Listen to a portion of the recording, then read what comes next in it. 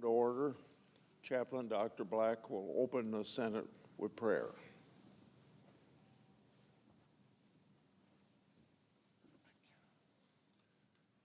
Let us pray. Lord God, through whom we find liberty and peace, lead us in your righteousness and make the way straight before our lawmakers. As they grapple with complex issues and feel the need for your guidance, lead them to the decision that will best glorify you. Looking to you to guide them, may they not be overwhelmed. Remembering the promise in the 84th Psalm that no weapon formed against them will be able to prosper. May your good blessings continue to be with us, and may we, in response to your abiding love, ever seek to do justice, love mercy, and walk humbly with you. We pray in your powerful name. Amen. Will you please join me in the Pledge of Allegiance? I pledge allegiance to the flag of the United States of America and to the republic for which it stands, one nation under God, indivisible, with liberty and justice for all. All right, sir. Here, how you doing? Okay, good.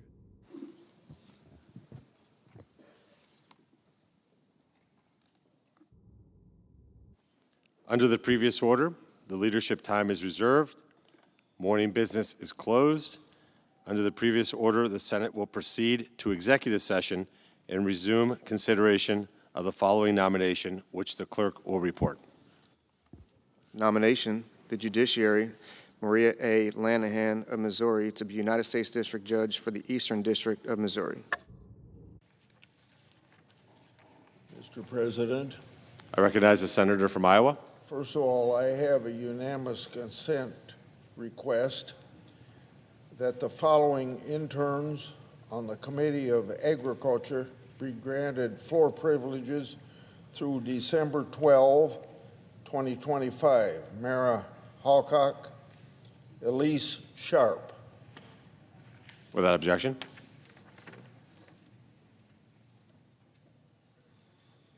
One of the most fundamental constitutional responsibilities afforded Congress is the power of the purse. It grants Congress the authority to raise and spend revenue, to operate the government, and examine spending decisions. The federal government is primarily funded through 12 annual appropriation bills. The federal fiscal year begins on October 1st of each year. If the appropriation bills are not signed into law by September 30th, lawmakers and the President must agree on a temporary spending resolution that's known in this town as a continuing resolution, keeping the government open for business. If that fails, the unfunded parts of government shut down.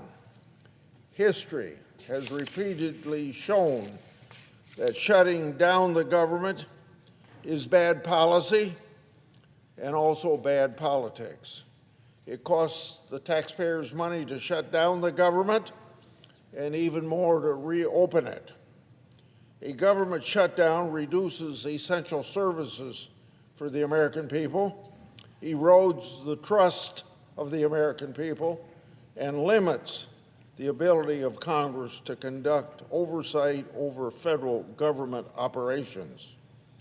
Government shutdowns don't make for a great bargaining tool. How many times have we heard members of both political parties, probably not at the same time, but say, if I don't get what I want, I'm not going to vote for a continuing resolution. We're going to shut down the government. What happens after a few days, or even one case 3 weeks? Eventually the heat gets so bad that Congress votes to reopen the government, and the members who crowed that they were going to shut down the government if they didn't get what they wanted were eventually pushing for certain policy changes that they wanted, usually in the end don't get what they want. That's why it's bad politics as well as bad financial management. Instead, Congress is in the same spot, but now is stuck with a last-minute omnibus bill or a long-term continuing resolution. Neither a last-minute omnibus or a long-term continuing resolution allows Congress to carefully analyze spending and make necessary tough decisions. In other words, that's not a good replacement for passing 12 appropriation bills separately. In short, shutdowns have always been a losing proposition for the American people. On Thursday, I joined Senator Lankford and others in reintroducing a bill entitled Prevent Government Shutdown Act. This bill would permanently end government shutdowns by creating an automatic continuing resolution. This would continue critical services and operations and hold federal workers harmless while Congress negotiates a final spending agreement. To encourage members and the President to reach an agreement on funding, the Lankford bill would prohibit members of Congress, congressional staffs, and Office of Management and Budget officials from traveling outside of Washington, D.C. during the automatic continuing resolution. In other words, do your job, stay here in town till you get it done, and prevent a shutdown. It would also prevent Congress from recessing or from considering legislation unrelated to appropriation bills with limited exceptions after 30 days of an automatic continuing resolution. So, Congress needs to stop governing from crisis to crisis, respect the appropriations process, and fulfill its constitutional responsibilities to keep the government funded. Moreover, we need to put an end to recurring political sideshow of costly government shutdowns. I yield the floor, suggest the absence of a quorum. The clerk will call the roll. Ms. Elsa Brooks.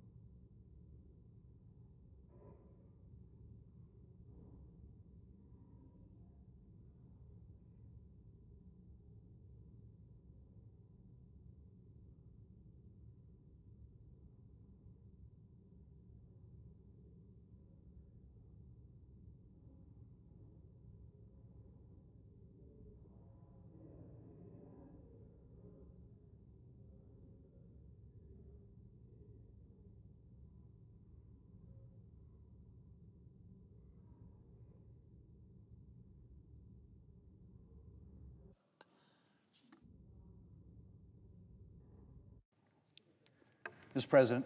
I recognize the Majority Leader. Thank you, Mr. President. Mr. President, I ask unanimous consent the quorum call be suspended. Without objection. Mr. President, a new report came out last month detailing who benefits from the working families tax relief that Republicans enacted in the One Big Beautiful Bill. And here's what they found.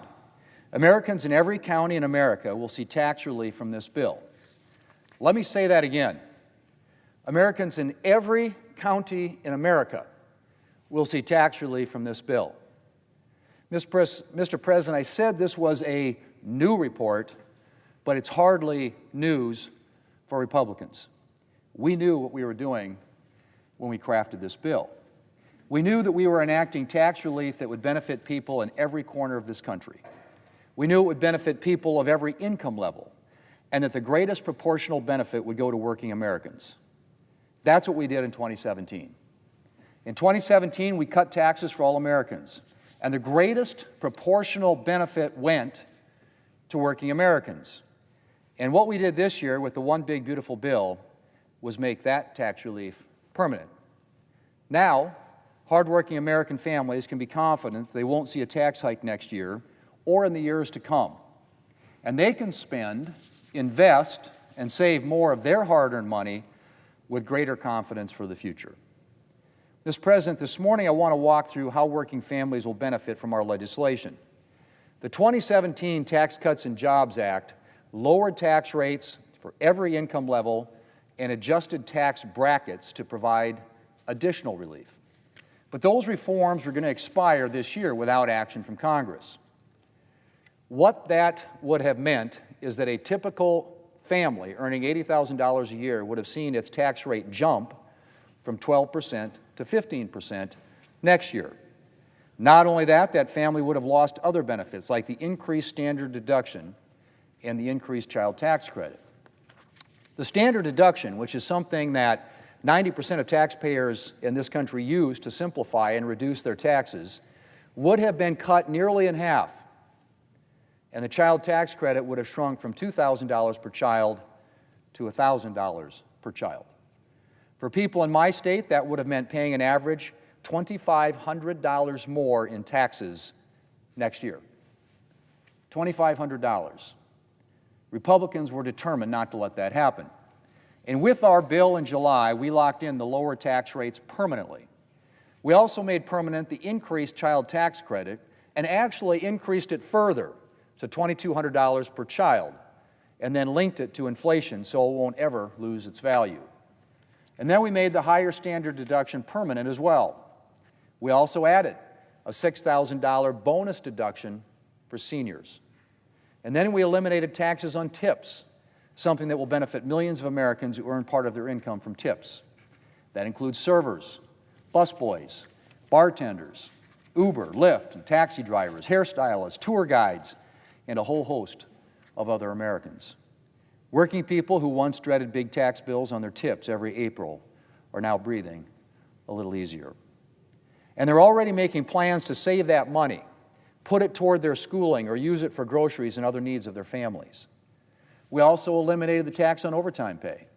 That means that folks like police officers, first responders, and nurses won't have to pay taxes on the money they earn when they spend time away from their families working extra shifts to keep us safe. It's also a boon to Americans who put in overtime working in manufacturing and the trades. Hardworking Americans who spend the workday on their feet and take a shower after work, not before. Mr. President, all of these reforms make for a tax code that works for working people. That gives them more breathing room in their budgets and helps them to build a better future for their families. Mr. President, I also want to say a word about what this bill does for Americans who work for themselves. Family-run businesses, farmers, and ranchers, like the people I represent in South Dakota, are the backbone of a lot of American communities. Their families' livelihoods, job creators, and part of Americans' way of life. And this bill makes sure our tax code helps them grow. Small businesses, farms, and ranches will all benefit from the permanent lower tax rates in this bill. Those that are pass-through businesses will also benefit from the 199A small business deduction, which is also now a permanent fixture of the tax code. These provisions free up cash that will allow family farms and ranches and small businesses to invest in their operations and their workers. And then there are the investment incentives this bill makes permanent. Bonus depreciation for new equipment, meaning a farmer can deduct the full cost of a new tractor or combine the year he or she starts using it. A factory owner can deduct the full cost of approving his or her assembly line. A construction company can invest in new vehicles and technology more easily. Immediate expensing for research and development is also now permanent, a provision that has had a meaningful impact on getting innovative technologies off the ground in South Dakota and around the country. We also raised the exemption threshold for the death tax, which means a lot more family businesses, farms, and ranches are protected from this fundamentally flawed tax and the costly estate planning that comes with it. It means Americans who have worked their entire lives building up their dream won't have to worry about that dream being sold off or dismantled to settle a tax bill when they pass it on to the next generation. Mr. President, with the Working Families Tax Reform Republicans enacted this year, America's tax code is now permanently oriented toward supporting hardworking Americans, helping the people who work every day to build a better future for their children, ensuring that they keep more of their hard-earned money, and making America stronger and more prosperous. Mr. President, I yield the floor, and I suggest the absence of a quorum. The clerk will call the roll. Ms. Alsobrooks.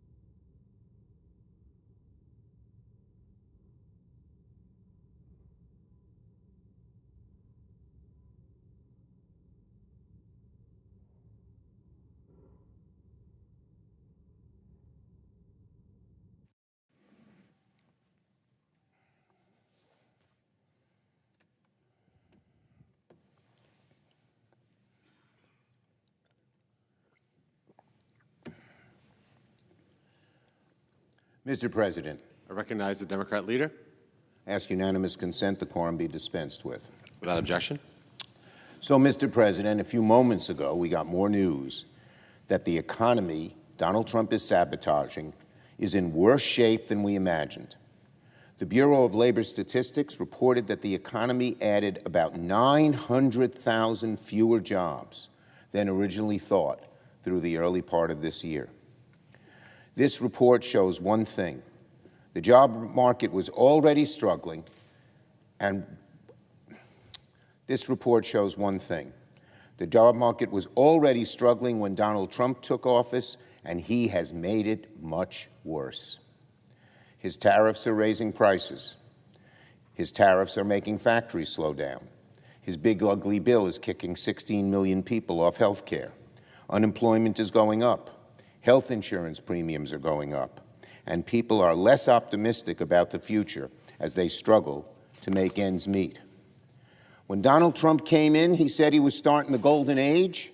He was criticizing Joe Biden, but he's doing worse and worse and worse every month.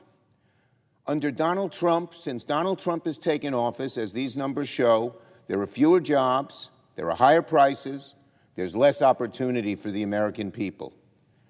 The economy is clearly getting worse under Donald Trump's stewardship. His policies are leaving the American people holding the bag, and they don't like it. On nominations, the story of this Republican majority has been a story of surrender, a surrender of the Senate's power over to Donald Trump. That's especially true with the nominations process. What's going on right now with nominations is beyond the pale. Donald Trump is nominated as a whole some of the worst, some of the most unqualified, some of the most unscrupulous loyalists ever to serve in the federal government. These nominees are just horrible, one after the other. And now Republicans don't even want to vote on them. I understand why. They know how bad these nominees are, and they don't want to be held accountable. They know the American people would be appalled if they knew what kind of people Trump is trying to confirm and bring into the government. So what do? Do Republicans send these terrible nominees back to Donald Trump and say, try again, try someone better, which previous Republican senators had done, even under Republican presidents? Nope, of course not. Not these Republicans. Oh, no. They rather go nuclear, change the way the Senate confirms nominees to make the confirmation process easier, faster, more hidden, with virtually no scrutiny or accountability. Republicans don't want to be forced to vote on some of these awful people. They don't want to go on record one at a time, so they'd rather turn the Senate into a conveyor belt and escape accountability. Just look at the kinds of nominees that have already gone through this chamber and tell me if you think this is normal. That Senate Republicans have already approved anti-vaxxers and pseudoscientists to serve as public health officials to lead American health policy. Not just quacks like RFK Jr., but people like Jay Bhattacharya, who opposed health care guidelines during COVID and policies meant to keep our kids safe in school. Thanks to Republicans, he's now leading America's health care system. God help us. And if Republicans go nuclear, it's going to get even worse. It's insane that Republicans have allowed the Department of Justice to be staffed by Donald Trump's own personal lawyers who prosecute his enemies, exonerate his friends, regardless of the law. It's a disgrace. That's a mark of dictatorship when that happens, when there's no rule of law in prosecutorial agencies. Thanks to Republicans, we now have podcasters and influencers in senior leadership at the FBI. People like Dan Bongino, someone with zero experience at the agency. And if Republicans go nuclear, it's going to get even worse, because nominees will be hidden. There won't be accountability. There won't be votes on individual nominees. Finally, it's utterly insane that every Trump nominee has had to pass a litmus test about denying the legitimacy of the 2020 election, when everyone knows that Donald Trump made up a whole bunch of lies about the 2020 election. and keeps talking about it unproven. But you have to pass this litmus test. Was the election faked? Did Trump really win? They have to say yes. That means they're willing to lie for Donald Trump. And so Republicans are going nuclear to hide people like this from the public eye because they don't want to be forced to take a vote on them. Well, sorry, Republicans. In the Constitution, voting on nominees is our job. And when we have a president like this one, which you know he has no sense of integrity or honesty or fidelity to the truth, you know he's a president who doesn't care about acting corruptly, look what he's doing with his own personal wealth, then the Senate's job is to scrutinize and review nominees, and it's doubly important under a president like this. I warn my Republican colleagues, they will come to regret this move, because what goes around comes around. They may not like being on the receiving end of the changes they will bring to bear this week. After all, when Democrats were last in charge, we were able to confirm a record number of judges to the bench. I ask my Republican colleagues to think carefully, very carefully, before moving forward on this awful, awful provision that goes nuclear and blows up even worse the Senate rules. On Epstein, yesterday, the House Oversight Committee released a salacious drawing, the figure of a woman drawn around the text of a lewd poem. And at the bottom, Donald Trump's signature. Where did this image come from? From the Epstein estates. You know what this looks like to every American? Donald Trump is yet again lying to the American people. He said for months that he never signed anything. He said this letter was, quote, non-existent. He said the Wall Street Journal, often his political ally, is lying. But the letter is right now before our eyes. It's gross. The American people can see for themselves that Donald Trump is an inveterate liar.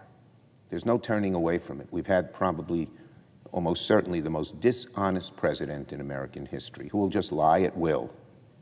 It's his MO. The Epstein saga is perhaps the nastiest example of a trend that infects his entire presidency, an infection of lies, dishonesty, dodging, self-enrichment. It's as if lying to Trump is like oxygen is to the rest of us. He needs to do it. One must imagine the truth to be fatal to him. And if Donald Trump disagrees, if he's got a problem with anything about this, the answer is simple. He should release the Epstein files. He should tell the truth. What he should not be doing is calling the Epstein files a Democratic hoax. A Democratic hoax? Does he think his supporters are stupid? Does he think the American people are stupid? No one believes him when he says this. Came from the Wall Street Journal, hardly a Democratic newspaper. Shame on you, Mr. President. Shame on you for lying to the American people. Shame on you for lying about this. Shame on you for lying about so many other things. Donald Trump and his minions are trying desperately to put this issue back in the bottle. At the same time, Americans are struggling to make ends meet. Americans are struggling to retain their trust in government after so many lies from the president. Americans are struggling to keep their jobs, paying their bills, and providing for their kids. And then when they look to the White House and see a president on a score-search campaign to try and hide the truth about Jeffrey Epstein, they say, how can they trust Donald Trump on anything else?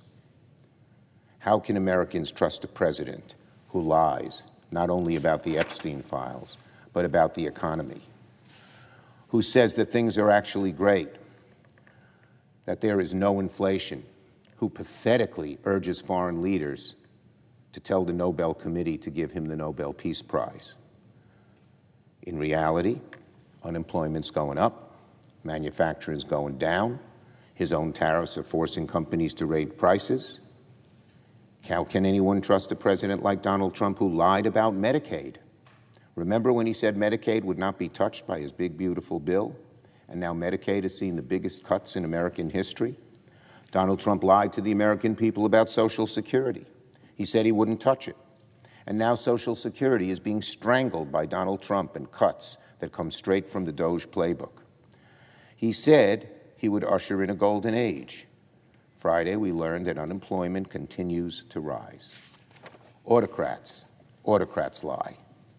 They reject reality, spin fantasy to try and retain control. That's what Donald Trump is doing. He is poisoning the soul of America and betraying the people who trusted him to fight for their interests. And President Trump, if you disagree with me, if you have a problem with anything I'm saying, my answer is very simple. Do what you said you'd do. Release the Epstein files. Release the Epstein files. I yield the floor.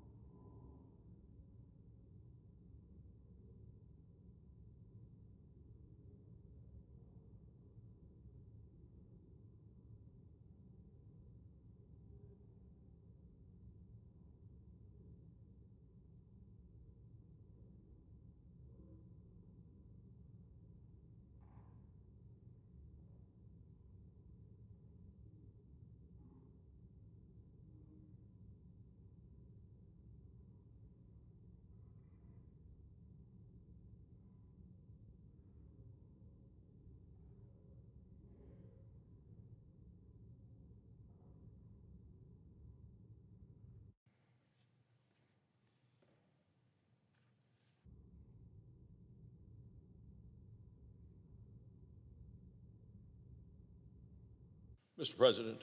I recognize the Majority Whip. Thank you, Mr. President. Mr. President, I come to the floor having just listened to the minority leader talk about the nominations that the President has made to fill out the positions in government. The United States Senate has standards, we have customs, we have long-established traditions, and these include allowing a president to fill out the team he needs for the government to function. These traditions go all the way back to George Washington. So let me remind the senator from New York about how the Senate functions, is supposed to function, before he and those with this Trump derangement syndrome have come to the position that the country shouldn't be allowed to function. Because exactly 235 years ago this week, the Senate used its advise and consent powers, and they used them for the first time. President George Washington nominated Alexander Hamilton to be the Secretary of the Treasury. The Senate confirmed him immediately. The official Senate history says minutes later, perhaps even before the messenger returned to the President's office, senators approved Hamilton unanimously. That has been the standard for more than 2 centuries. Senate Democrats have now, under Chuck Schumer, trashed this tradition of the United States Senate. Confirming even the most routine nominees is now a long and bitter fight. From Hamilton's confirmation in 1789 to Schumer's unprecedented, obstinate obstruction going on today, the Senate has gone from speed to stalemate. Prior to the Senator Schumer trying to shut down the Senate and shut down the confirmation process, routine nominees cleared the Senate chamber quickly, by voice vote, by unanimous consent, and often in groups. More than half of every president's nominees were confirmed that way until this year. 90% or more of president nominees were confirmed by voice vote or unanimous consent from the days of George Washington all the way through the presidency of Barack Obama. During President Trump's first term, Democrats cut it down to 65%. Now, during the second term, it is 0. Absolutely 0 of President Trump's nominees have been confirmed by unanimous consent or voice vote. Not a single nominee has been confirmed that way since President Trump took office almost 8 months ago. President Trump is the first president in the United States history to not have a single nominee confirmed by voice voter unanimous consent, not one. Never happened before in the history of the United States. Maybe Chuck Schumer's proud of that. Maybe he's going to use it around with the Democrats in the far left wing of his party, who continue to be radical, extreme, dangerous, and scary and don't want this country heading in the right direction. But it's a disgrace what he has done to the United States Senate. This is the Schumer confirmation shutdown. He and the Senate Democrats are forcing the Senate to waste hundreds of legislative hours because they have filibustered each and every one of President Trump's nominees, every single one. 109 sub-cabinet nominees have been confirmed this year. Democrats filibustered every one of the 109, and that calls for 2 separate roll call votes with 2 hours in between set aside for debate. Now, of the 109 nominees, in those 2 hours that were set aside for each one of those 109, 81 of them, not a single word was spoken by the Democrats on the floor about any of them. Chuck Schumer just came to the floor and he said something. He said, these nominees are not qualified. They didn't say anything about when any of these 81 actually came to the Senate floor, when we voted through cloture and then waited 2 hours for the Democrats. They talked about other things. They didn't talk about the nominees. If they're so bad, why didn't they talk about them? The average amount of time on all of these sub-cabinet nominees spent by the Democrats, 2 minutes and 12 seconds. 81 of them, they said nothing. Only 7 of them did they talk about for more than 10 minutes. If they're so bad, why aren't they talking about them? Because these people are qualified. But they were delayed for no reason other than the Trump derangement syndrome. Each one has been confirmed after maximum amounts of time have expired. That's time that should have been spent on legislation. But no, the Democrats don't want us to be able to legislate. Is what they've done advise and consent? No. Is it congressional oversight? No. Is it serious scrutiny? No. It is obstruction on autopilot. That's what we're seeing in this body by those Democrats led by Chuck Schumer, the king of the shutdown. No president has ever faced a total shutdown of nominees like President Trump has under the Democrats and Chuck Schumer. This has resulted in a historic backlog. Today, 149 qualified, ready-to-serve nominees are still waiting to be considered here on the Senate floor, and they are stuck in Senate purgatory.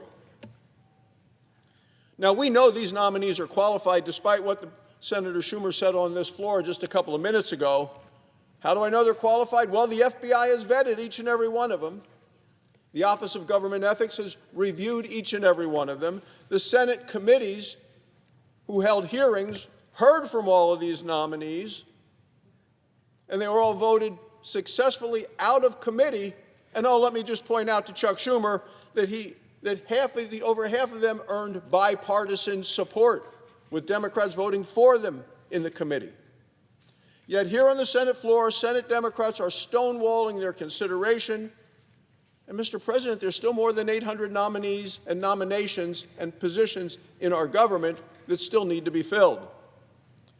So this week, Senate Republicans are going to restore these long-standing traditions of the Senate to get back to the way the Senate is supposed to work.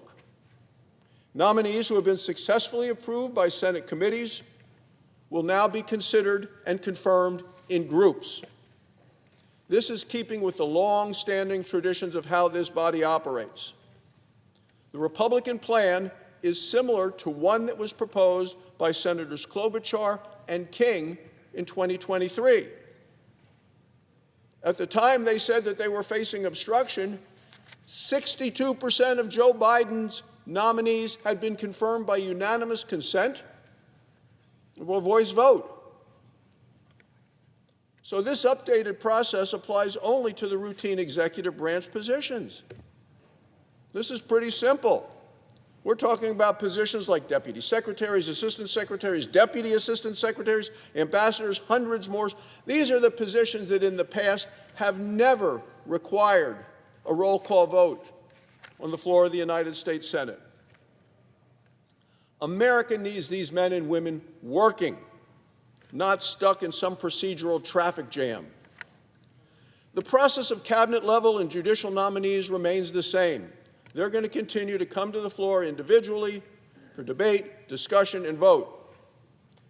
These rule changes will get the Senate working again, doing the business of the American people. 8 months now into President Trump's second term, only 12% of President Trump's team is in place. Now remember, modern presidents have over 1,000 positions to be filled. At this pace, it would take over 1,000 additional hours of Senate time on the floor to fill them. No Senate, Democrat or Republican, has ever operated this way. No president, Democrat or Republican, can govern efficiently under the current abuse by the Democrats. The Schumer confirmation shutdown leaves critical jobs unfilled in our government. That weakens our economy. It undermines our international diplomacy. It jeopardizes our safety. It disrespects the will of the voters. This rules update will clear this backlog of nominees, and it will allow us to scrutinize nominees effectively and confirm qualified nominees efficiently. Committees are still going to hold hearings. They'll still question the nominees. There'll still be all of the background work. And then the FBI checks will still be done. The Office of Government Ethics will still review the conflicts. None of that changes. What changes is this pointless partisan delay right here on the Senate floor. What we are doing today is restoring the Senate's constitutional responsibility. That responsibility is advise and consent, not stall and delay. President Trump was elected to get America back on track. He deserves to have his team on the job, and so do the American people. Senate Republicans are committed to make the Senate work again, just as it has for every president up until now. Thank you, Mr. President. I yield the floor. Just the absence of a quorum. Roll. Ms. Alsop-Brooks.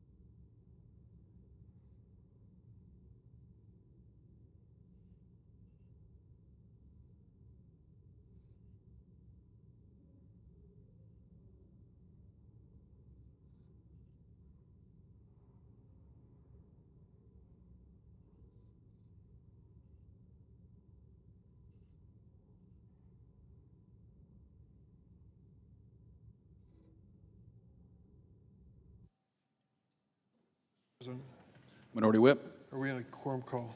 We are. Ask unanimous consent to be suspended. Without objection. Mr. President, it's been my honor and one of the highlights of my Senate career to watch the restoration of democracy in the Baltic states of Lithuania, Latvia, and Estonia. I've said on the floor many times with real pride, my mother was born in Lithuania, and she was an immigrant to this country at the age of 2. She never made it back to her home country where she was born, but I did, even to the town where she was baptized and raised before she came to the United States. It's been quite a journey. In 1978 or 79, I visited what was then a Soviet Socialist Republic of Lithuania. And I'm still struck by the images which were so common there, the gray Soviet approach to things, both physical and otherwise, and the belief that these poor people were under the subjugation of Moscow at a time when they deserved independence.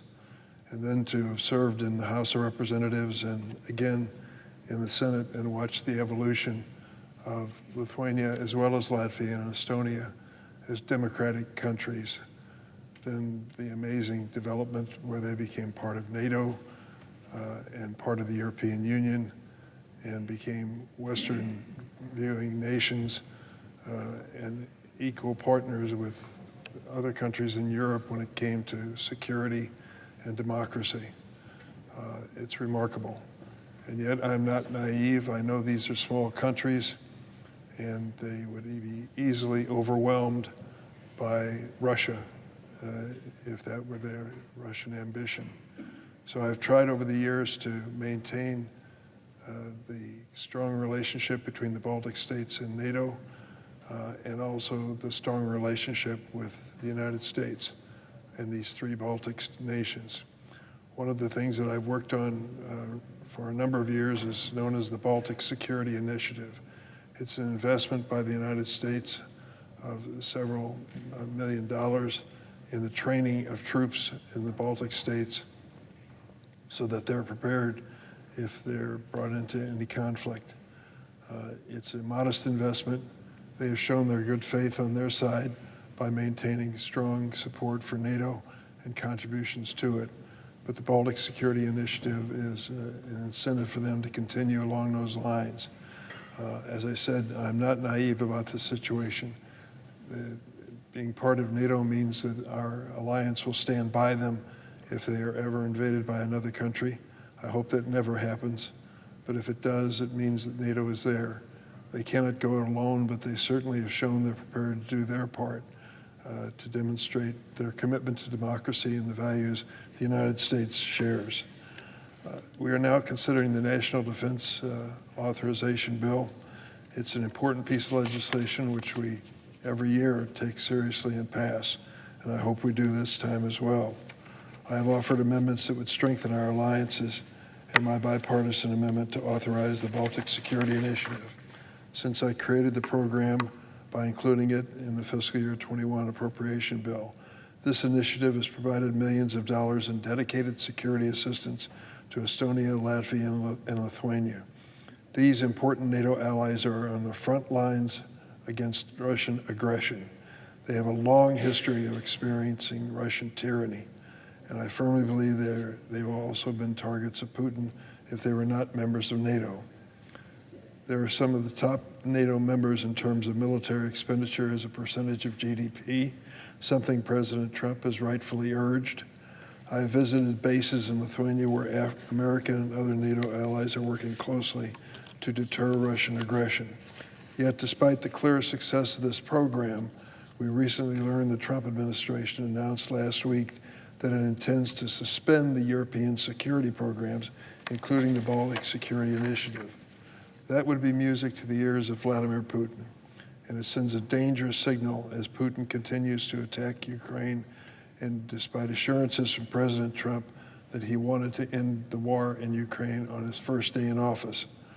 As I mentioned, I'm the son of a Lithuanian immigrant. My mother's family knew she could depend on the United States and all it stood for when they gave up their home in Lithuania and came to this country. We should not allow the president to unilaterally threaten our alliance that has been carefully threaded over decades and decades. I am grateful to the senior senator from Iowa, Senator Grassley, for joining me on the amendment which I'm going to offer on the Baltic Security Initiative. I urge my colleagues to join us.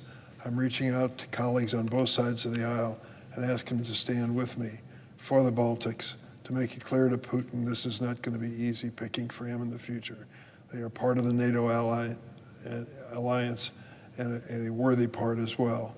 We should continue our support, and I hope the Baltic Security Initiative is an indication of that. I urge colleagues on both sides of the aisle to join us in this bipartisan effort to support the Latvia, Lithuania, and Estonia. I yield the floor.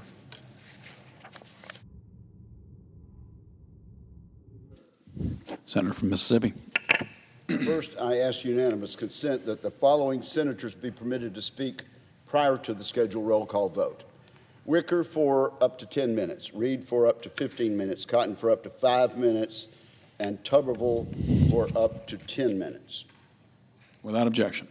Thank you, Mr. President. And now let me say I come to the floor today to join with President Trump and with a bipartisan majority of my colleagues in the Senate, calling for another tougher round of sanctions against Russia and its war machine. For the past 8 months, President Trump and President Zelensky have extended the hand of peace. Ukraine is committed to a ceasefire. President Trump has sat down personally with Vladimir Putin on U.S. soil. In response, President Putin has mocked the peace process by repeatedly escalating his attacks on the free people of Ukraine. And he's doing so even as we speak.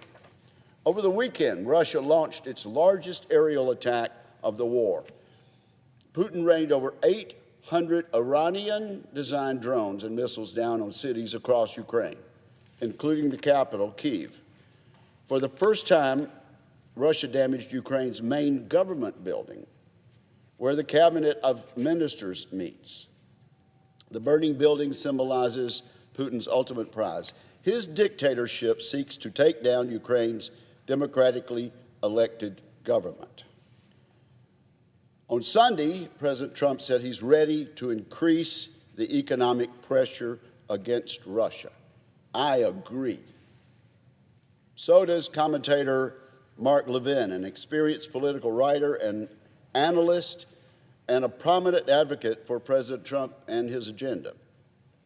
After the attack, Mr. Levin put it well when he said, "It's time to unleash an economic barrage against Putin and sell NATO what Ukraine needs to slam back." I say, amen. Do not tolerate Putin's lies and games any longer. President Trump has given Vladimir Putin every chance to show who he is. And time and again, Putin has shown himself to be a war criminal. Economic and military punishment is all Putin understands, and it's all he deserves. Here's a brief refresher, Mr. President. In February, Vladimir Putin marked the 3rd anniversary of his invasion by launching what was then the largest drone strike of the war. The next month, Ukraine agreed to a ceasefire, even though Ukraine is the one being invaded. The episode previewed a pattern that has continued ever since. Ukraine shows its intention for peace and security, and Putin always escalates his unprovoked attacks. In March, Russia launched drones and ballistic missiles into a residential neighborhood in President Zelensky's hometown. Putin fired cluster munitions into the city, sending shrapnel in, where did he send it? Into restaurants, homes, a children's playground. He killed 9 children in that strike, and once again the world saw Vladimir Putin escalate, targeting a non-military town, because that's where President Zelensky is from. The actions of a war criminal who should be in prison. In the following months of this year, Presidents Trump and Zelensky remained committed to peace. But then in May, Putin launched 273 drones against Ukraine. It was a new record, but he broke that even evil benchmark a few days later in the largest combined drone and missile attack of the war so far. He launched 367 aerial weapons against Ukraine. Once again, the world saw Putin escalate, proving to be a war criminal. Amid the brutality, Vladimir Putin has played games with peace talks. We've all seen it. With one hand, he signals interest in negotiations. With another, he lobs bombs and kills civilians. In early July of this year, he once again upped the ante. He sent 728 drones and 13 missiles to Ukraine, making clear his evil intention. Once again, the world saw Putin escalate, proving to be, again, a war criminal. At this point, I need to mention that those attacks are making little progress for the invading Russians. That's a strong testament to the will and resolve of the Ukrainian people and military who are simply defending their own country, their own soil, and doing so admirably. In the aftermath of this attack in July, President Trump made the correct assessment that Vladimir Putin talks nice and then he bombs everybody. Those are President Trump's words, and I congratulate him on that observation. The barrage prompted President Trump to work with NATO to supply Ukraine with more arms. He also gave Russia a deadline to pursue peace. And just this weekend, the world saw the war criminal escalate again. He dropped more than 800 Russian drones onto civilians, neighborhoods, and government buildings. Vladimir Putin sent an unambiguous message. He is not interested in peace. He is interested in conquering Ukraine, and he won't stop there. As if this weekend's attacks were not clear enough, a sign of his intentions, Putin continued his brutality just this morning. Just this morning, Mr. President, he launched a glide missile into a village, killing at least 24 Ukrainians who had lined up to receive their pension payments. Nearly 24 more were wounded, and the statistics are still coming in. Just last week, Russia struck another hospital, this time in Donetsk, killing 2 people and damaging medical facilities. I could go on with more examples, but it's worth stopping here to again make the point that former Secretary Mike Pompeo made in an interview just this morning with Brian Kilmeade on Fox News. The first is that there's very little military objective to strikes like these. 24 innocents killed is a tragedy, but it's not a resounding military success. That's because Putin has not and cannot make very many resounding military successes. The second is that Putin clearly has no intention to stop. This morning, former Secretary Pompeo, a distinguished former member of President Trump's cabinet, said Vladimir Putin has zero interest in any negotiated solution. Zero interest. He's going to stay at this until there is an enormous cost imposed on him, and I think that's what the President of the United States was saying just a day or so ago. In other words, there's no reason to believe that Putin wants anything less than to take the country of Ukraine successfully, and he will not stop until he's forced to stop. The Kremlin is projecting confidence at home, but that confidence is a sham. This morning, a Moscow newspaper was honest enough to say, quote, "The Kremlin believes Russia is slowly but surely achieving its goals in Ukraine." I disagree with that, by the way, Mr. President.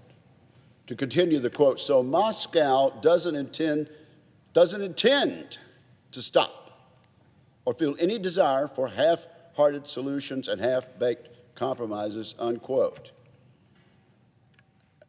Could there be any doubt that this is a true statement? They have a fake confidence, but they have no intention of stopping. Mr. Putin is regularly shutting down internet access for Russian citizens. So they won't know what's going on in the war, so they won't know how slowly they're moving, allowing only approved sites that do not allow the truth to come through. This is Russian totalitarianism at its best, or worst. Putin hopes to project enough confidence at home to sustain the war effort and wear Ukraine down. Abroad, he hopes to wait out the West with fake peace talks while he continues pummeling Ukraine with missiles and drones of death. And where does Putin's reign of fire come from? It comes from Russia's war machine, which produces what seems to be an endless supply of deadly drones, but it does not have to be endless. Today, Russia barely has the economic capacity to continue bombarding Ukraine, barely. But now, at last, President Trump has indicated he is willing to cut off that capacity. Again, I say amen. We must be willing to cut it off. And again, a huge bipartisan majority of senators have said this. Russia's friends are only encouraging his villainy. China is buying and selling with Russia, enabling its war machine. North Korea sent its own troops to assist Russia's soldiers on the battlefield. Iran designs and supplies weapons. That is a troubling axis of aggressors. In the face of such malicious collaboration, we must use every available tool to increase pressure on Putin's war machine. Extending the hand of peace has not worked with this dictator because this dictator is not interested in peace. He will respond only to strength. He will act only if his war machine begins running out of funds, and we can help accomplish that.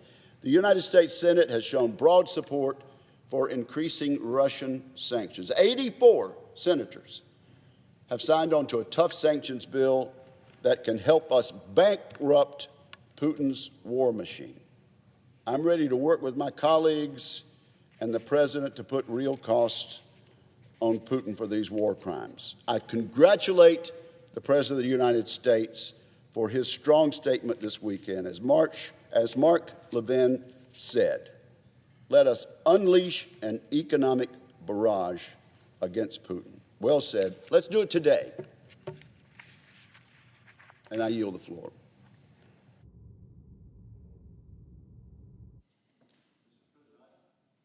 Note the absence of a quorum.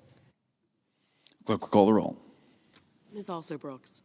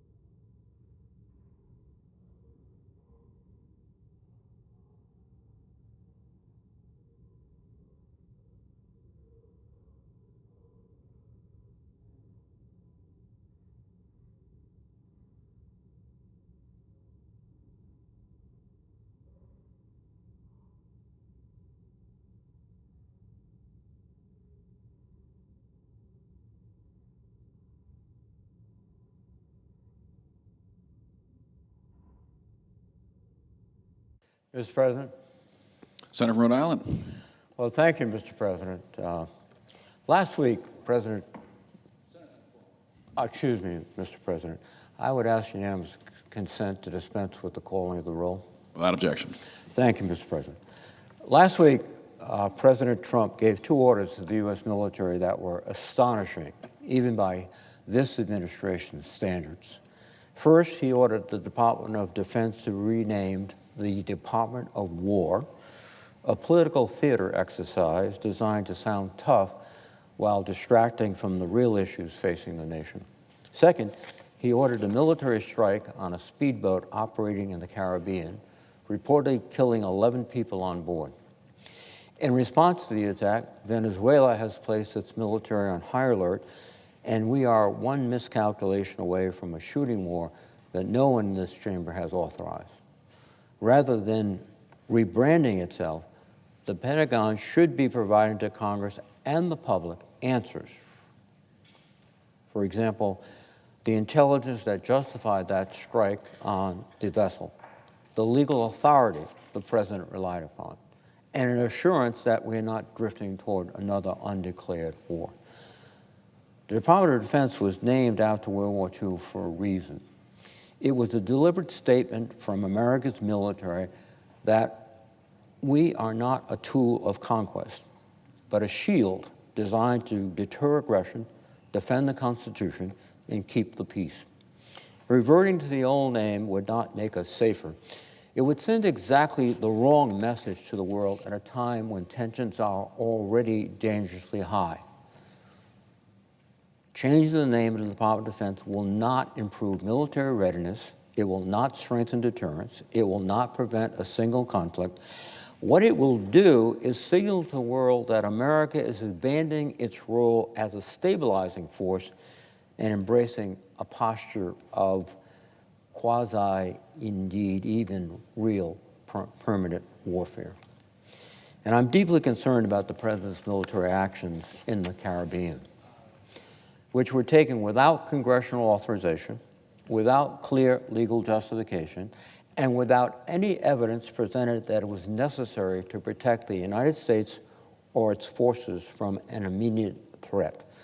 Now, nearly a week after the operation and amid threats of additional actions, the administration is just beginning to brief Congress on these issues. I want to be very clear. We all share a commitment to protecting the American people from transnational criminal organizations. Cartels are violent and dangerous, and they cannot be allowed to traffic across our borders. But we cannot allow that Homeland Security mission to become a blank check for war, for military action directed at civilians. We cannot let one man's impulsive decision-making entangle this nation in another conflict we neither need, nor want, nor can afford. Last week's strike was no minor confrontation. This was a deliberate, lethal use of American military power. Press reports suggest that the operation was carried out by an attack helicopter or an MQ-9 Reaper drone. Neither of those platforms are typically deployed to warn a vessel to stop. Those aircraft are designed for precision strikes.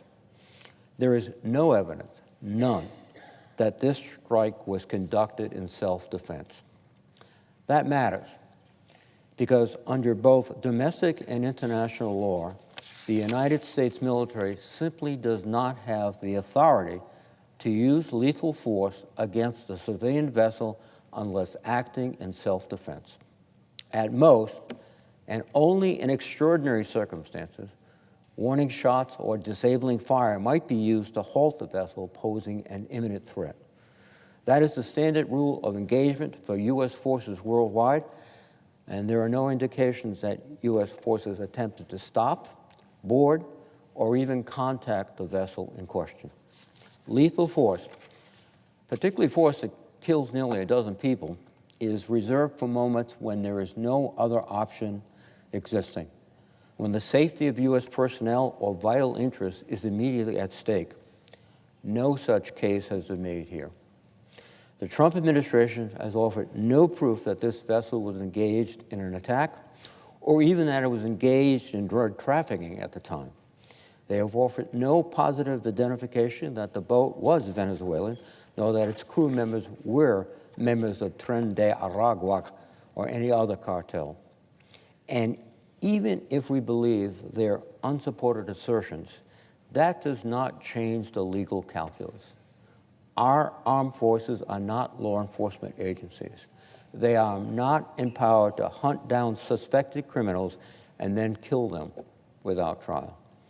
The Department of Defense's own senior leadership, including the Acting Assistant Secretary of Defense for Special Operations and Low-Intensity Conflict, has testified before the Armed Services Committee that the mere designation of a cartel as a, quote, foreign terrorist organization, close quote, does not confer any new authority to use military force.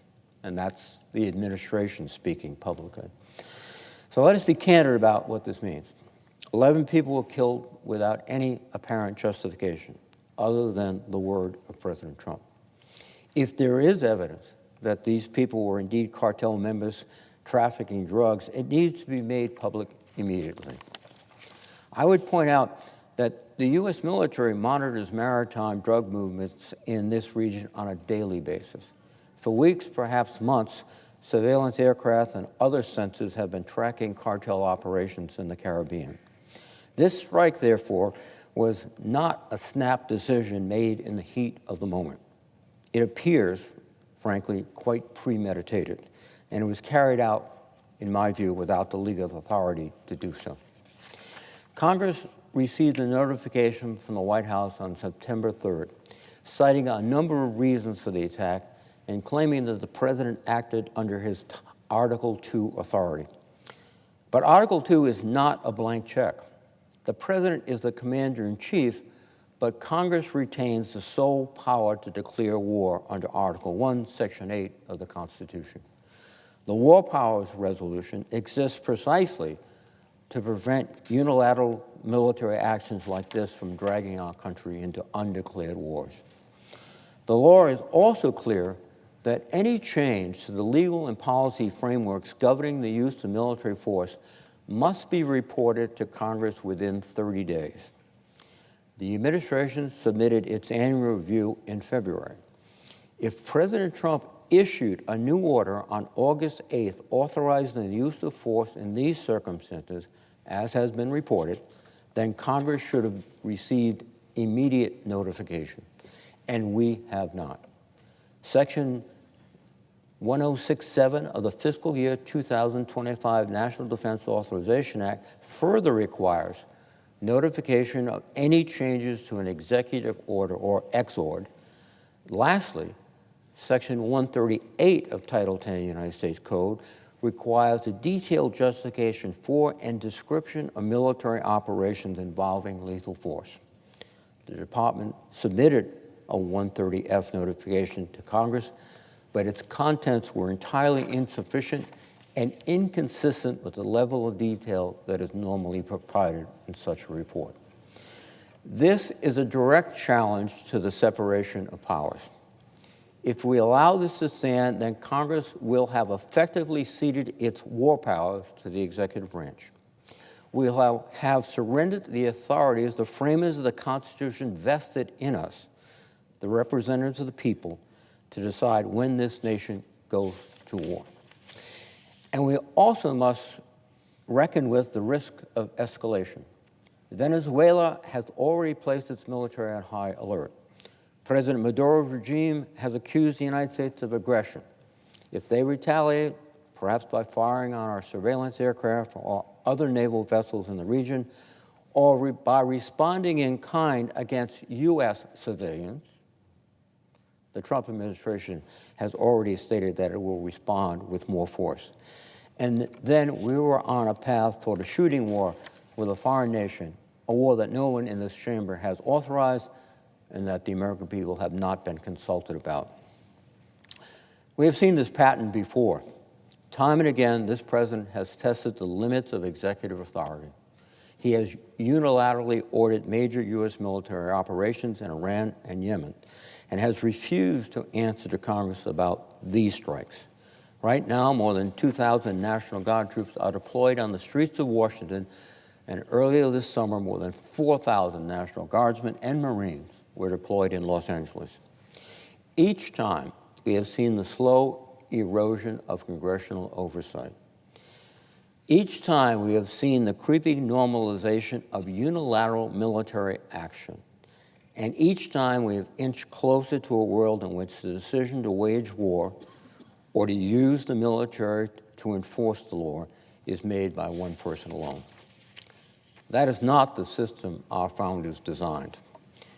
James Madison wrote that, quote, "The Constitution supposes what the history of all governments demonstrates, that the executive is the branch of power most interested in war and most prone to it. It has accordingly, with studied care, vested the question of war in the legislature." And we forget those words at our peril. This chamber must act immediately. Members of Congress must receive a full briefing from the administration, including the intelligence that supposedly justified the strike, the legal analysis authorizing it, and a copy of any presidential order that purportedly expanded the use of force authorities. If that order exists, it must be scrutinized publicly.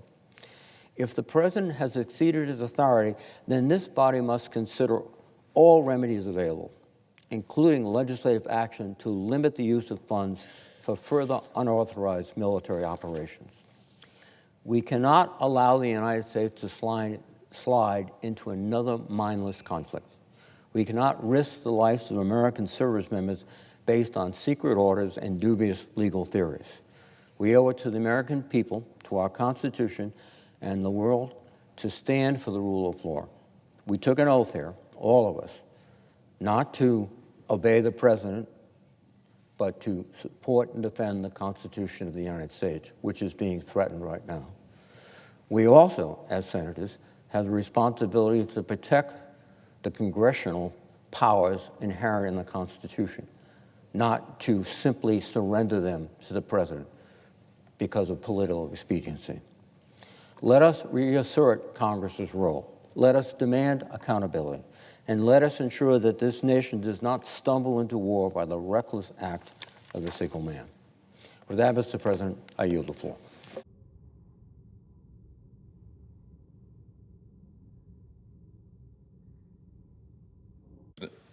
Senator from Alabama.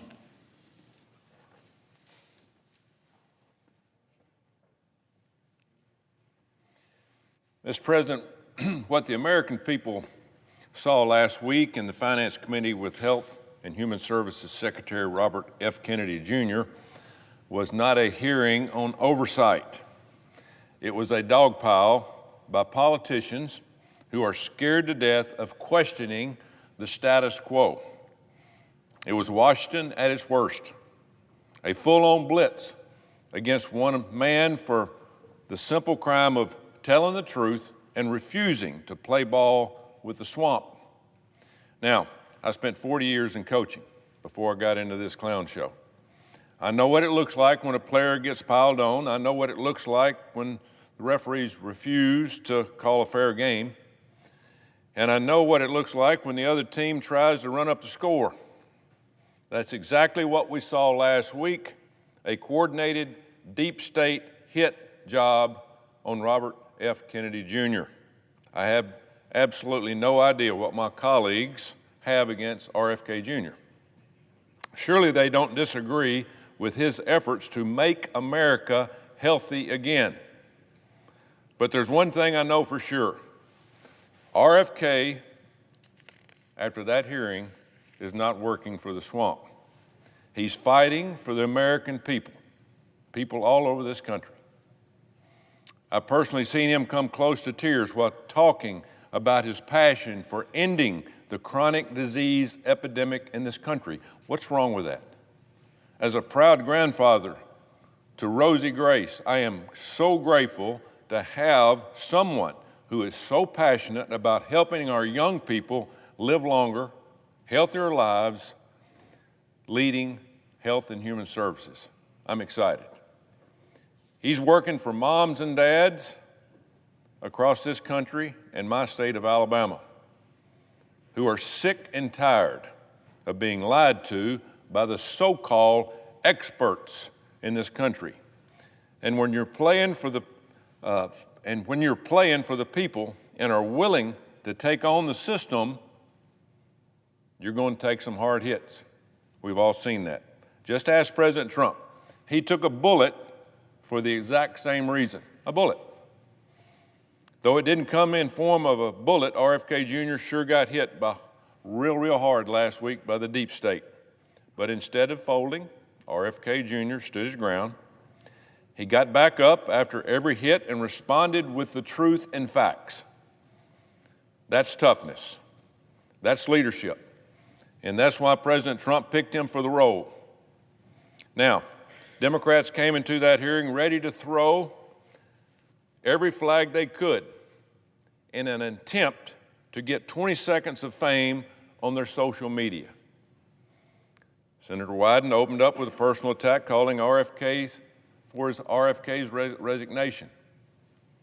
Senator Warnock piled on, calling him a hazard to public health. Senator Warren tried to run a trick play, twisting his words to paint him as dishonest.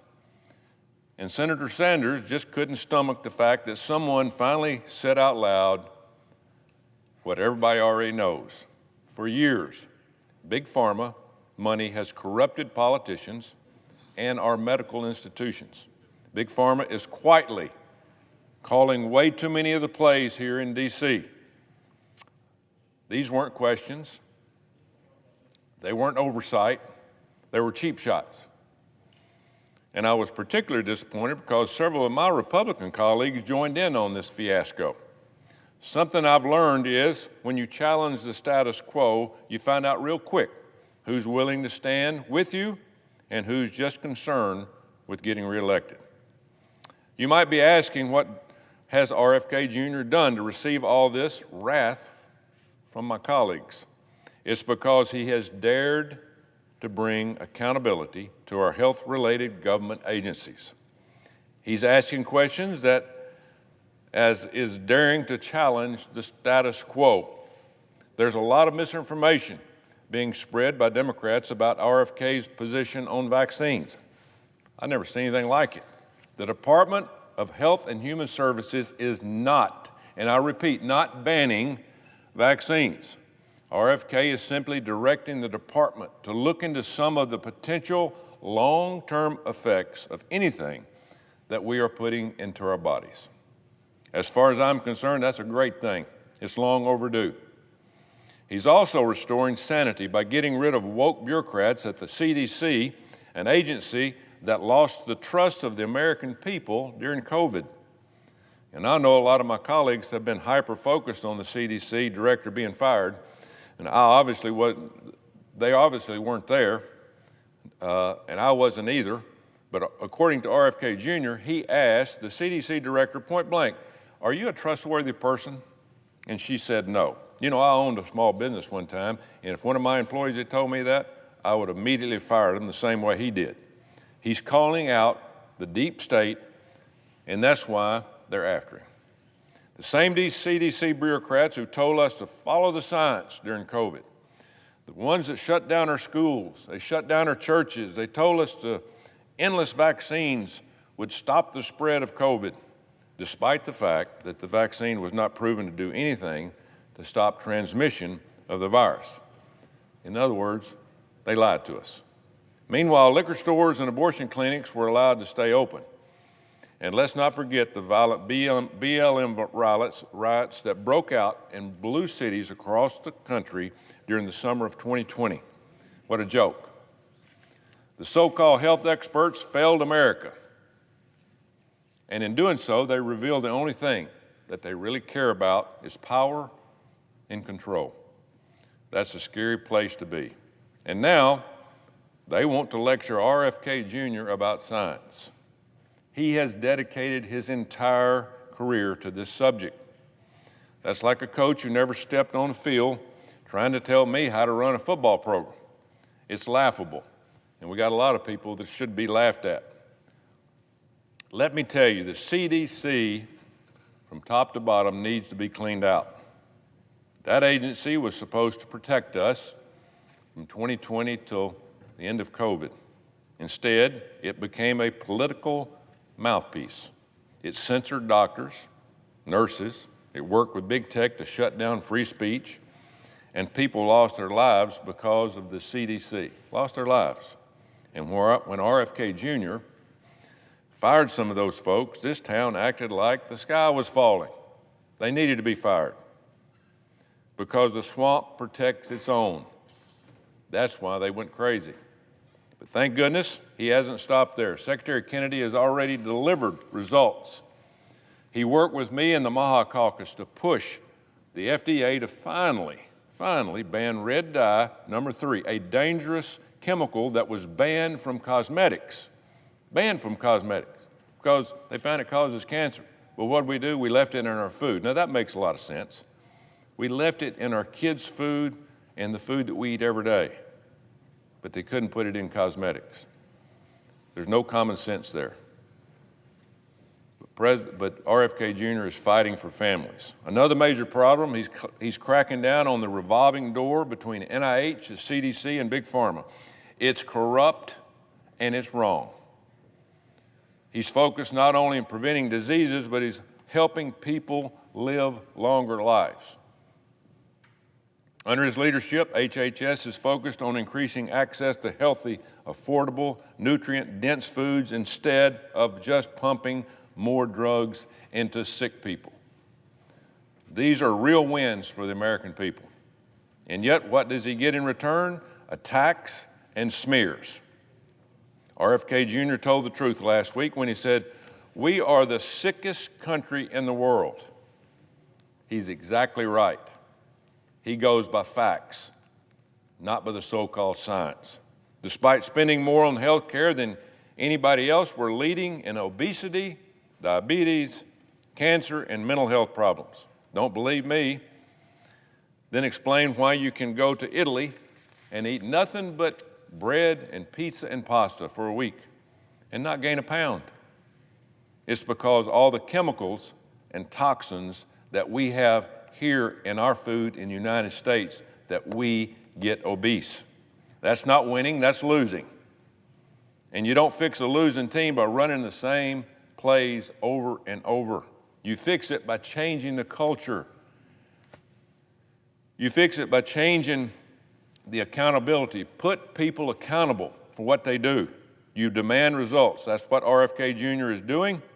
He's also daring to ask questions which apparently isn't allowed in the deep state here. Common sense questions like, why are American kids required to get dozens more vaccines than we did when we were all growing up? We've gone from a few to almost 100. And yet, by every metric, we are sicker as a country. 6 out of 10 Americans have a chronic disease in this country. 6 out of 10. Most of us. And yet, our food is filled with chemicals and things that other countries won't even allow. That's why we have these diseases. Why are we protecting Big Pharma's bottom line while our families are getting sicker? These are fair questions, and questions we should be asking if we actually care about the people we represent. But in this town, asking fair questions, you get labeled dangerous, anti-science, and conspiracy theorist.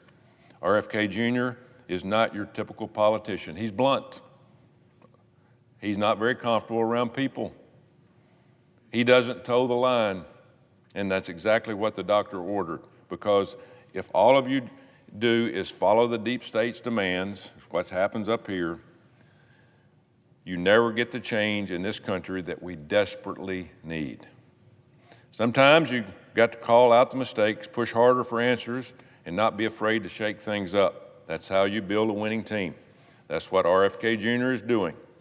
He's not playing it safe, and he's getting real results. Since RFK took over at HHS, companies like Hershey, Kraft Pepsi, Steak and Shake, and In-N-Out Burger have made meaningful changes to their ingredients. He's delivering major wins, and the swamp can't stand it because they can't control him. That's what happens up here. They want to have control. But let's not forget, the American people are watching.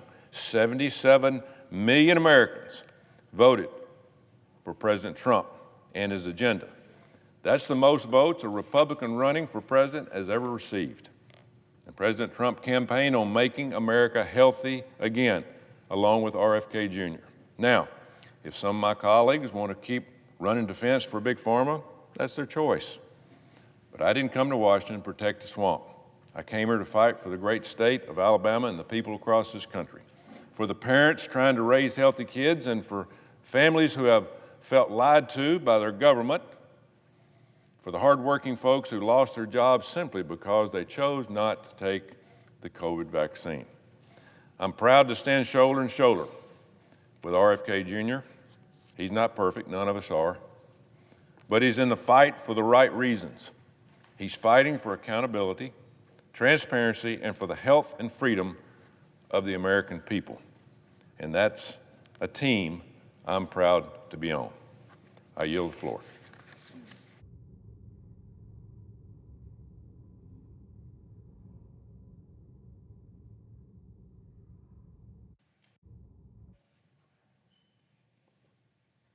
Mr. President. Senator from Arkansas. When a criminal is convicted of a crime and locked away in prison, you'd think that that would put a stop to their illicit activity. But sadly, in too many tragic cases, criminals just continue their wicked ways behind bars. That's because tens of thousands of contraband cell phones are smuggled into and throughout prisons, enabling convicted criminals to carry on with their criminal business as usual from behind bars. Contraband cell phones in prisons pose a severe threat to public safety. After all, these convicted criminals aren't using cell phones to order takeout, check the weather, or watch NFL highlights. No, they use contraband cell phones to order hits on criminal rivals, to traffic drugs, and to run extortion schemes. Convicted criminals who are sitting in a prison cell shouldn't be able to endanger correctional officers, members of law enforcement, and innocent Americans outside of prisons by using contraband cell phones. If we opt to stand idly by, we might as well hand these criminals the keys to their prison cells. That's why I've introduced, again, the Cell Phone Jamming Reform Act to allow state and federal correctional facilities to use targeted cell phone jamming equipment in prison housing facilities. The key word here is targeted. The technology is so precise that it does not interrupt with the regular communications of law enforcement or emergency first responders in the vicinity. However, there are more than one way to skin a cat, and at the end of the day, I simply care about delivering results for every Arkansan. That's why I'm proud to support President Trump in his efforts to bring back law and order to neighborhoods and communities across our country. I applaud the Trump administration's effort to crack down on crime, and specifically the Federal Communications Commission Chairman Brendan Carr's announcement that the FCC will vote on a proposal allowing prisons to jam contraband cell phones for the first time. As I'm sure many of my Republican colleagues and friends would agree, this action is both a welcome step forward and a long overdue development. For years, I repeatedly have urged Democrats to take action, but they didn't, instead prioritizing and coddling criminals as usual. Consider that in the final hours of the Biden presidency, Joe Biden commuted the sentences of nearly 1,500 convicted criminals, robbing hundreds of thousands of victims of the closure and justice they deserved. To be clear, these were not sympathetic figures. These were criminals such as a drug dealer responsible for killing a relapsing addict, a fraudster who stole millions of dollars intended for hungry Arkansas kids in low-income families, and the so-called Cash for Kids judge who accepted kickbacks in exchange for his role in sending thousands of children to private detention centers. Sadly, that's not all. Last year, just 2 days before Christmas, Joe Biden announced he was commuting the death sentences of 37 depraved rapists and murderers. While we still don't know how many of these pardons were signed by Joe Biden and how many were signed by his radical aides using his auto pen, this is a reminder that unfortunately the Democratic Party is the party of soft on crime. As further evidence of this, consider the so-called George Floyd Justice in Policing Act, which would have handcuffed law enforcement instead of dangerous criminals. Further, consider that every single Soros prosecutor is a Democrat. Finally, consider that the jurisdictions with the worst crimes at the local level are all controlled by Democrats. Now, you may have heard some Democrats argue that cities with the highest homicide rates are in Republican states. But look a little closer. In almost every case, those cities, like Jackson, Mississippi, Birmingham, Alabama, and St. Louis, Missouri, are run by Democrats. Additionally, look at the Democratic-led Charlotte, North Carolina. Just last month, an innocent 23-year-old Ukrainian refugee was heinously murdered by a crazed career criminal while riding a light rail train.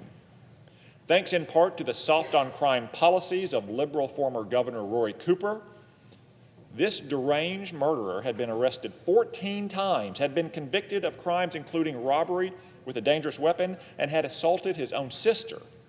Yet he was still allowed to walk free and take the life of Irina Zarutska. I want to extend my condolences to her family and loved ones and assure them that we will pursue justice in her tragic case. President Trump and Republicans are working on behalf of innocent individuals like Irina who have a right to be safe and secure in their homes, neighborhoods, and communities. Compare Charlotte to Washington, D.C., where more than 1,900 arrests have been made and more than 200 illegal guns have been seized since President Trump deployed the National Guard and federal law enforcement last month. While the Democratic D.C. mayor admitted that President Trump's strategy is working, other Democrat leaders in places like Chicago and Baltimore are resisting assistance and putting up a big stink. But let me remind everyone that Chicago Mayor Brandon Johnson and Baltimore Mayor Brandon Scott aren't the ones riding public transportation alone after a long day at work like Irina Zarutska. They aren't the ones clutching a bottle of pepper spray in their pocket as they wait for a bus to arrive at a stop on an empty street. And they don't have to worry that their briefcase or purse will be ripped away from them as they walk to their car in a parking garage. I'd bet that many of the 81% of Americans who see crime as a major problem in large cities worry about some of these very real threats in their day-to-day lives. So I'd invite the Democrats to wise up and join us on the right side of this issue, fighting crime and standing up for innocent Americans. I'm pleased to stand with President Trump and my Republican colleagues to crack down on crime and ensure that every law-abiding American can live in safety, security, and freedom.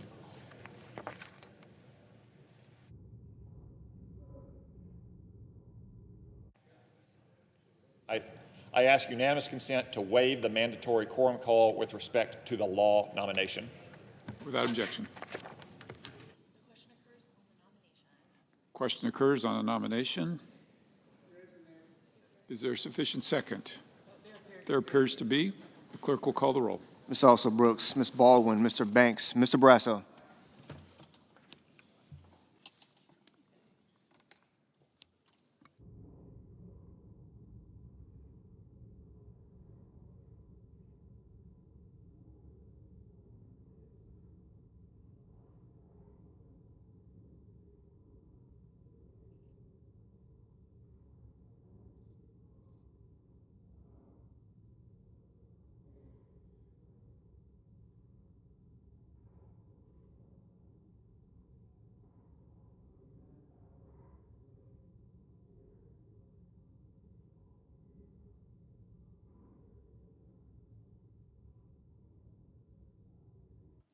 Mr. Bennett, Mrs. Blackburn,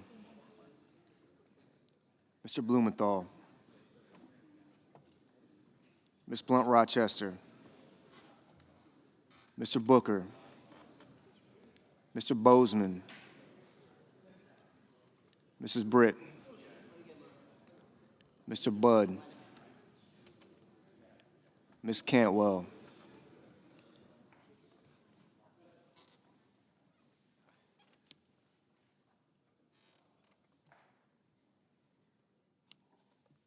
Mrs. Capito.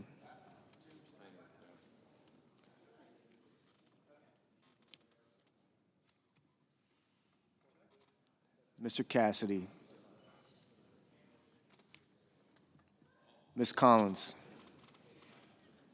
Mr. Coons.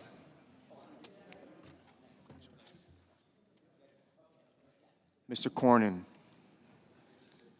Ms. Cortez Masto.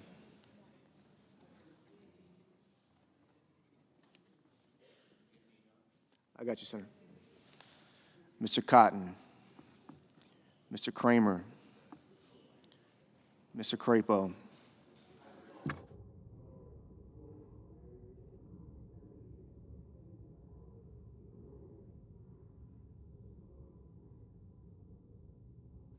Mr. Cruz. Mr. Curtis.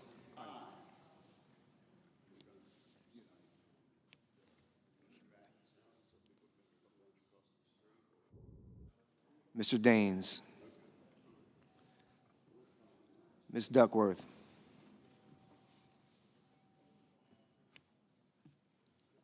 Mr. Durbin.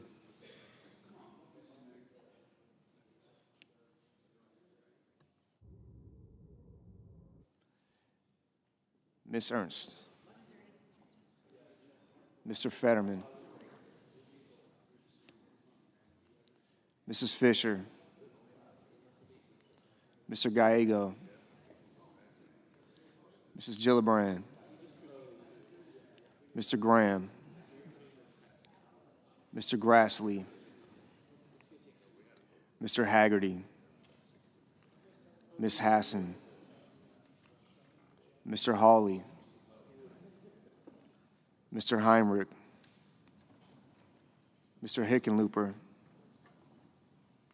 Ms. Hirono. Mr. Hoven.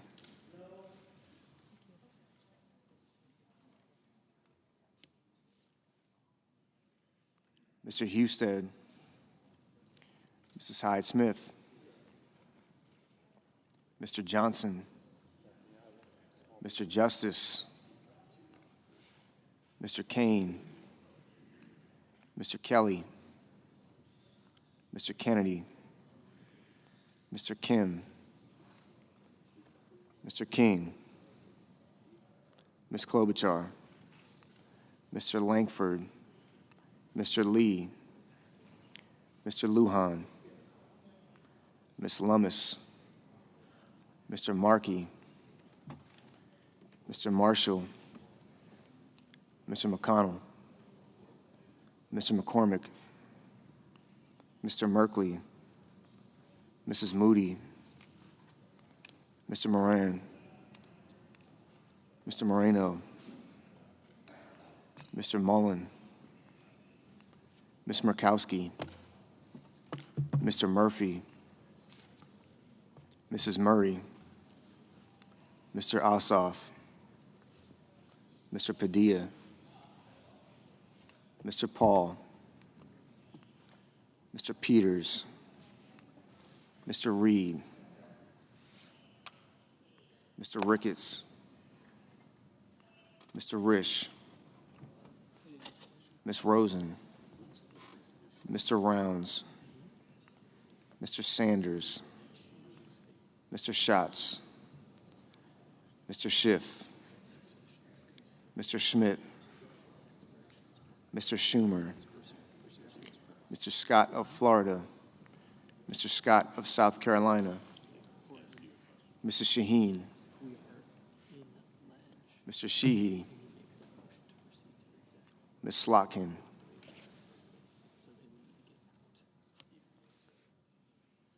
Ms. Smith.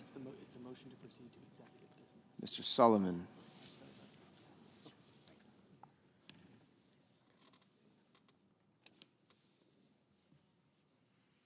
Mr. Thune. Mr. Tillis. Mr. Tuberville. Mr. Van Hollen. Mr. Warner. Mr. Warnock. Ms. Warren. Mr. Welch. Mr. Whitehouse. Mr. Wicker, Mr. Wyden, Mr. Young.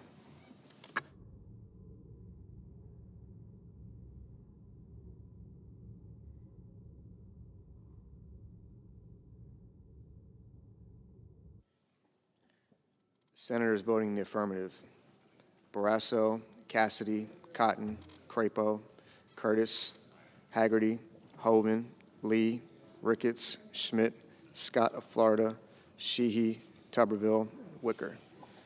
Mrs. Fisher, aye. Mr. Daines, aye. Senators voting in negative: also Brooks, Cantwell, Gallego, Hassan, Heinrich, Lujan, Merkley, Rosen, Schatz, Schiff, and Schumer. Ms. Smith, no.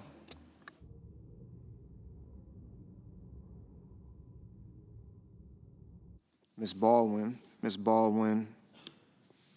no.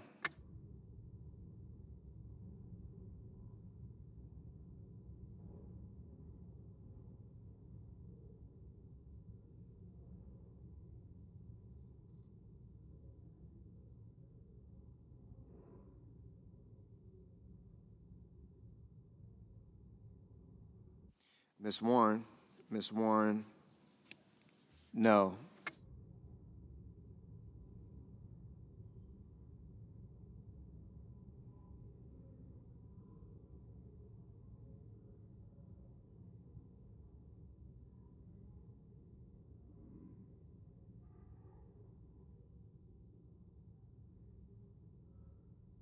Mrs. Britt, aye.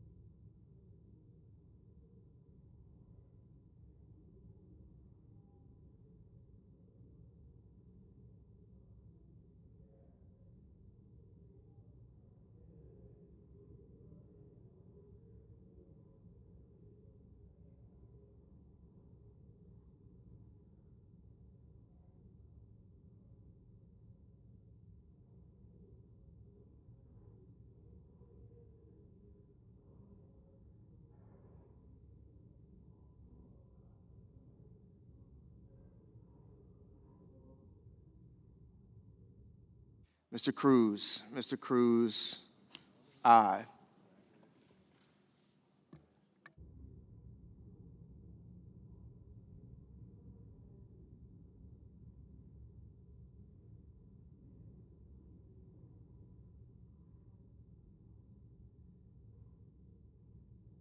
Mr. Reed, no. Ms. Murkowski,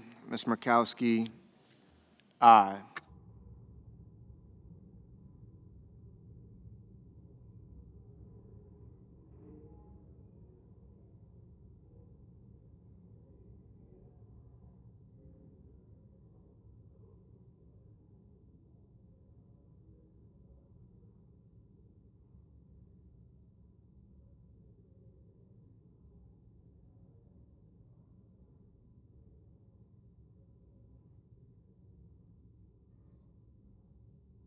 Ms. Cortez Masto, no. Ms. Slotkin, no.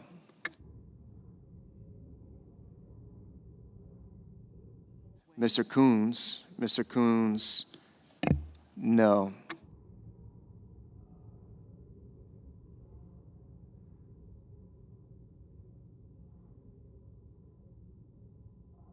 Mr. Hickenlooper. Mr. Hickenlooper, no. Mr. Kennedy. Mr. Kennedy, aye.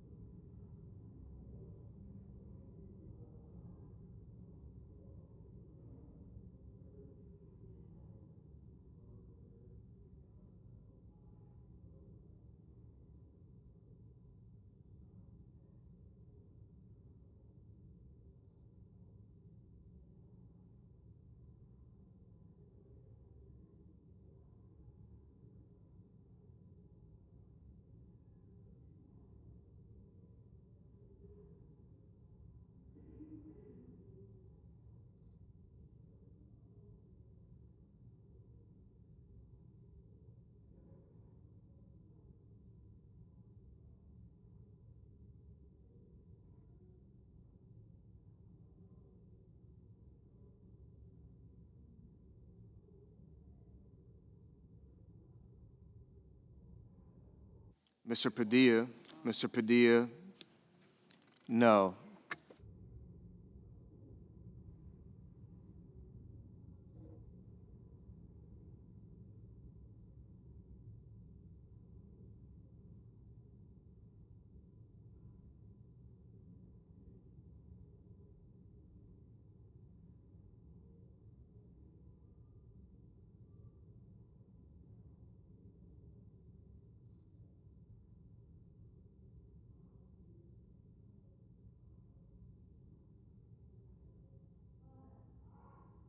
Ms. Lummis. Ms. Lummis, aye.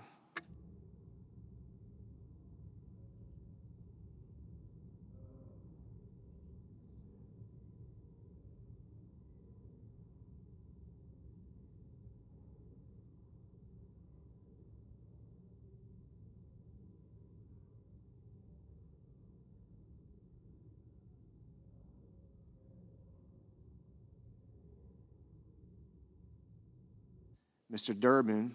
Mr. Durbin, no. Mr. Booker. Mr. Booker, no. Mr. Murphy. Mr. Murphy, no.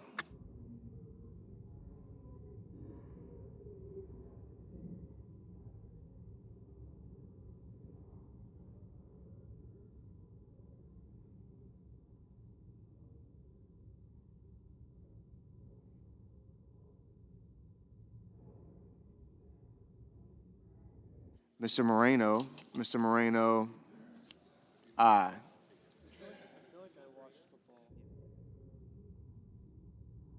Ms. Collins. Ms. Collins, aye.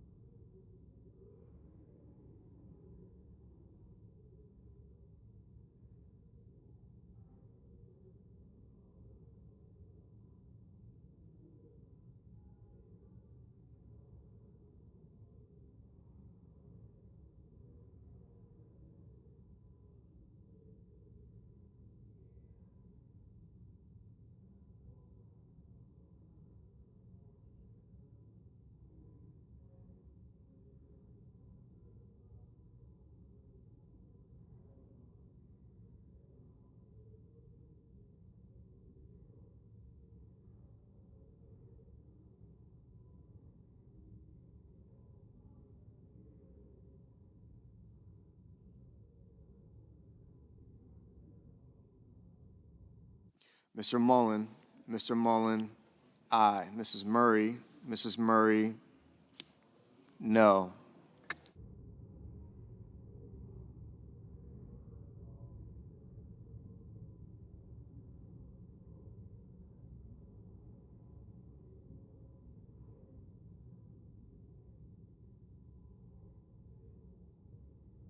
Mr. Risch, aye.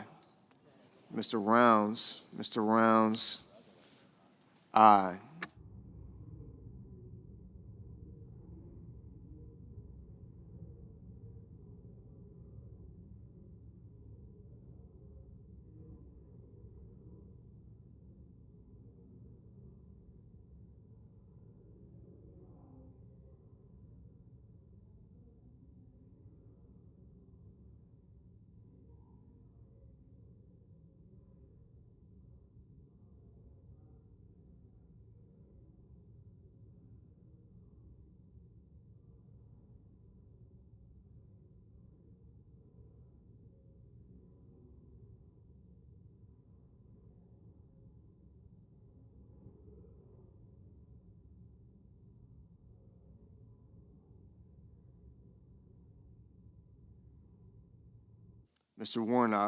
Mr. Warnock, no. Mr. Peters, no.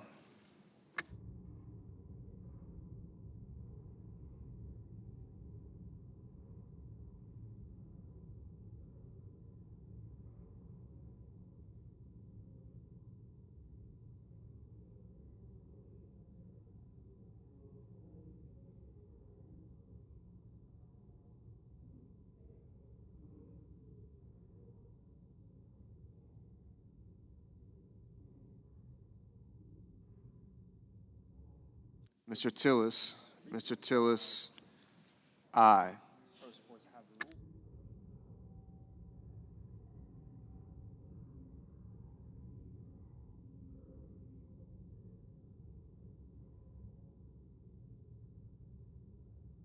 Mr. Bozeman, aye.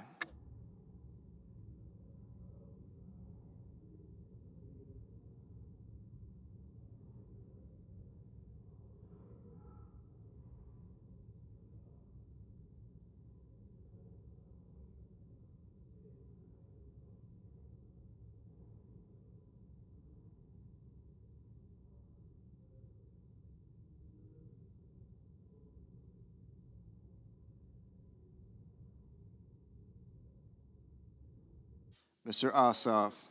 Ossoff, no.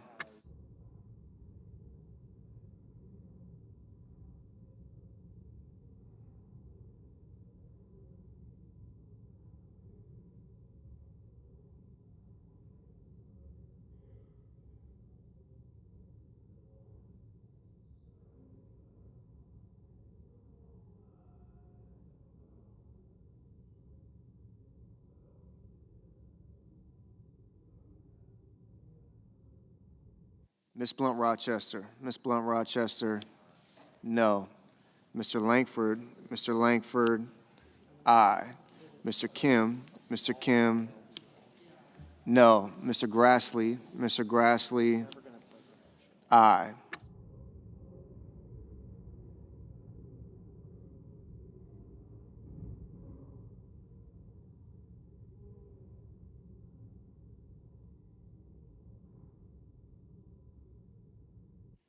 Mr. Moran, aye.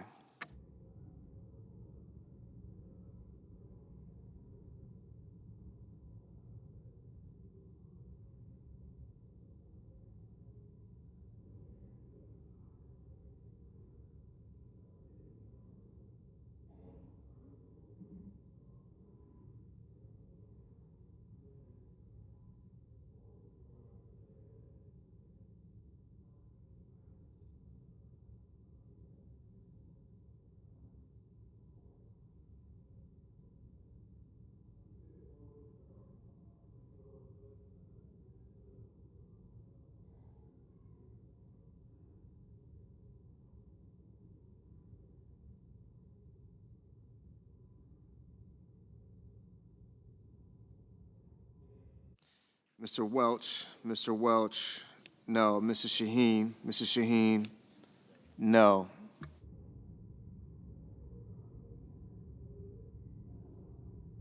Mr. Kane, no. Mr. Paul, aye. Mrs. Hyde Smith, aye. Mr. Husted, aye. Mr. Budd, aye.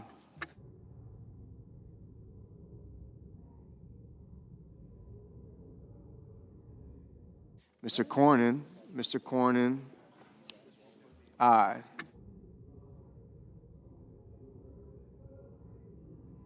Mr. Kramer, aye.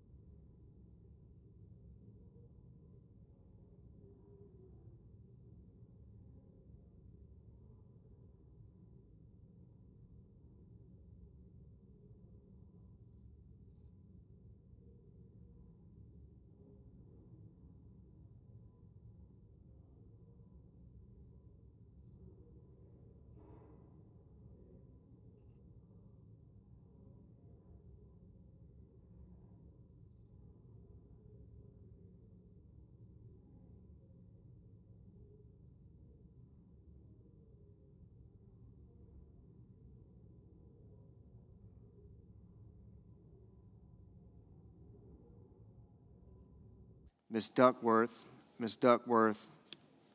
no. Mr. Marshall, aye.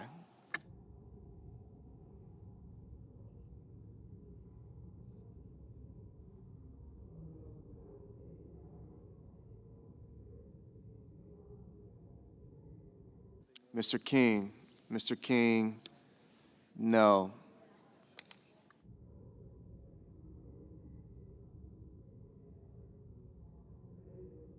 Mr. Bennett, no.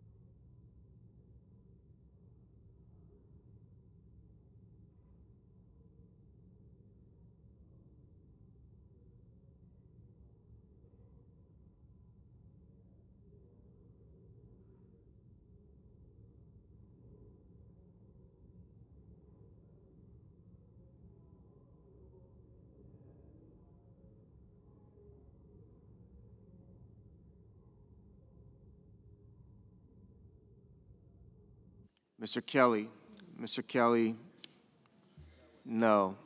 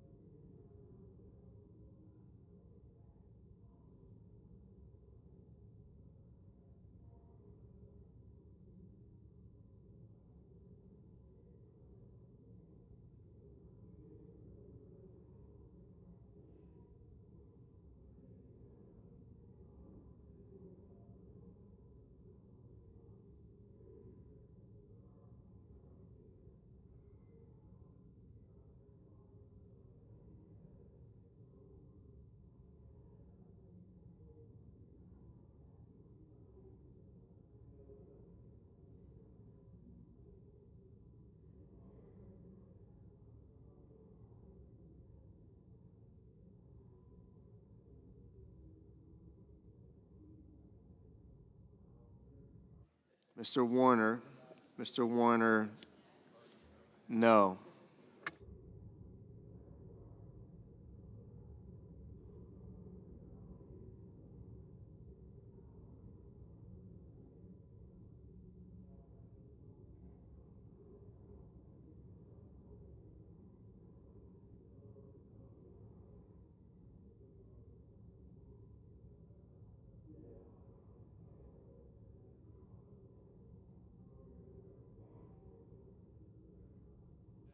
Mr. Sanders. Mr. Sanders, no.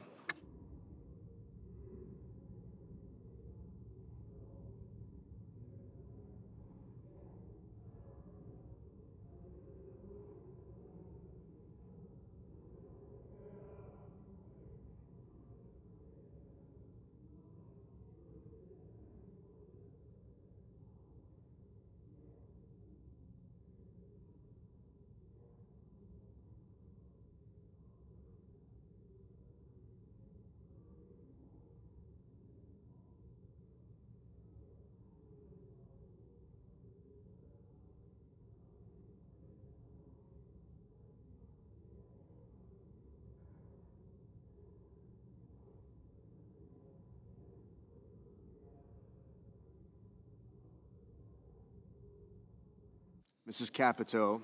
Mrs. Capito, aye. Mr. Scott. Mr. Scott of South Carolina, aye.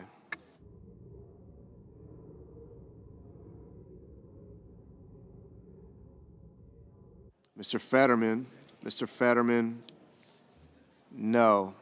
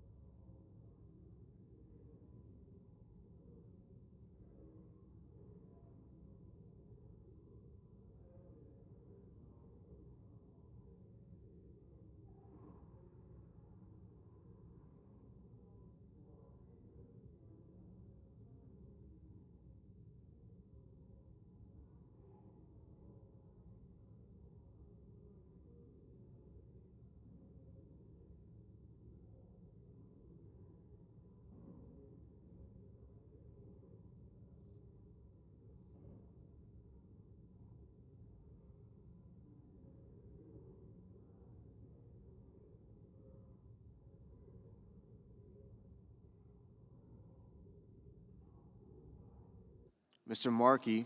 Mr. Markey, no.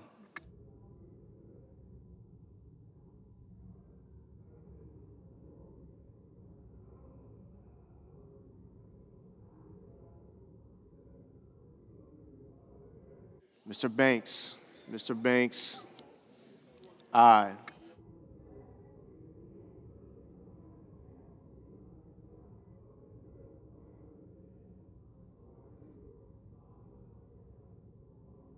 Mr. Sullivan.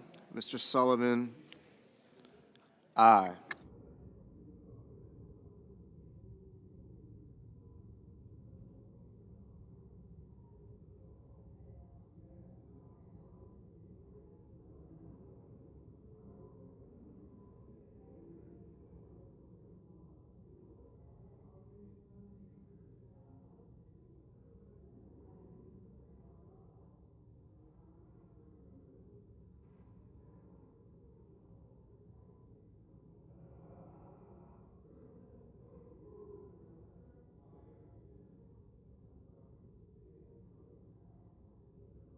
Ms. Hirono.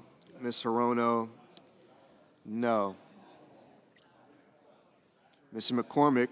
Mr. McCormick, aye.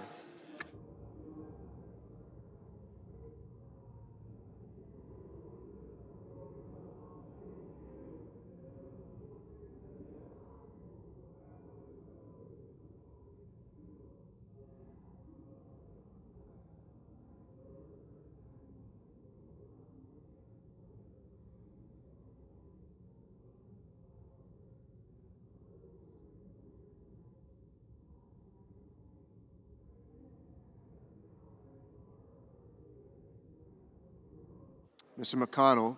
Mr. McConnell, aye. Mr. Johnson. Mr. Johnson, aye.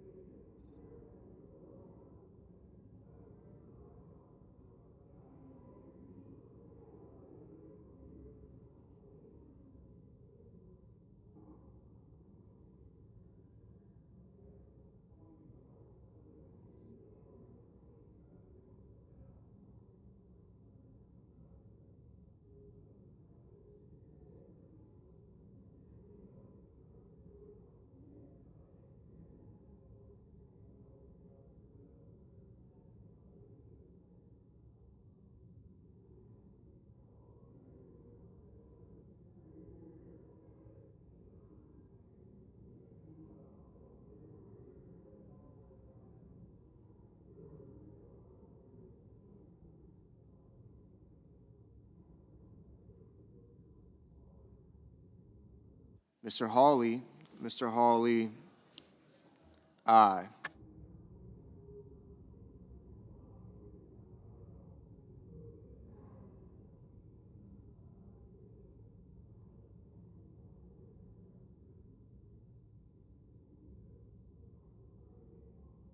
Mr. Whitehouse. Mr. Whitehouse, no. Mr. Thune. Mr. Thune, aye.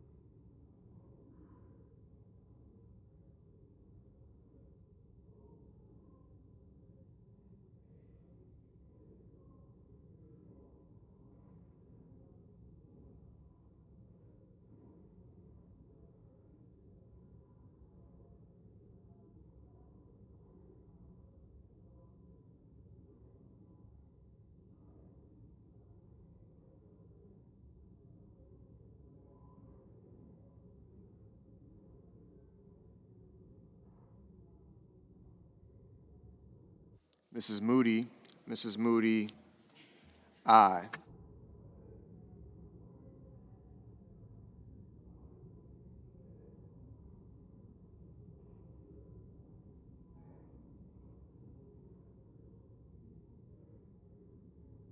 Mr. Justice, aye. Mr. Graham, aye.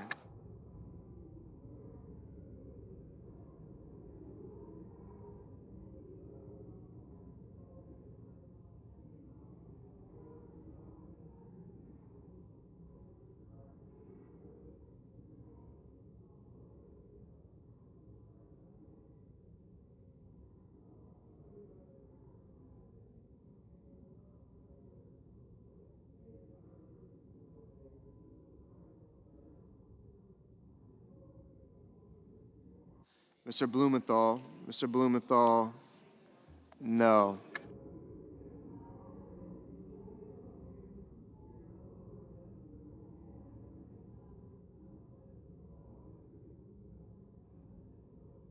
Mr. Young, aye.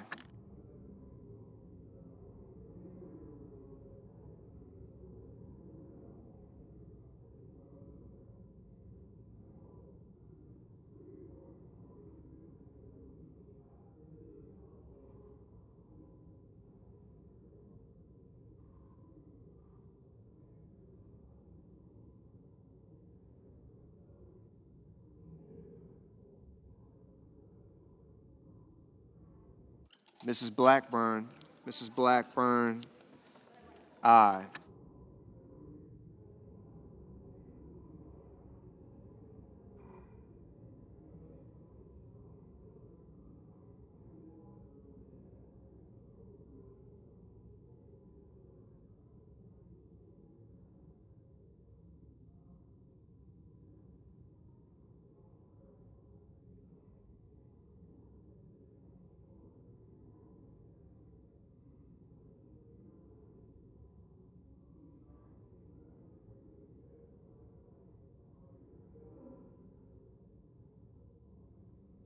Ms. Klobuchar, no.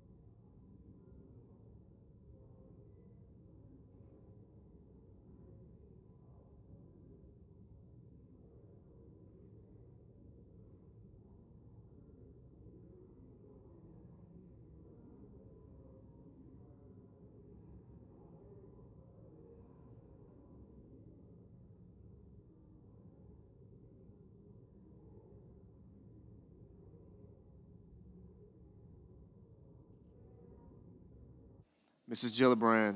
Gillibrand, no.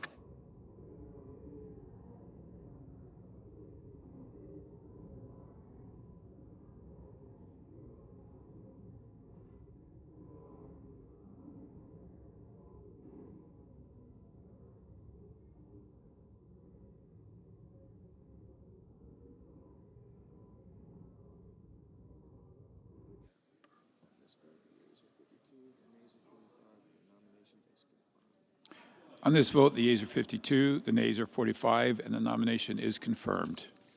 Under the previous order, the motion to reconsider is considered made and laid upon the table, and the President will be immediately notified of the Senate's actions. The clerk will report the motion to invoke cloture. Cloture motion. We, the undersigned senators, in accordance with the provisions of Rule 22 of the Standing Rules of the Senate, do hereby move to bring to a close debate on the nomination of Robert Law of the District of Columbia to be Undersecretary for Strategy, Policy, and Plans, Department of Homeland Security, signed by 17 senators. Under the previous order, the mandatory quorum call under Rule 22 has been waived. The question is it the sense of the Senate that debate on the nomination of Robert Law of the District of Columbia to be the Undersecretary for Strategy, Policy, and Plans, Department of Homeland Security, shall be brought to a close? The yeas and nays are mandatory under the rule. The clerk will call the roll. Ms. Alsobrooks, Ms. Baldwin, Mr. Banks, Mr. Barrasso, Mr. Bennett, Mrs. Blackburn, Mr. Blumenthal, Ms. Grassley, aye. Thank you. Paul, Scott, Polly, you're an aye. Give me 1 second. Scott, Polly, thank you. Thank you. Mrs. Moody, you're an aye. I got you. I got you. Thank you. Thank you. Thank you.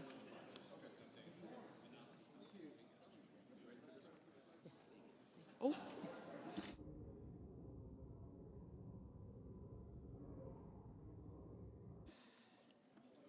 Ms. Blunt Rochester. Mr. Booker.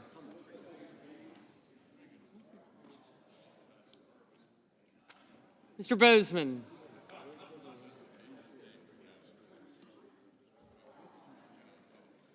Mrs. Britt, Mr. Budd, Ms. Cantwell,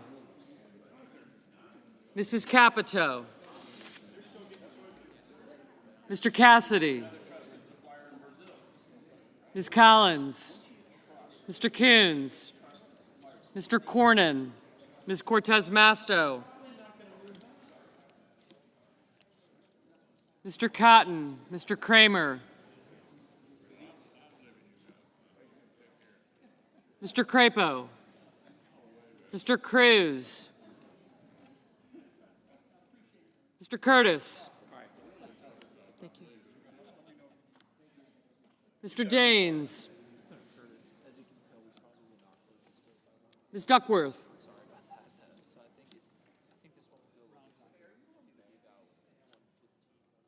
Mr. Durbin.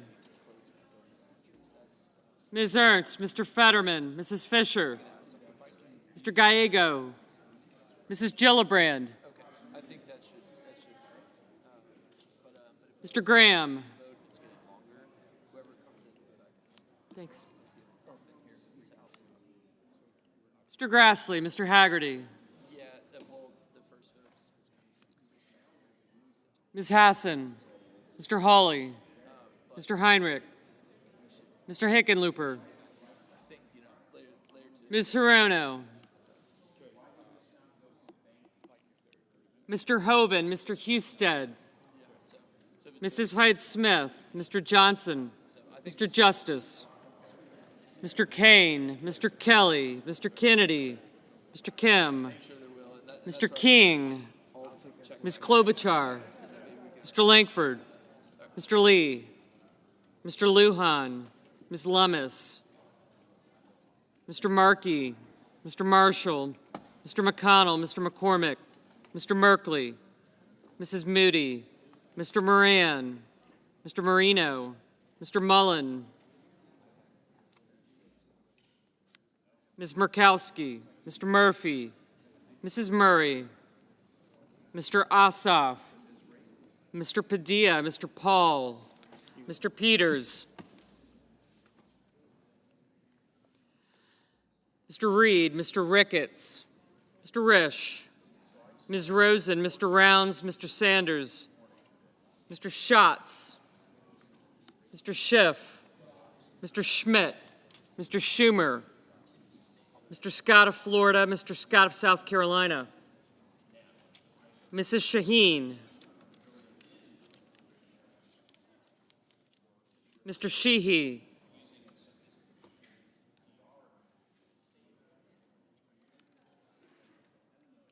thank you.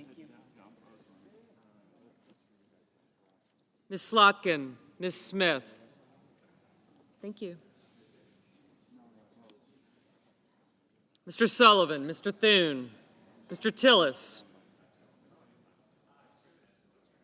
Mr. Tuberville, Mr. Van Hollen, Mr. Warner, Mr. Warnock, Ms. Warren, Mr. Welch, Mr. Whitehouse, Mr. Wicker, Mr. Wyden, Mr. Young,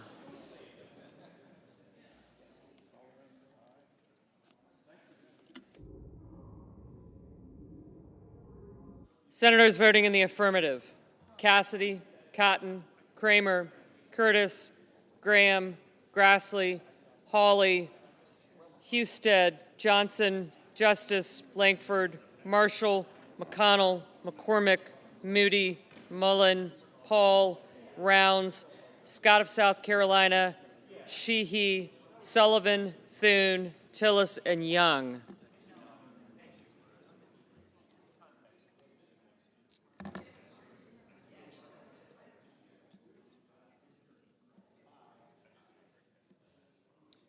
Mr. Wicker, aye. Ms. Collins, aye. It is. Thank you. Senators voting in the negative: Bennett, Blumenthal, Blunt Rochester, Budd, Cantwell, Durbin, Fetterman, Gallego, Gillibrand, Heinrich, Kim, Murray, Peters, Reed, Sanders, and Shaheen. Mr. Ricketts, aye. Mr. Lujan, no. Mr. Cornyn, aye.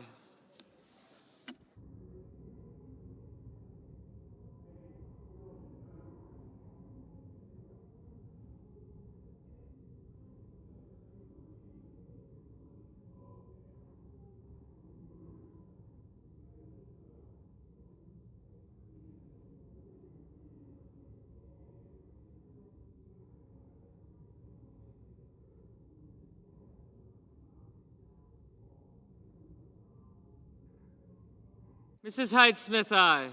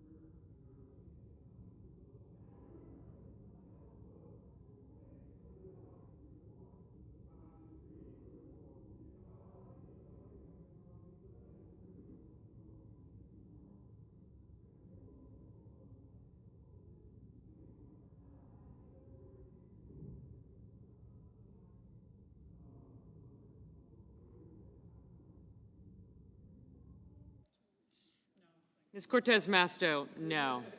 Mr. Kennedy? Aye.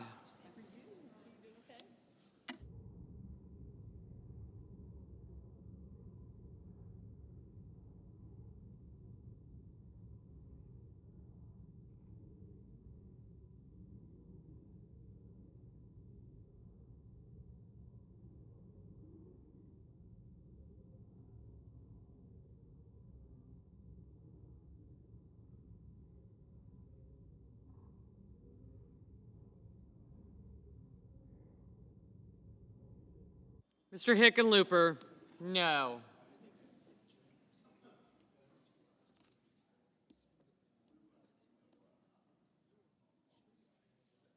Ms. Hassan, no.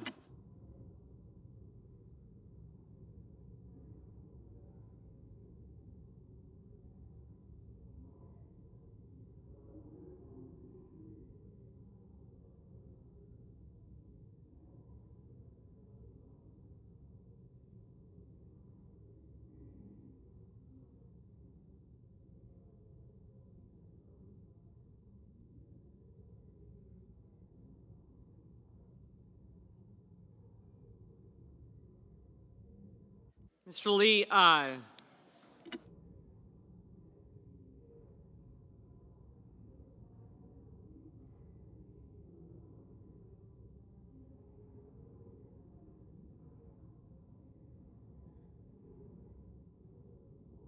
Mrs. Blackburn, aye.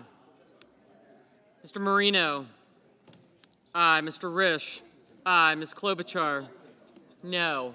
Mr. Banks, aye.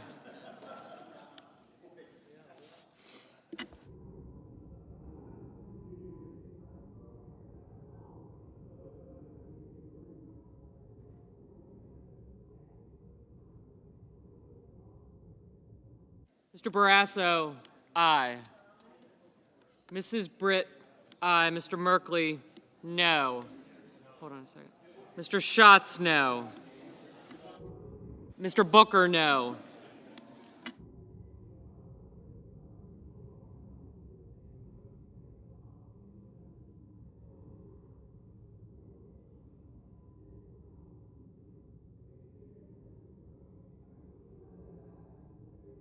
Mr. Tuberville, aye. Ms. Hirono, no. Mr. Schiff, no.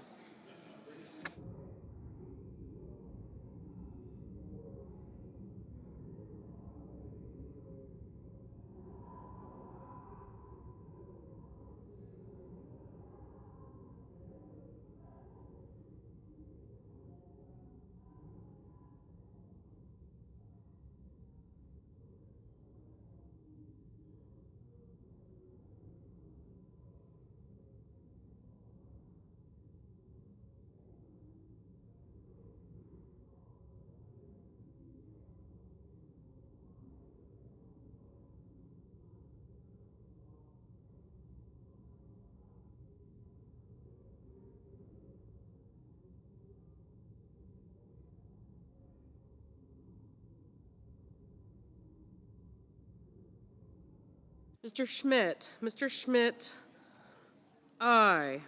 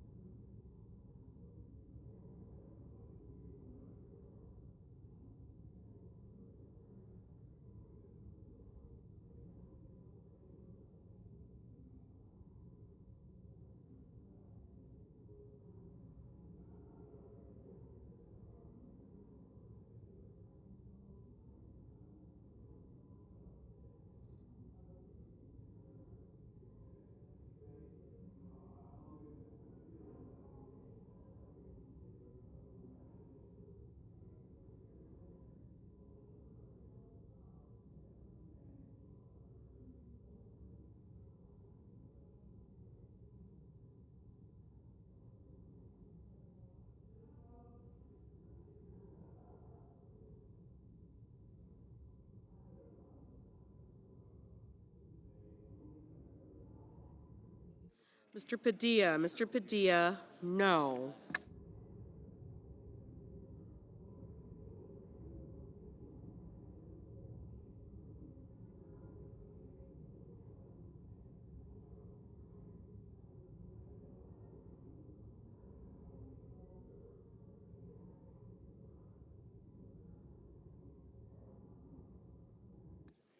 Ms. Murkowski. Ms. Murkowski, aye. Mr. Murphy. Mr. Murphy, no. Mrs. Capito. Mrs. Capito, aye. Mr. Scott. Mr. Scott of Florida, aye. Mr. Warner. Mr. Warner, no. Ms. Smith. Ms. Smith, no.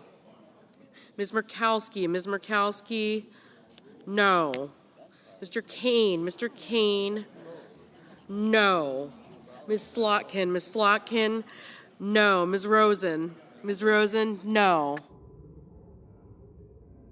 Mr. Ossoff. Mr. Ossoff, no.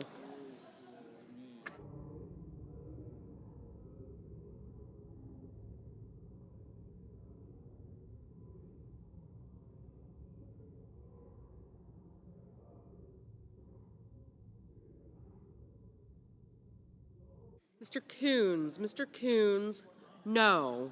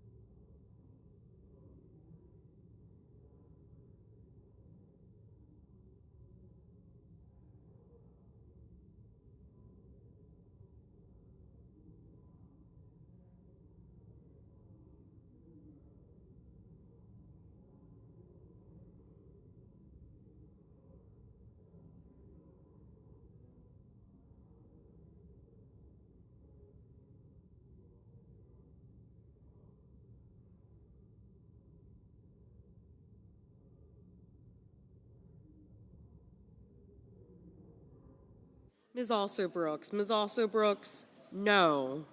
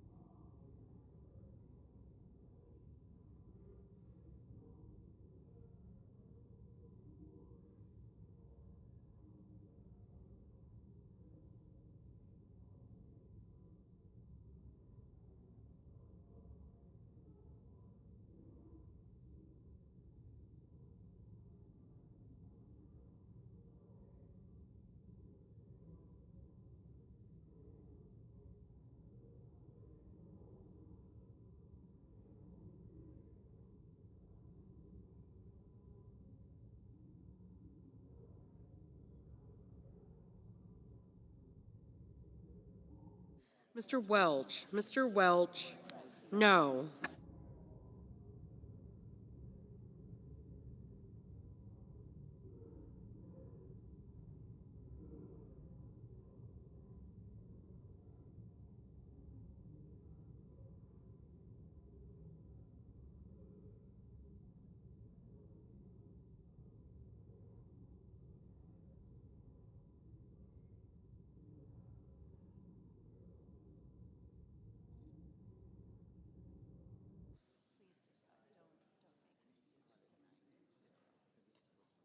Ms. Warren. Ms. Warren, no.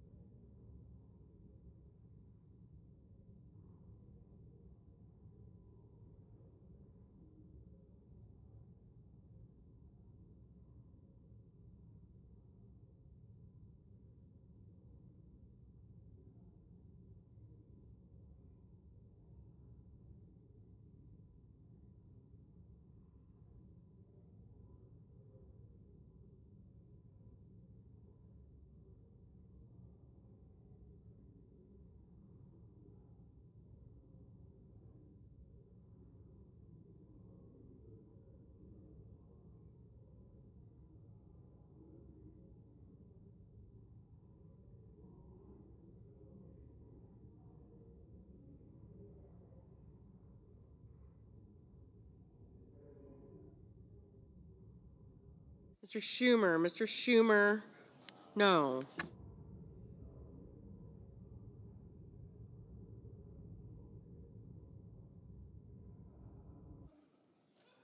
Ms. Baldwin, no. Mr. Kelly, no.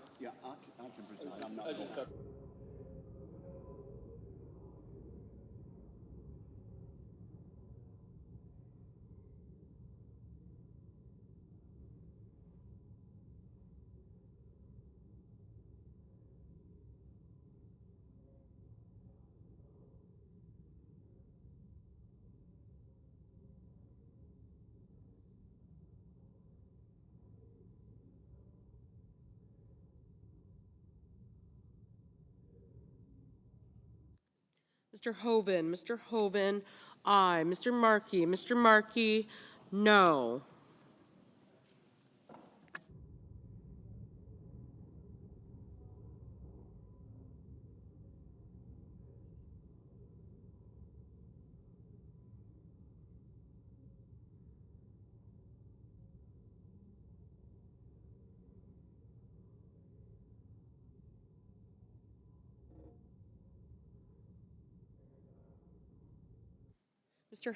Mr. Haggerty, aye. Mr. Whitehouse, no.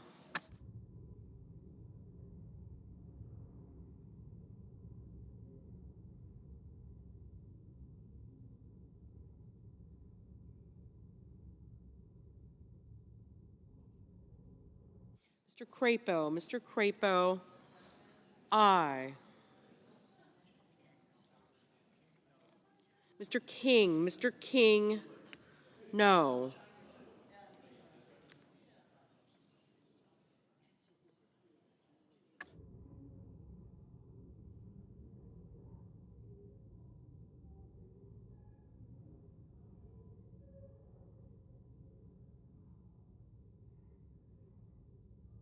Mrs. Fisher, aye. Ms. Lummis, aye.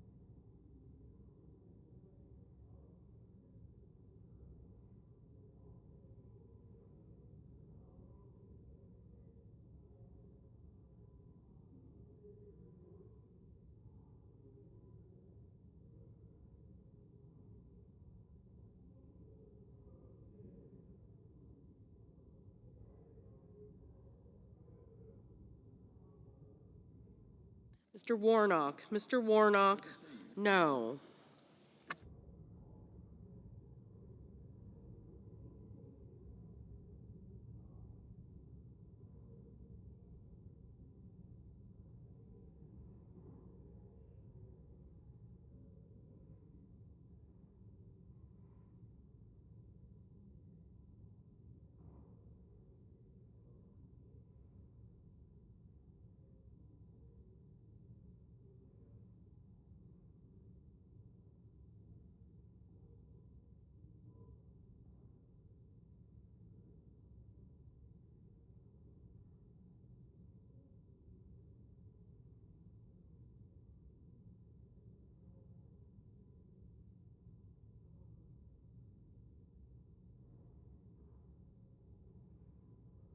Mr. Deans. Mr. Deans, aye.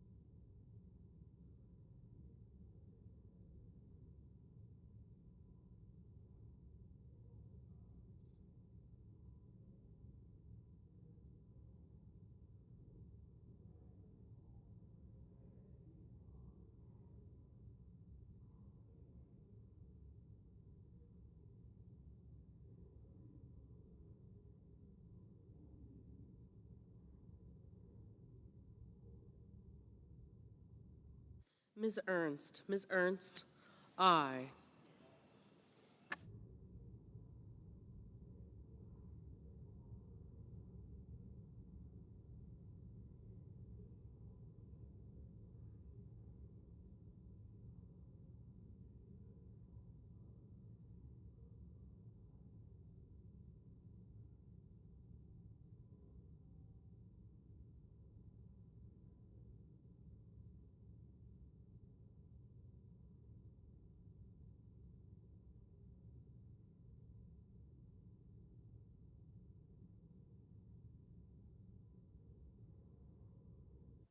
Mr. Bozeman. Mr. Bozeman, aye.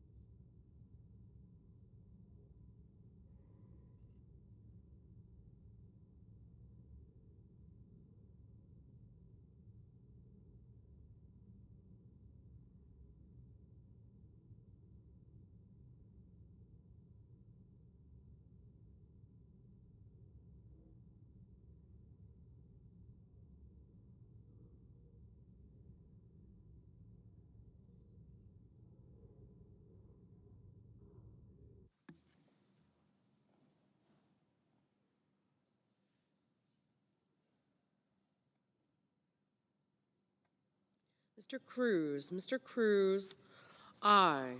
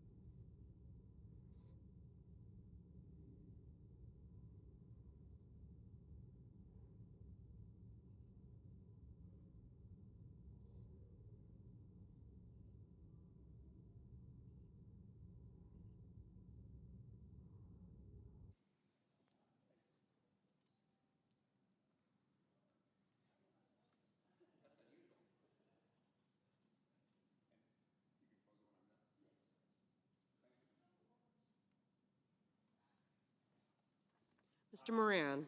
Mr. Moran, aye.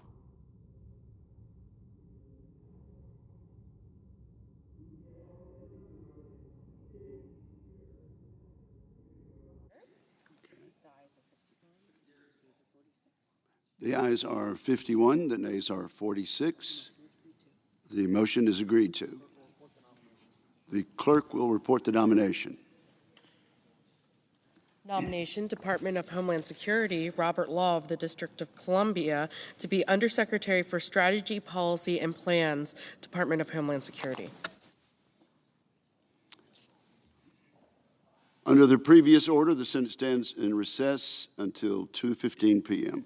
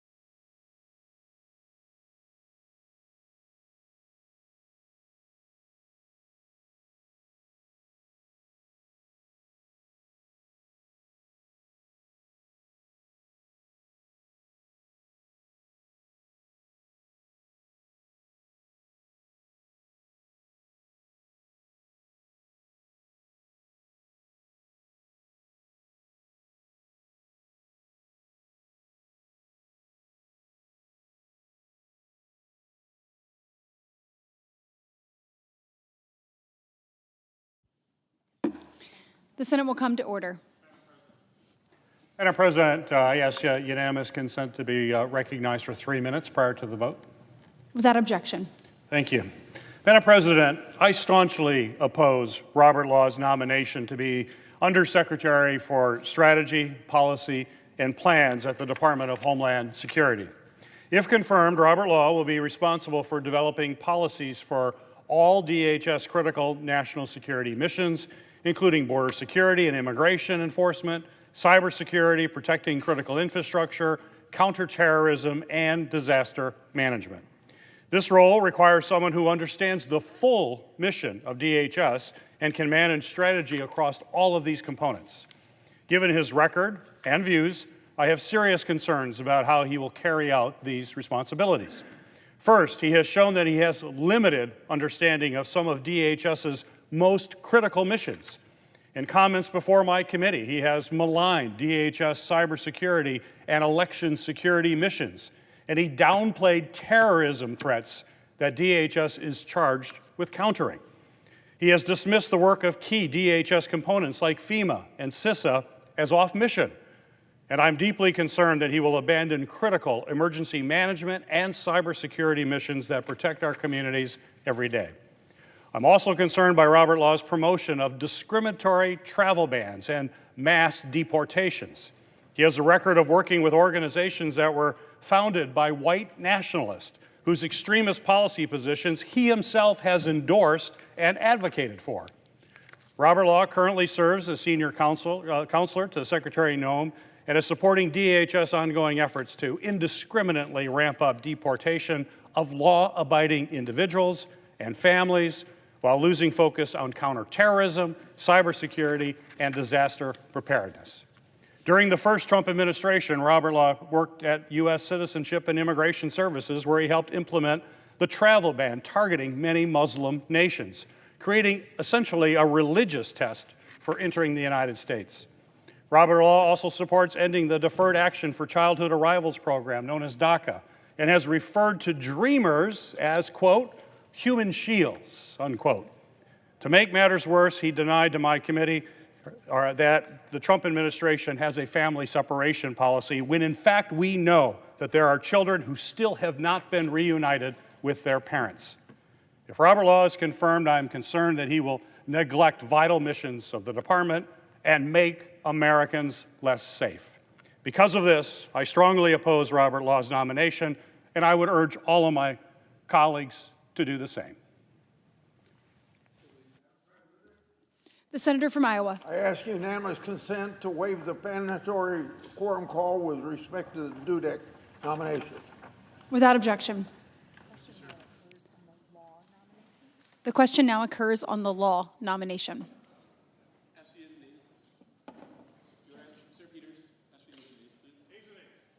Is there a sufficient second? There appears to be. The clerk will call the roll. Ms. Also Brooks, Ms. Baldwin, Mr. Banks, Mr. Barrasso, Mr. Bennett, Mrs. Blackburn, Mr. Blumenthal, Ms. Blunt Rochester, Mr. Booker, Mr. Bozeman, Mrs. Britt. Aye.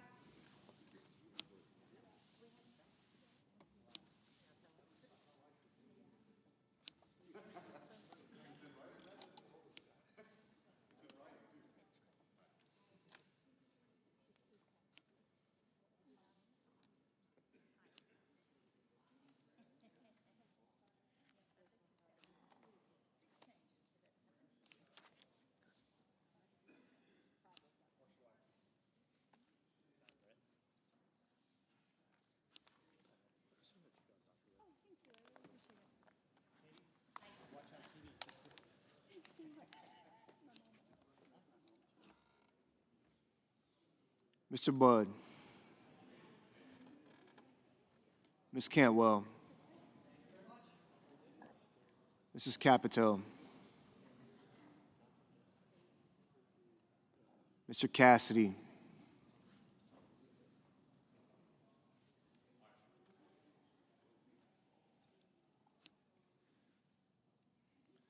Ms. Collins. Mr. Coons. Mr. Cornyn. Ms. Cortez Masto.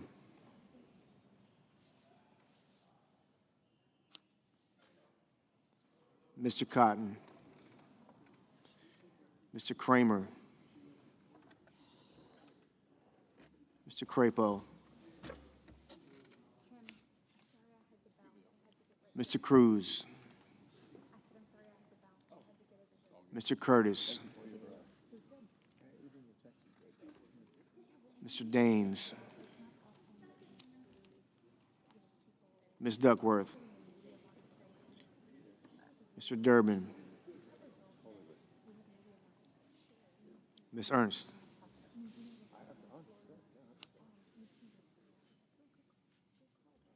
Mr. Fetterman, Mrs. Fisher, Mr. Gallego,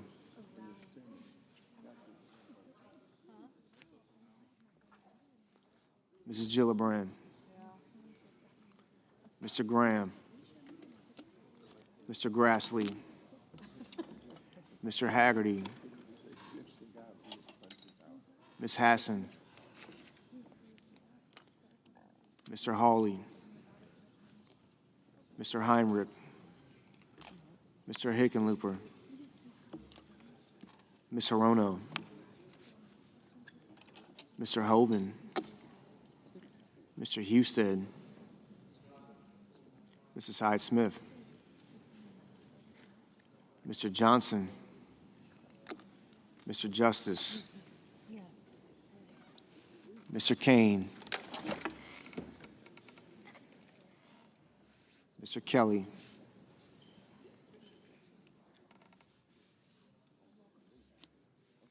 Mr. Kennedy, Mr. Kim, Mr. King, Ms. Klobuchar, Mr. Langford, Mr. Lee, Mr. Lujan, Ms. Lummis, Mr. Markey, Mr. Marshall,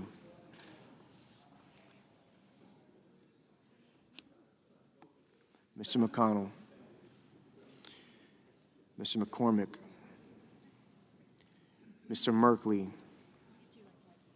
Mrs. Moody, Mr. Moran, Mr. Moreno, Mr. Mullen, Ms. Murkowski, Mr. Murphy, Mrs. Murray, Mr. Ossoff, Mr. Padilla,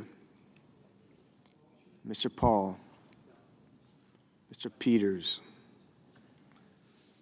Mr. Reed, Mr. Ricketts, Mr. Risch, Ms. Rosen, Mr. Rounds, Mr. Sanders,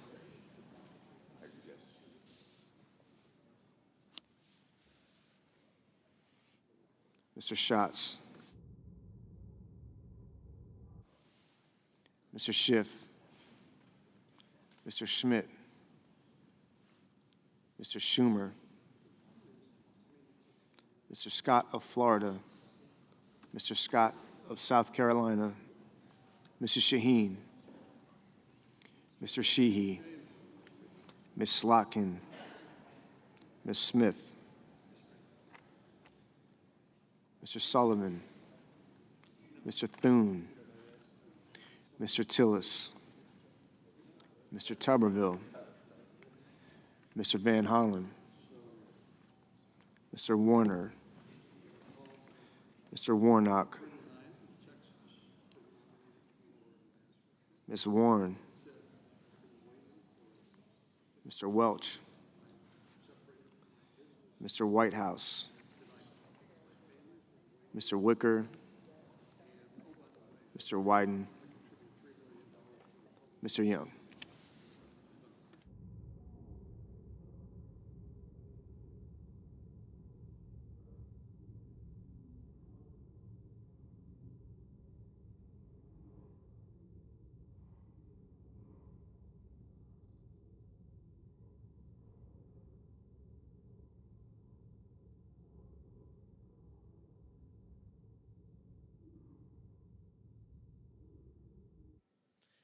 Senators voting in the affirmative: Barrasso, Britt, Capito, Cornyn, Cruz, Daines, Ernst, Graham, Grassley, Haggerty, Hyde-Smith, Kennedy, Lankford, Lee, Marshall, Moody, Ricketts, Schmidt, Scott of South Carolina, and Thune. Senators voting in the negative: Cantwell and Peters.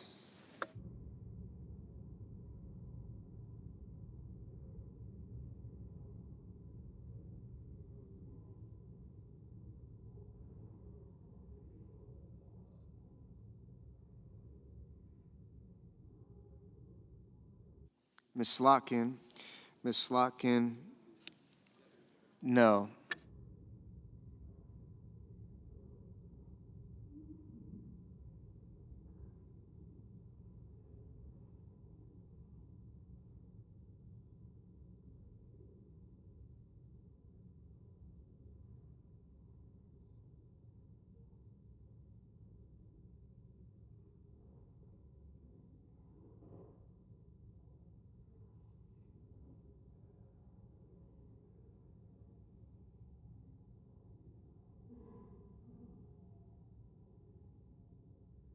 Ms. Duckworth, no.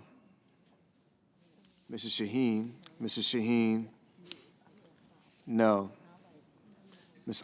Brooks, no. Mr. Reed, no.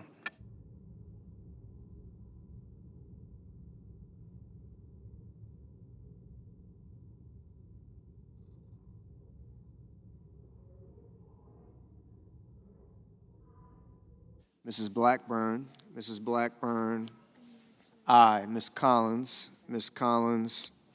aye. Mr. Tuberville, aye.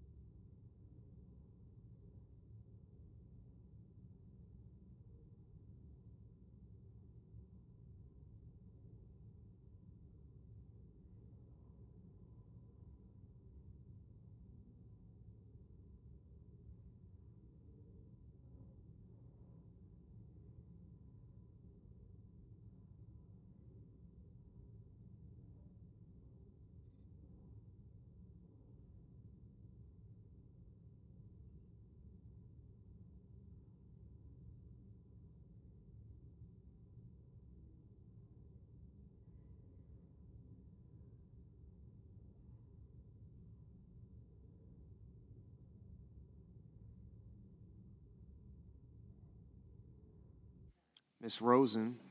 Rosen, no.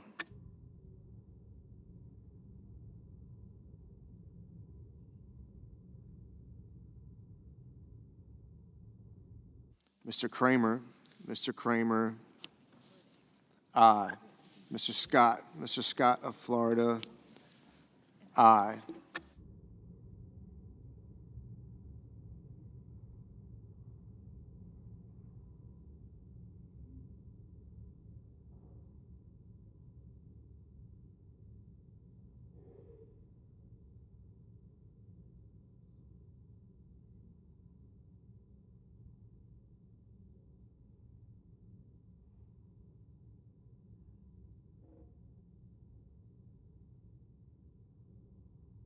Mr. Lujan, no.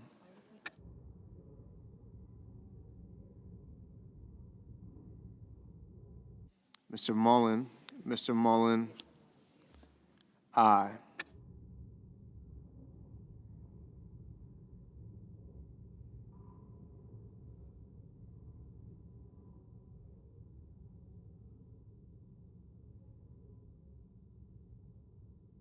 Mr. Coons, no.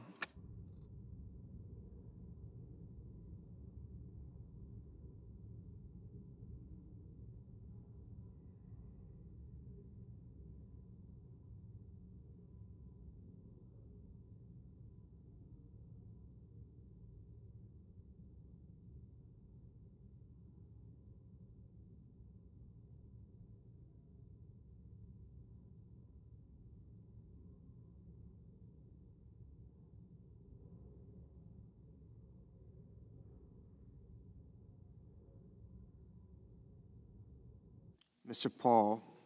Paul, aye. Ms. Blunt Rochester, no.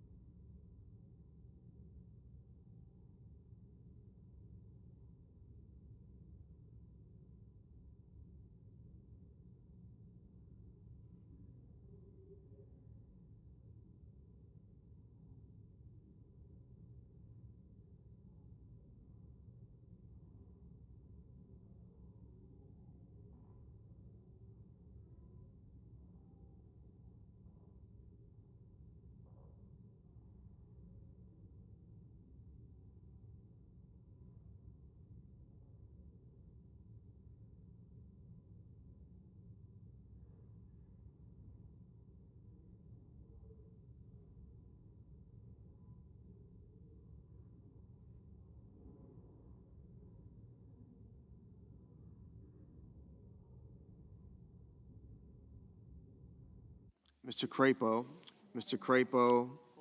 aye. Ms. Klobuchar, no.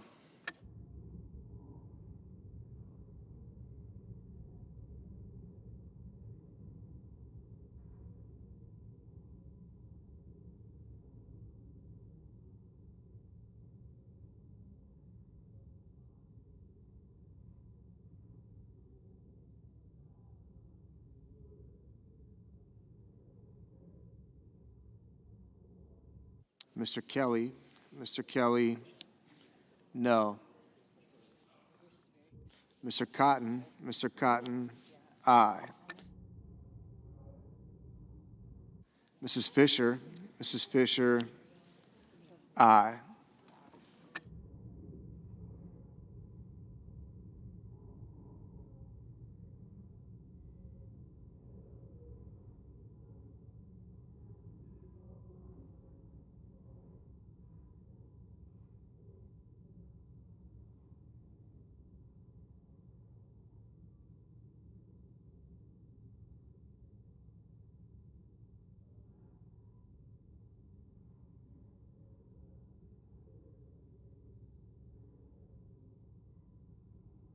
Mr. Wicker, aye.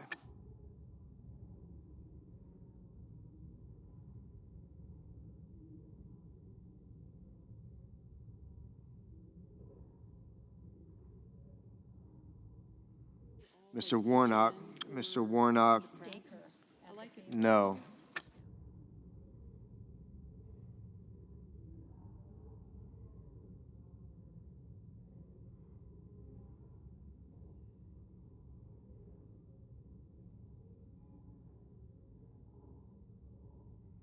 Ms. Baldwin, no. Ms. Hassan, no.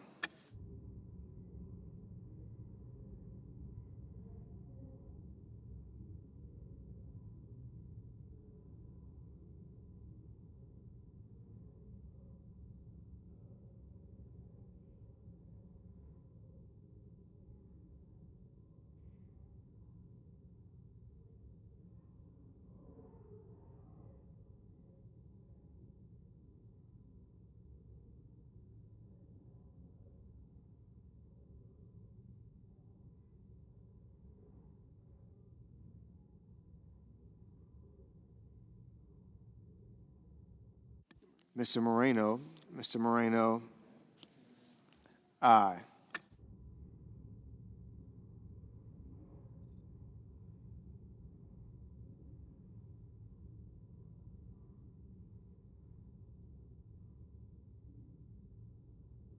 Mr. Warner, no. Mr. Kane, no.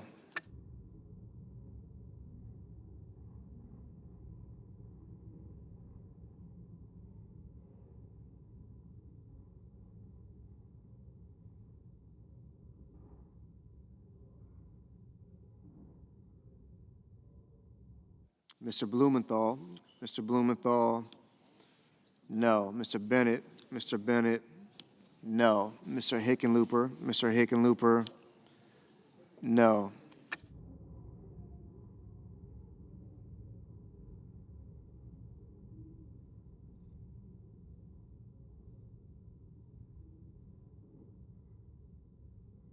Mr. Merkley, no. Ms. Cortez Masto, no.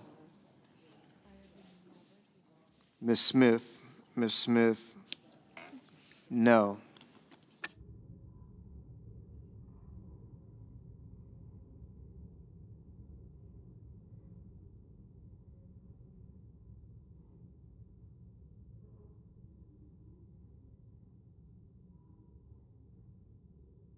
Mr. Whitehouse, no.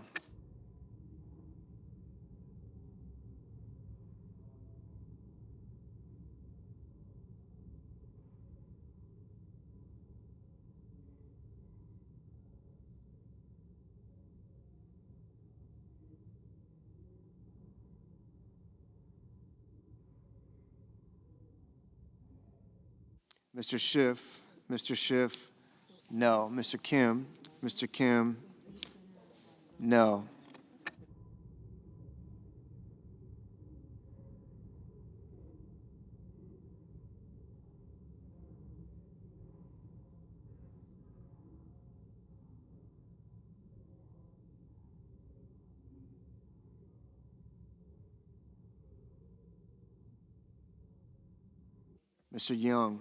Mr. Young, aye.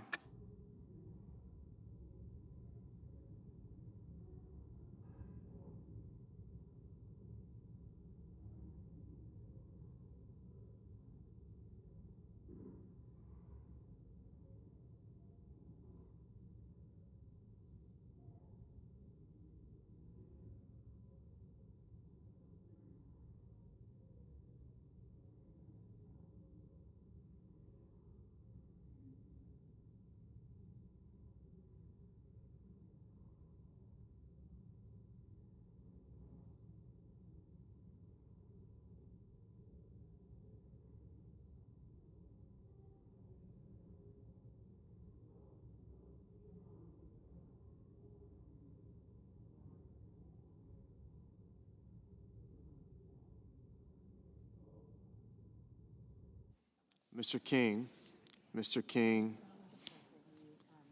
no.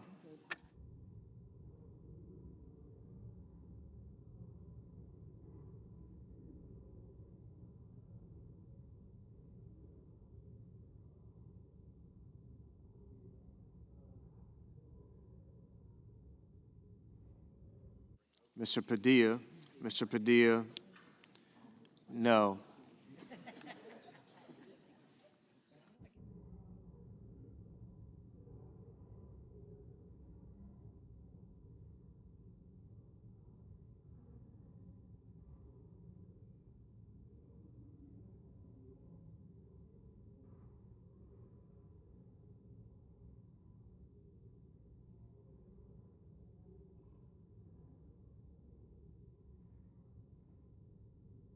Mr. Heinrich, no.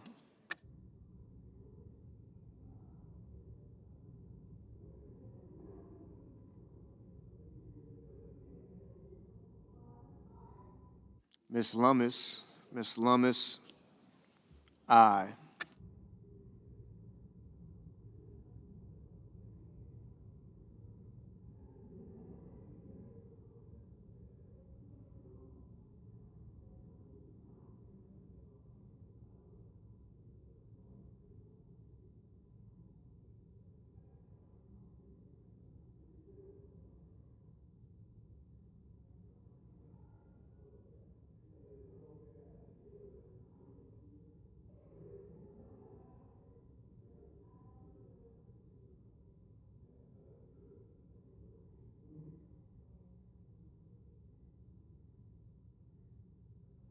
Mr. McCormick.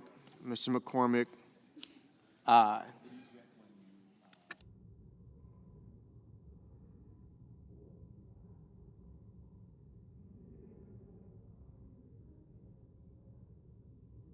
Mr. Booker. Mr. Booker, no.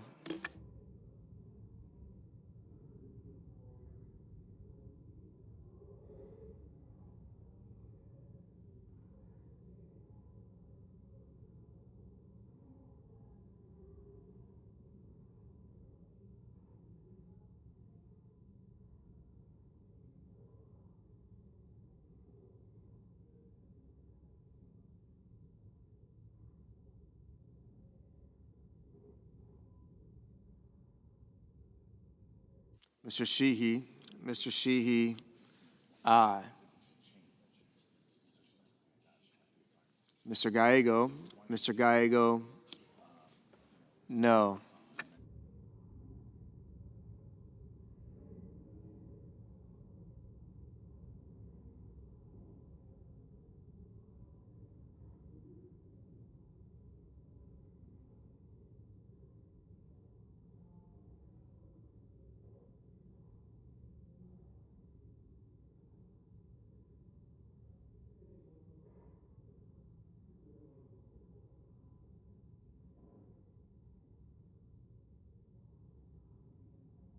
Mr. Hoven. Mr. Hoven, aye.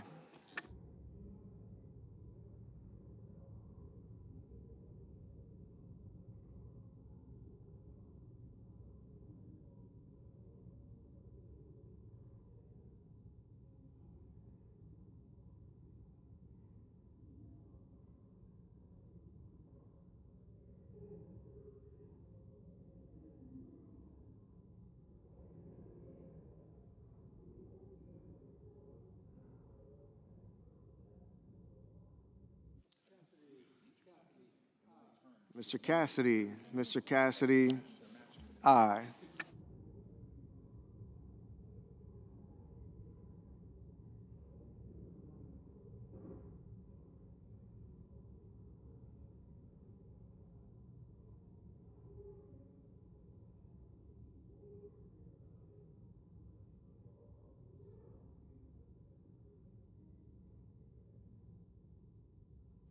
Mr. Welch. Mr. Welch, no.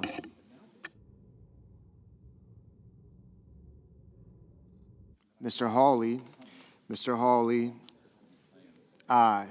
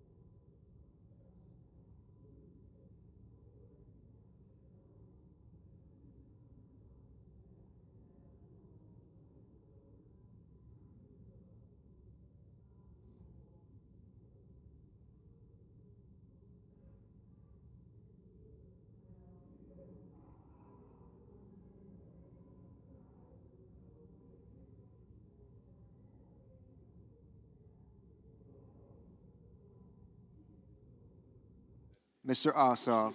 Mr. Ossoff, no.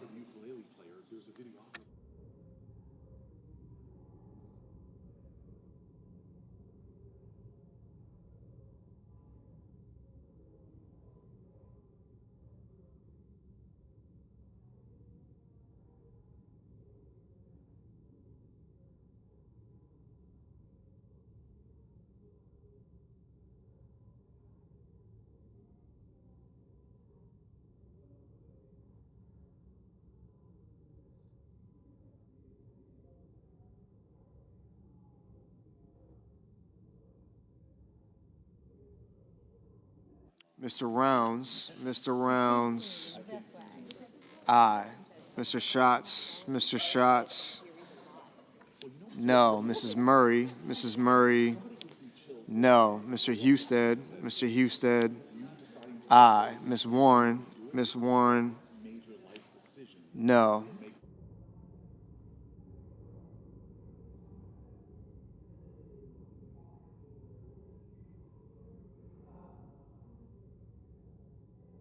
Mr. Tillis. Mr. Tillis. Aye.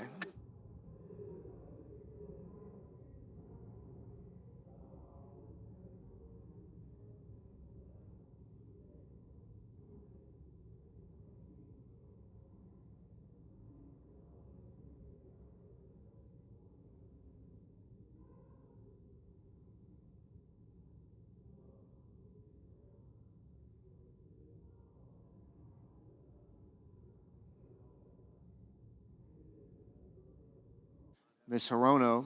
Ms. Hirono. No.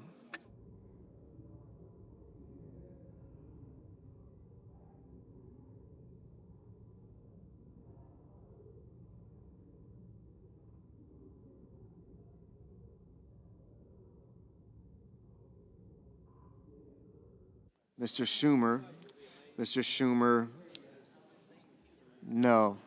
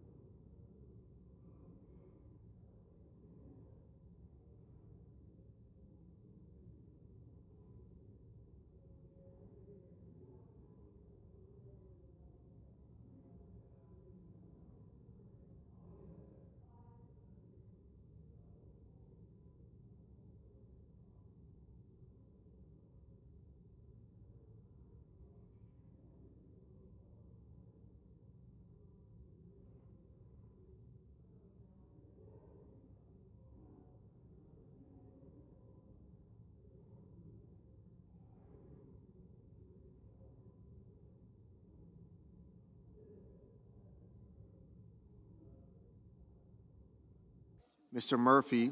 Mr. Murphy. No. Mr. Risch. Mr. Risch. Aye.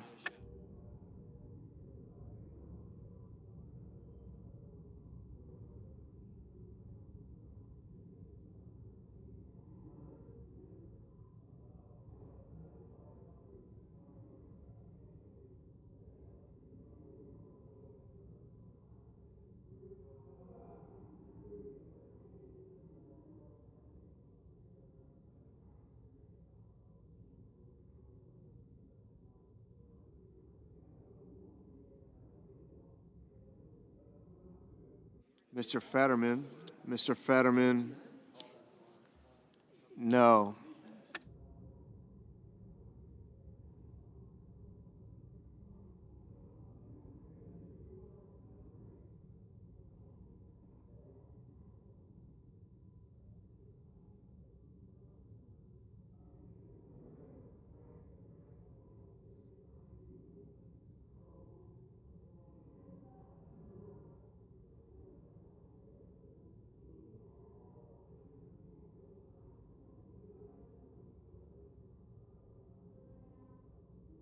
Mrs. Gillibrand. Mrs. Gillibrand. No.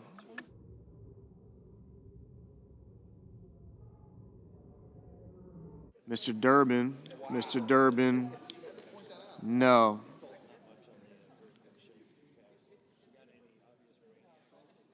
Mr. McConnell. Mr. McConnell. Aye. Mr. Sullivan. Mr. Sullivan. Aye. Mr. Moran. Mr. Moran. Aye. Mr. Sanders. Mr. Sanders. No.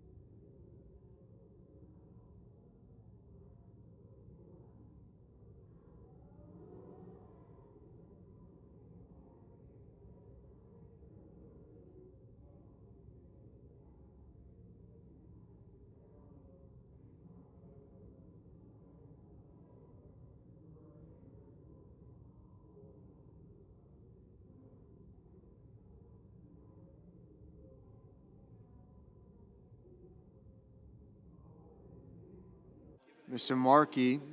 Markey, no.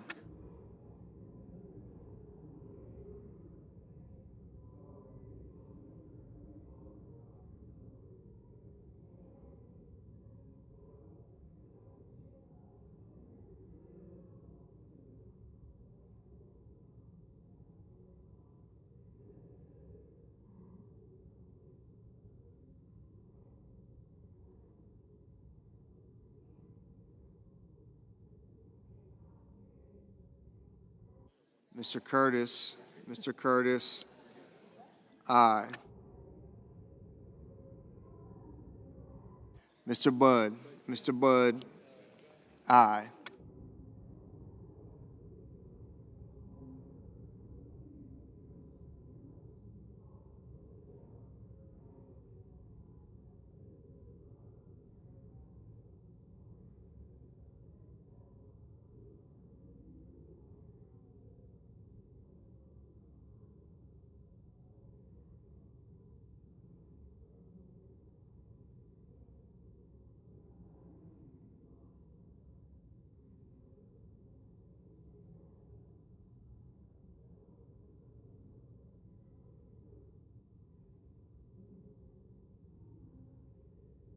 Ms.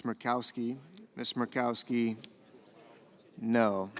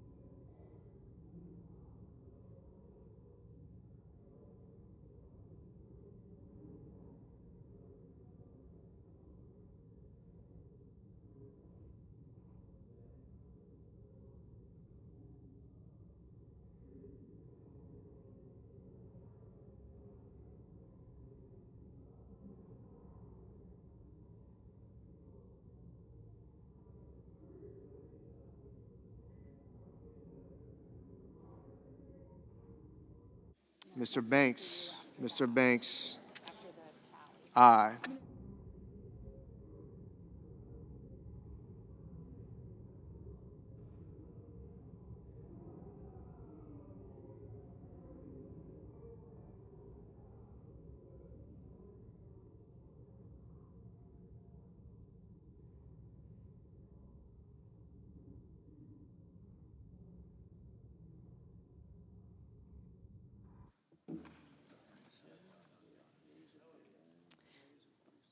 On this vote, the yeas are 49, the nays are 46. The nomination is confirmed. Under the previous order, the motion to reconsider is considered made and laid upon the table, and the President will be immediately notified of the Senate's actions. The clerk will report the motion to invoke cloture. Cloture motion. We, the undersigned senators, in accordance with the provisions of Rule 22 of the Standing Rules of the Senate, do hereby move to bring to a close debate on the nomination of Kyle Christopher Dudek of Florida to be United States District Judge for the Middle District of Florida, signed by 17 senators. Under the previous order, the mandatory quorum call under Rule 22 has been waived. The question is it the sense of the Senate that the debate on the nomination of Kyle Christopher Dudek of Florida to be United States District Judge for the Middle District of Florida shall be brought to a close? The yeas and nays are mandatory under the rule. The clerk will call the roll. Ms. Alsobrooks, Ms. Baldwin, Mr. Banks. Aye.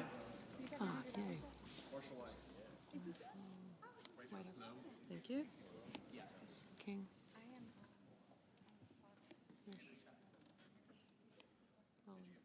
I did now. I do, thank you. Thank you.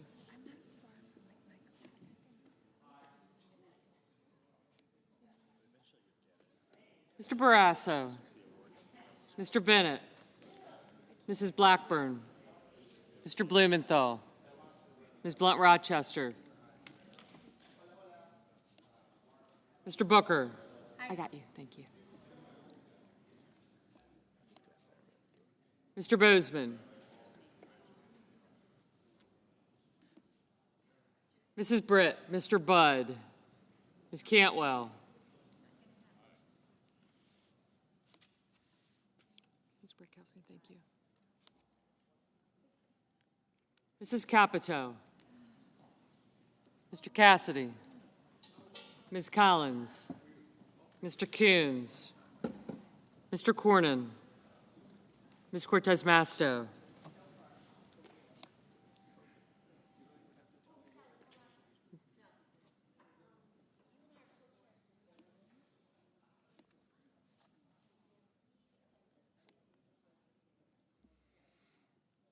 Mr. Cotton.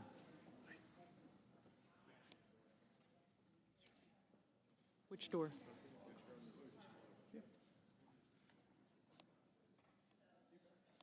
Mr. Kramer, Mr. Crapo.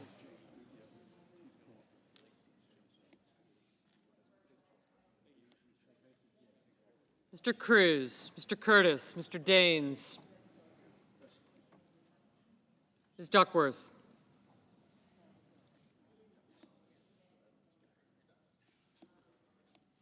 Mr. Durbin.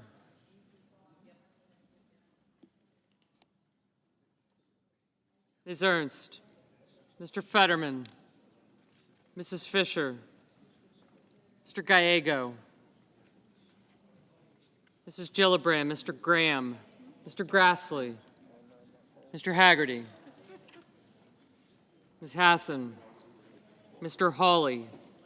Mr. Heinrich. Mr. Hickenlooper. Ms. Hirono. Mr. Hoven.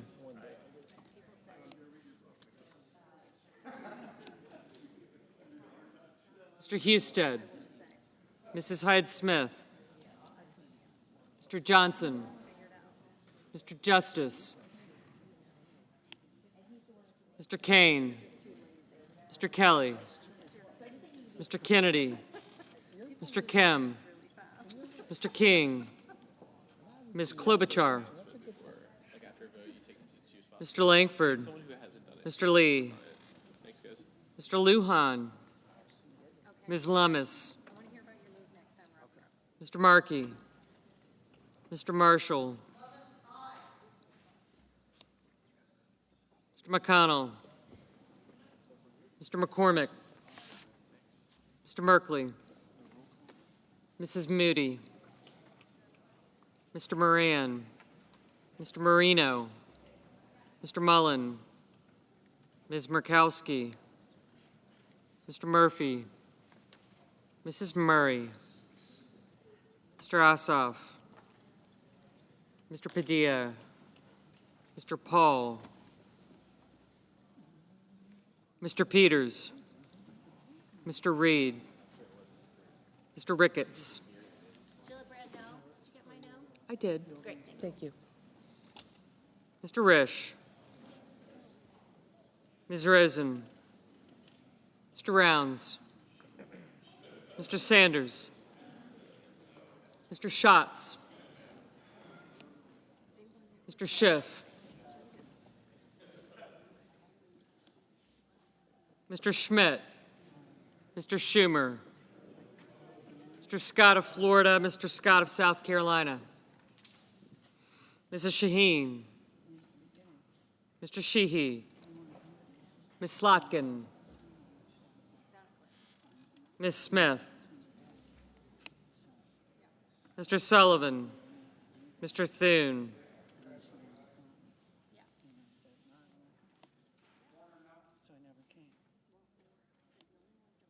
Mr. Tillis. Mr. Tuberville. Mr. Van Hollen. Mr. Warner. Mr. Warnock.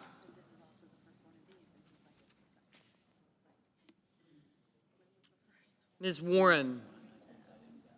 Mr. Welch.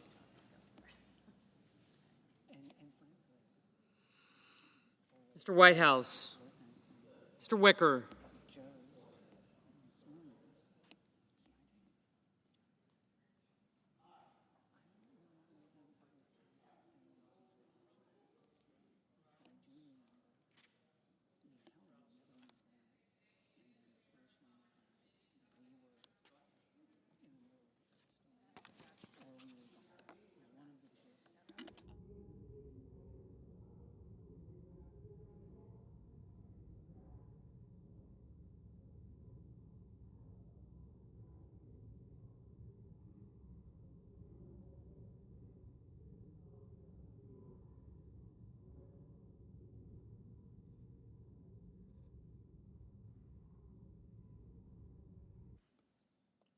Mr. Wyden.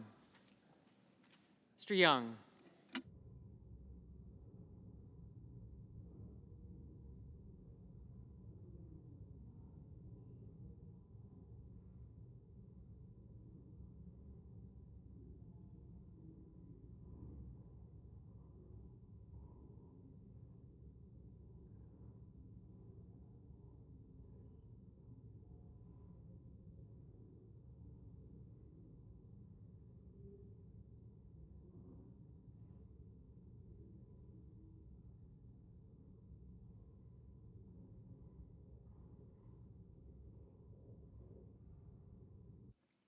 Senators voting in the affirmative: Banks, Barrasso, Britt, Budd, Capito, Collins, Cornyn, Cotton, Kramer, Crapo, Curtis, Fisher, Grassley, Hawley, Husted, Kennedy, Lee, Lummis, Marshall, McConnell, McCormick, Moran, Mullen, Murkowski, Risch, Rounds, Schmidt, Tillis, Wicker, Young.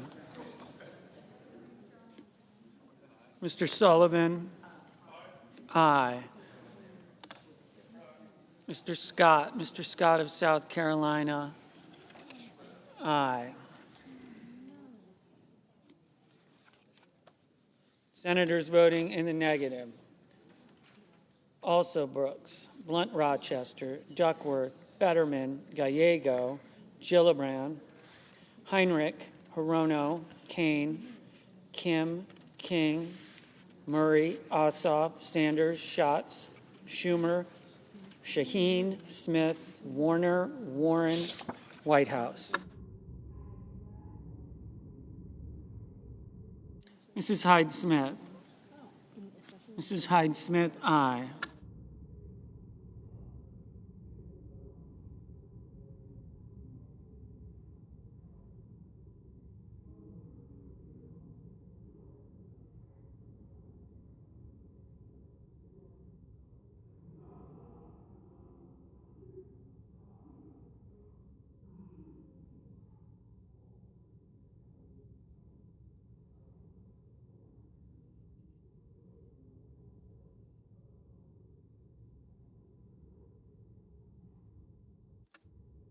Mr. Tuberville, aye. Mr. Langford, aye.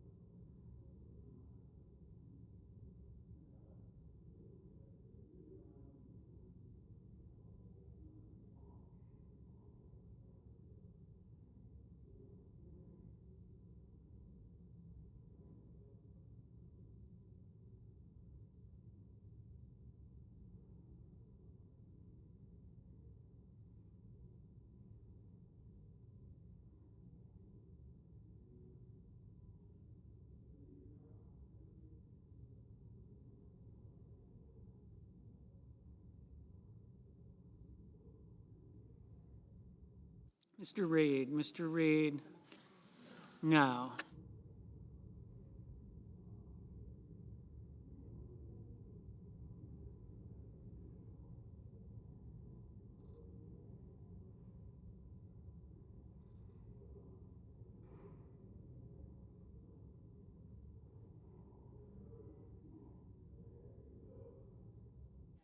Mr. Bennett, no.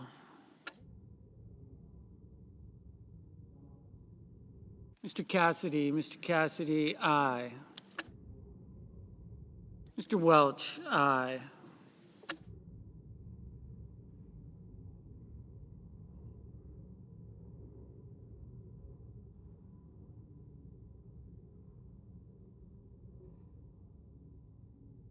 Mr. Kelly, no. Mrs. Moody, aye.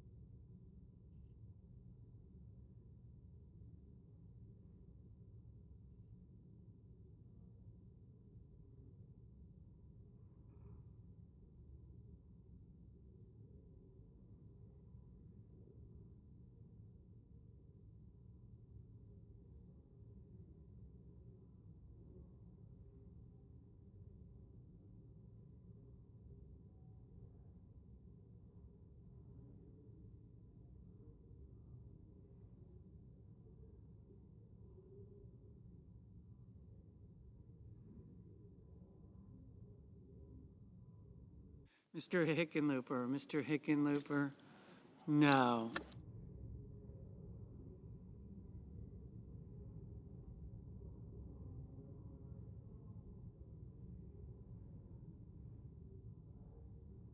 Mr. Justice, aye.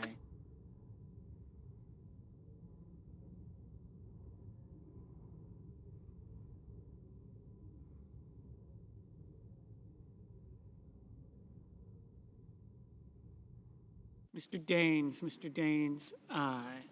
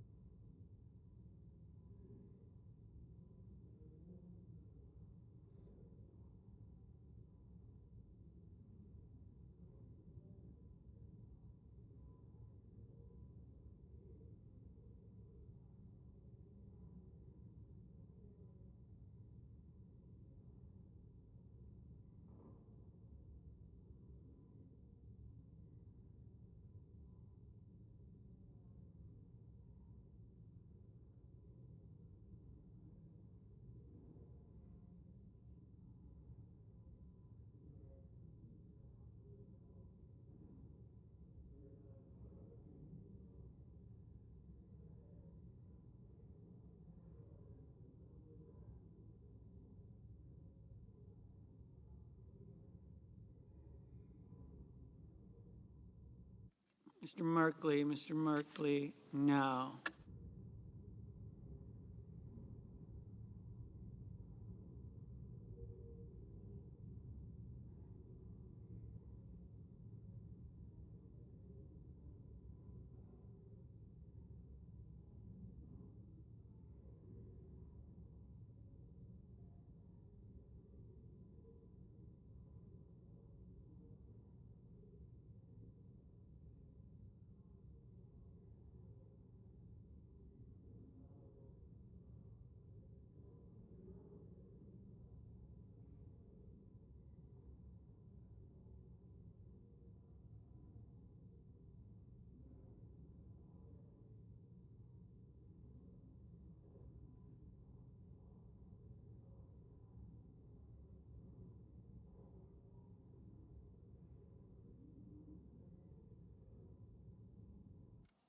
Ms. Cantwell, no. Mr. Schiff, no.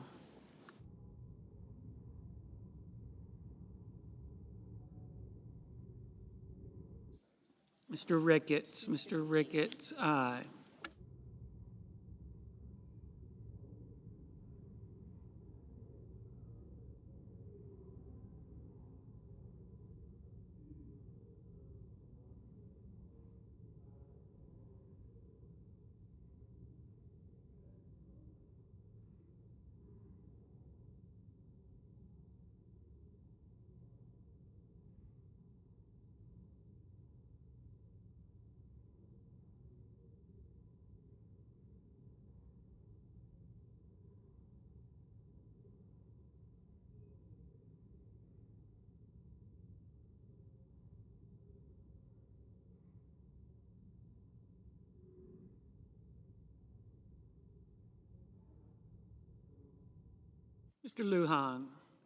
Mr. Lujan, no.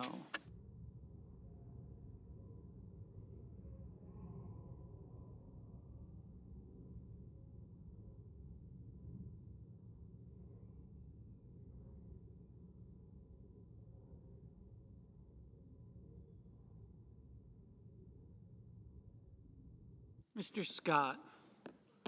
Scott of Florida, aye.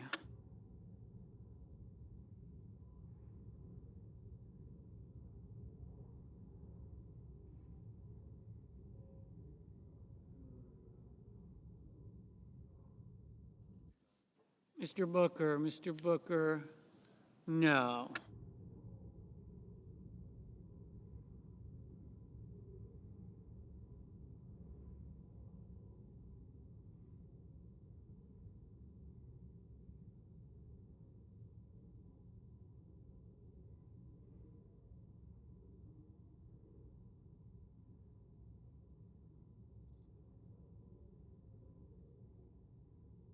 Mr. Murphy, no.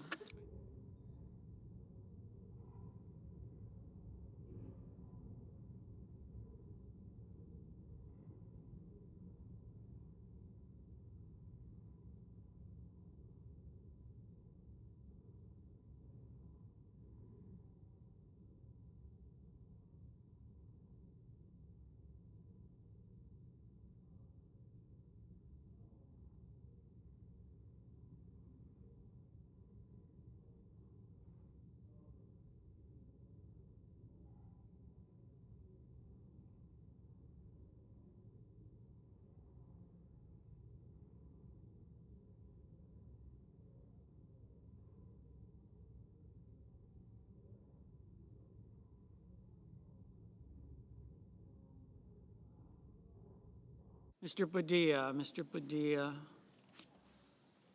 no.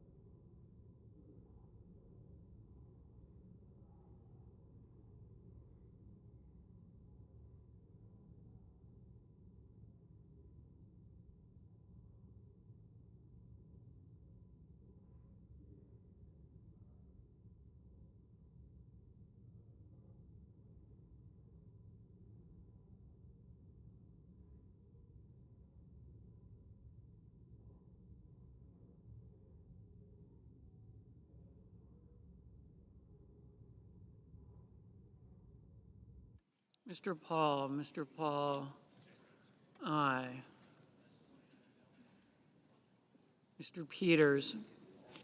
Mr. Peters, no.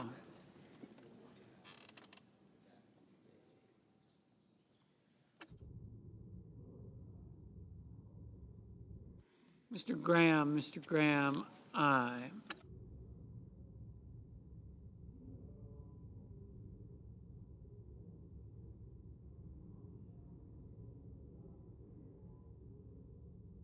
Mr. Bozeman, aye.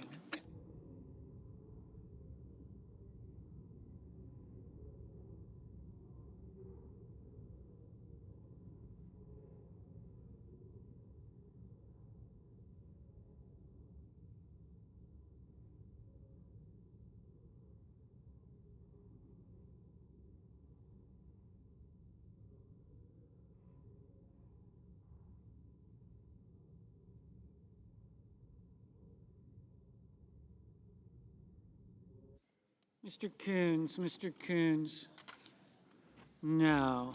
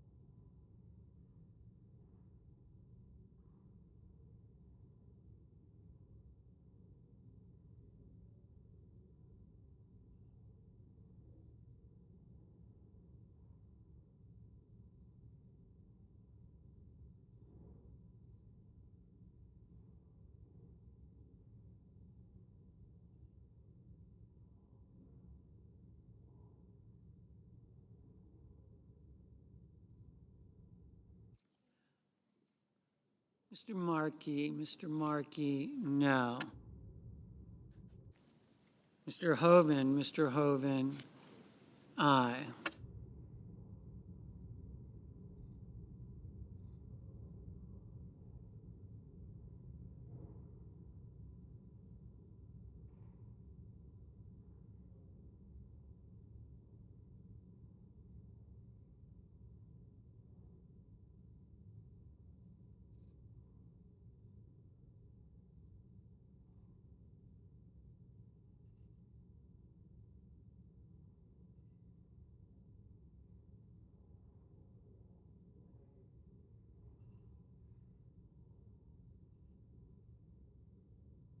Miss Ernst, aye. Mr. Sheehy, aye.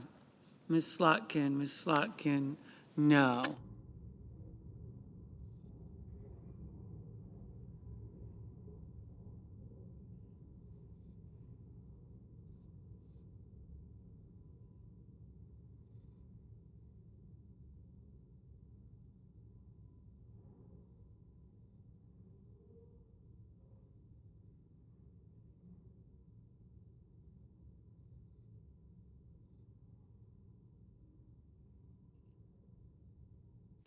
Ms. Cortez Masto, Ms. Cortez Masto, no.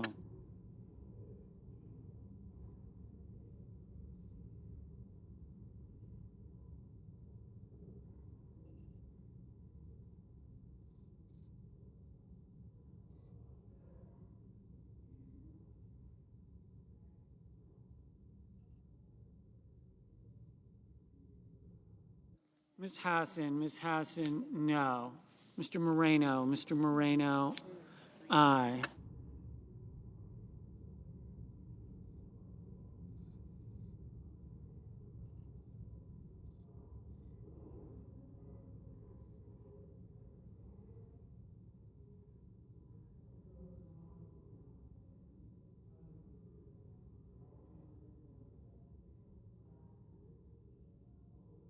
Mr. Warnock, no.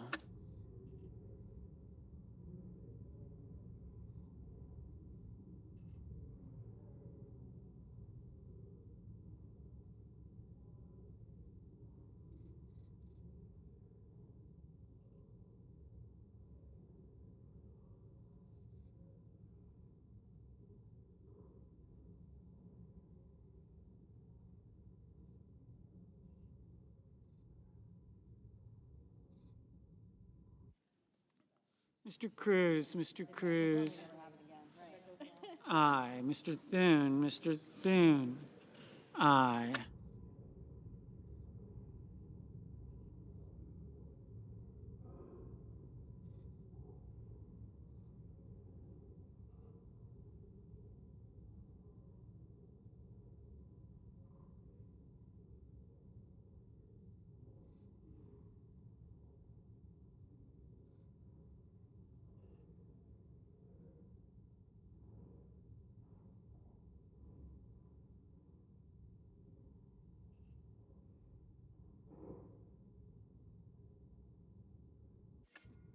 Ms. Baldwin, no.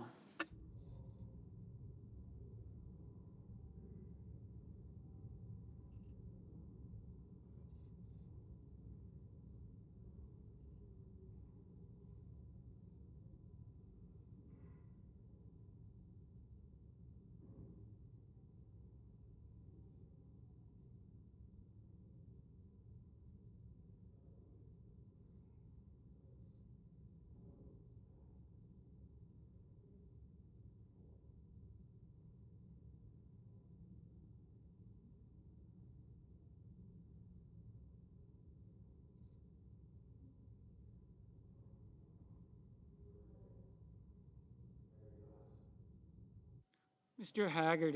Haggerty, aye.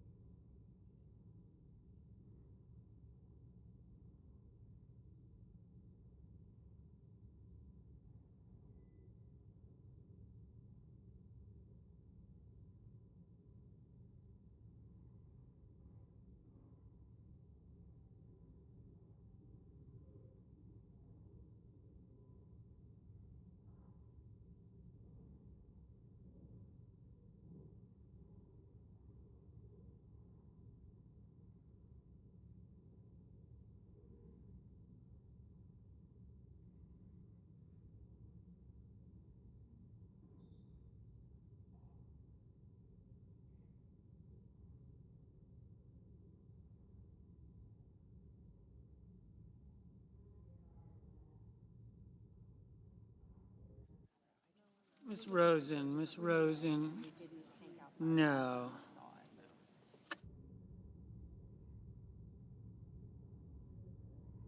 Mr. Durbin, no.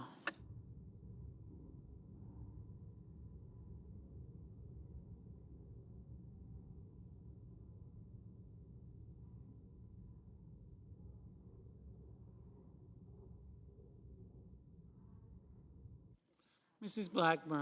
Blackburn, aye.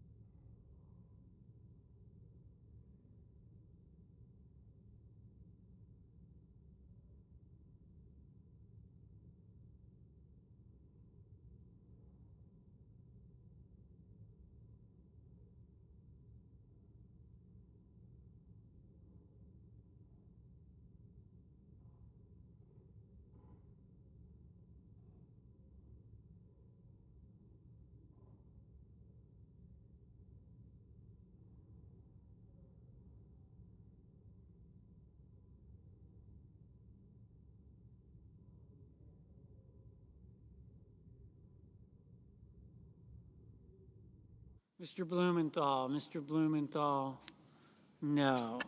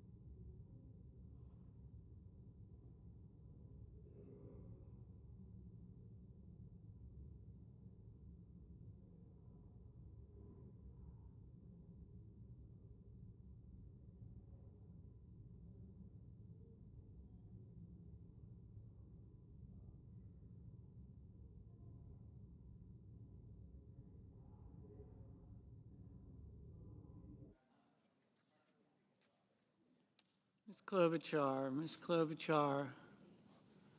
No.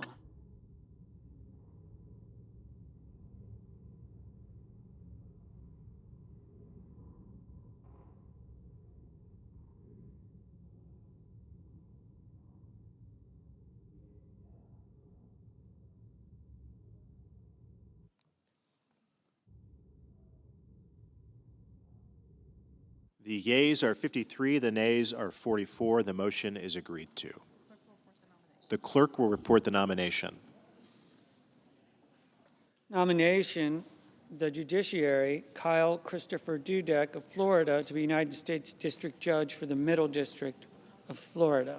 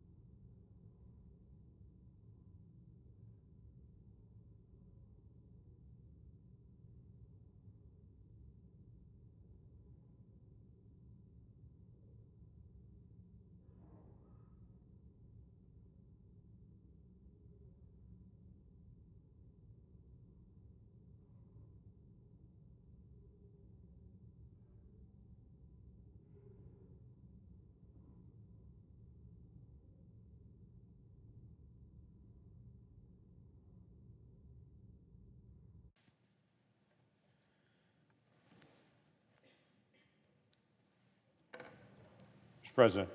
The senator from Oklahoma. Mr. President, is the Senate currently in quorum call? It is not. Thank you, Mr. President. Mr. President, I want to tell you a story about Tina Pierce. Tina grew up on a farm in Idaho. She was the first in her family to earn a college degree. After earning her degree in accounting, she served in the United States Marines, where she was deployed to Kuwait as the comptroller for contingency operations at Desert Thunder. She earned her MBA from Colorado State University. She graduated at the top of her class. She then became a CPA, a certified public accountant. She's been married 26 years, she has 4 children. Her husband also served in the United States Marine Corps as a colonel. Why do I bring her up? Well, here's why. President Trump nominated Tina Pierce to be the Chief Financial Officer for the Department of Energy. She went through the process with the Committee of Energy and Natural Resources, where she was voted out in May of this year, 13-7. Pretty strong bipartisan vote. She passed out of committee and then has sat waiting. What's interesting is the Chief Financial Officer for the Department of Energy has actually never had a vote in the Senate on the floor of the Senate. It's always been a position that in the past went through committee, was approved in committee, and then passed on the Senate floor either by unanimous consent, a voice vote, or was put what's called en bloc, grouped together with other nominees and passed all in a group. This is not the Secretary of Defense. This is not the Secretary of Energy or the Secretary of State. This is the CFO for the Department of Energy. It's one of those 1,200 positions that the Senate must confirm, but historically has always been confirmed in a very fast-track process after they pass out of committee, especially when they pass out 13-7 out of a committee. Everyone knows they're going to pass. You see, that's the way it used to be, but not anymore. Mr. President, my Democratic colleagues have determined that Tina Pierce should be filibustered so this Marine, married to a Marine, mom, highly qualified, graduated top of her class, has to sit at home and wait as Democrats block every single nominee on the floor. So she waits since May of this year to see if the Senate can open up enough time to have a vote. Oh, that's not the only one.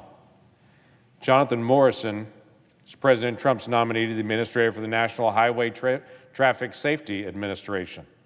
Jonathan was the first in his family to go to college. He graduated from the University of Pittsburgh in 2001, went on to law school at Notre Dame. He also got a Master's of Laws degree in International Business Law from the University of Chicago, University College in London.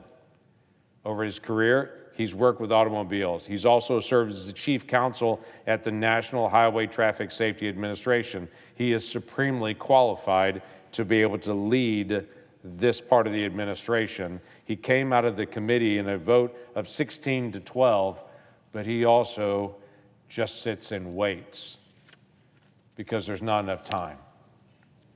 In every administration, there are lots of nominees. There's 1,200 nominees, and everyone knows there's so many nominees, and so you pick and choose which nominees you actually want to be able to debate. That's normal in every single administration. They all have to go through the committee process, but when it comes to the floor, you don't dedicate all the floor time to different what are called sub-cabinet officials. Those get fought out in committee, and then they come to the Senate floor, and they either pass en bloc, or they pass by a voice vote or unanimous consent, or if they're highly controversial individuals, maybe we'll have a floor vote on this. So it's been 200 days of this administration. Let me give you some examples of this. What's called a cloture vote, a demand to be able to go through this full, long process. Under Bill Clinton, there was 0 of those. 0. Were there controversial nominees? Sure there were, but they worked through the process on that. Under George W. Bush, 0 cloture votes that were required in the Senate. There were 9 under President Obama, but then under the first President Trump administration, 38 all of a sudden. You know what we did as Republicans? We pushed back, and there were 71 under President Biden. It was kind of a tit for tat. Now our Democratic colleagues have determined this is not going to be tit for tat anymore. We're just going to shut the whole place down. Now under President Trump, 134. What does this really mean? This really means that we're not moving anyone across the floor unless they actually have 3 hours of floor time. That is a vote on a motion to proceed. That is 2 hours of debate time here on the floor for that person, and then another vote after that. It takes a total of 3 hours to be able to do that whole process. 3 hours for every single person when you've got 1,200 people. You would think during that time, that's the 2 hours of debate time, we would have massive amounts of debate, because if these are highly controversial nominees, of course there's going to be debate on this floor to be able to discuss all these highly controversial people. Well, let's talk about that. For these sub-cabinet officials that are there, there's been 109 of them. All of them have been filibustered through the process to say they demand it. The average Democratic debate time for these 109 people has been 2 minutes. Actually, technically, 2 minutes, 12 seconds. So 2 hours of time that they have demanded to debate these highly controversial people, and they've allocated 2 minutes, 12 seconds on average. Well, interestingly enough, 81 of those 109 Democrats actually did 0 debate on the floor. This was just about shutting the Senate floor down. That's all it was. This was about attacking President Trump, not acknowledging the fact that he won the election and that he should be able to actually go through the process to be able to have his staff like every other president has had. Interestingly enough, I've had folks that have said to me, well, how do you actually fix this? How does this get better? Well, the first way this gets better is typically in the past, Republicans and Democrats would sit down together and would say, this is intolerable. We can't actually get to other bills.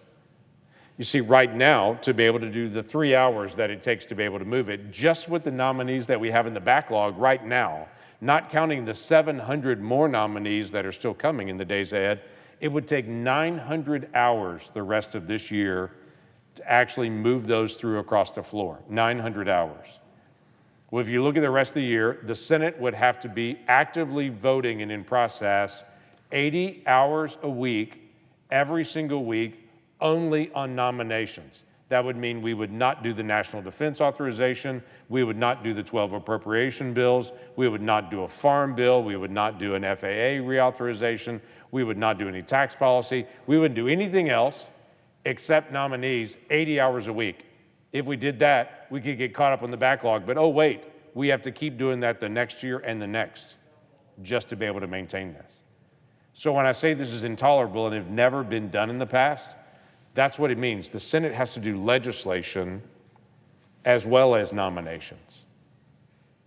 This is a situation that my Democratic colleagues have broken the Senate structure. We got to figure out a way to be able to fix this that works for Republican or Democrat presidents in the future. Regardless of party, the president has got to be able to move their nominees, and this should not be an issue that once they've gone through committee and been resolved, that they literally can't get to the floor, or that people wait for months and months and months to even get a vote on the floor because there's so little time and we're so backed up. So here's a simple idea. Just like has been done in the past, move folks in groups, just like it's been happened in the past. If you go in the first Trump administration, there were 22 separate votes that were taken. They were called en bloc. Groups of folks that had all been passed out of committee. Under the Biden administration, that happened 17 times, where Republicans allowed Democrats to be able to lump these individuals together to be able to pass them all together. Under this administration so far, 0. None. Under the first Trump administration, 559 of the 1,200 plus people all went through that process. Under Biden's administration, 277. This is Republicans and Democrats alike. Now it's 0. Because my Democratic colleagues, I assume, have just determined they're going to be the resistance.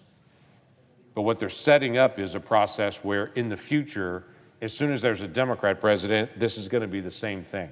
Because Republicans are just going to go tit for tat on that. That's not right for the country. It's not right for then. It's not right for now. So very simply, we've got to get back to legislating. which means we've got to allow the president to be able to have his nominees go through the process. We have a constitutional responsibility to advice and consent. Let's do that in the committee process. Let's bring those to the floor in a debate. Let's actually pass or not pass those individuals, whatever this body may determine, but let's at least get an up or down vote on every single one of these individuals to be able to get this part of our responsibility checked off. Because this week, we're also trying to work on the National Defense Authorization. That's an essential piece of legislation we've got to get done. By the 30th of this month, we're supposed to have 12 appropriation bills done. But we can't get on appropriation bills, and we can't work on the National Defense Authorization the time that it needs while we're backed up with hundreds of nominees, and my Democratic colleagues are blocking literally a mom and a Marine who's a highly qualified CPA to say they can't be the CFO. Please. This is all about trying to attack Trump, but what they're doing is actually stopping the country from getting its business done. So let's get this fixed. That's my request. My colleagues are coming to the floor in the next hour. We're all going to make our case why this is so important that we actually get resolved, not sometime, right now we get this resolved. So with that, Mr. President, I yield the floor to my colleagues who will continue to be able to make the case.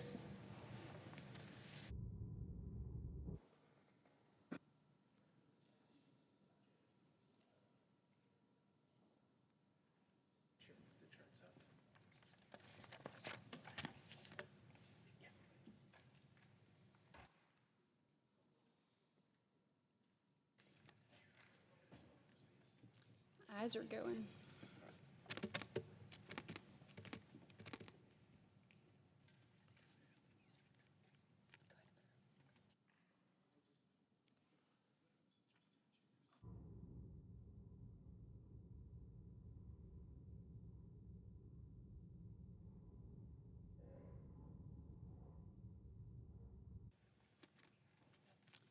Mr. President. The senator from Alabama. Mr. President, I'd like to thank my colleague from Oklahoma. He did a tremendous job on what he just laid out and has also been working tirelessly on this for the last few months, in particular the month of August, along with myself, Senator Eric Schmidt, Senator Ted Budd, Senator Ron Johnson, all trying to coalesce on how to make this place work again. This is about preserving the institution, not about partisan advantage. Unfortunately, this is where we are today. And I think it's important that we rise to continue to talk about this, about Senate Republicans working to restore order to this chamber. The Senate has a constitutional obligation to provide the president advice and consent on his nominations for key positions. This role is a cornerstone of the checks and balance systems created by our forefathers, and it is a process we must ensure continues to function, no matter who is currently serving in the White House. I understand being in the minority, and it is certainly frustrating when your party doesn't win the general election. But as we have heard our colleagues say a number of times, elections have consequences.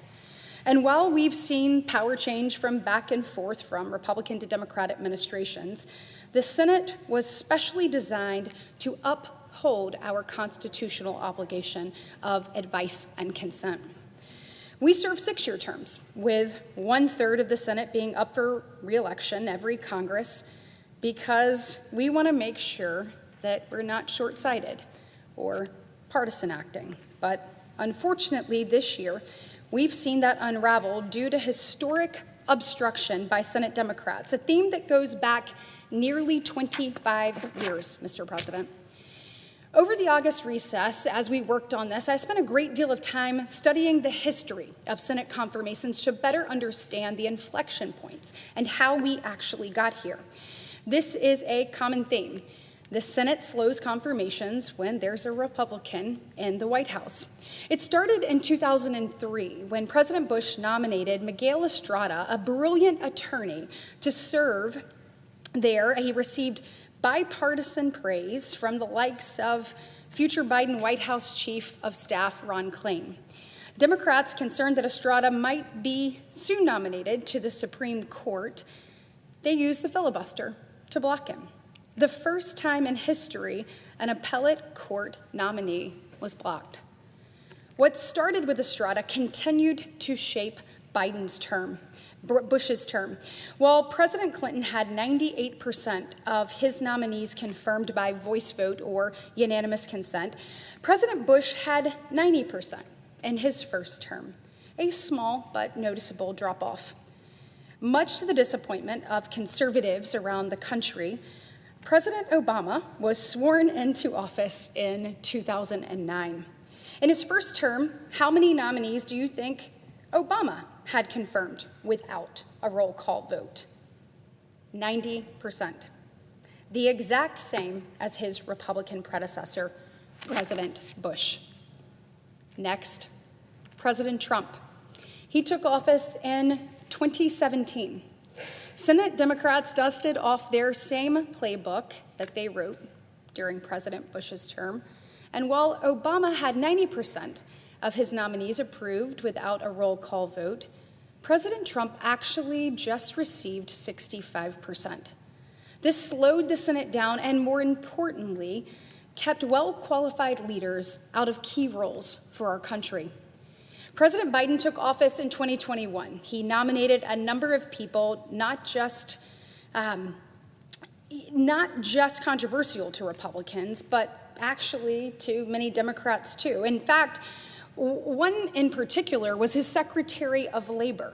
So his nominee to be Secretary of Labor couldn't get confirmed by his own party, and actually was in an acting role for over 680 days. Nearly 2 years without a confirmed cabinet secretary. Despite all of this, 57% of President Biden's nominees were confirmed without a roll call vote.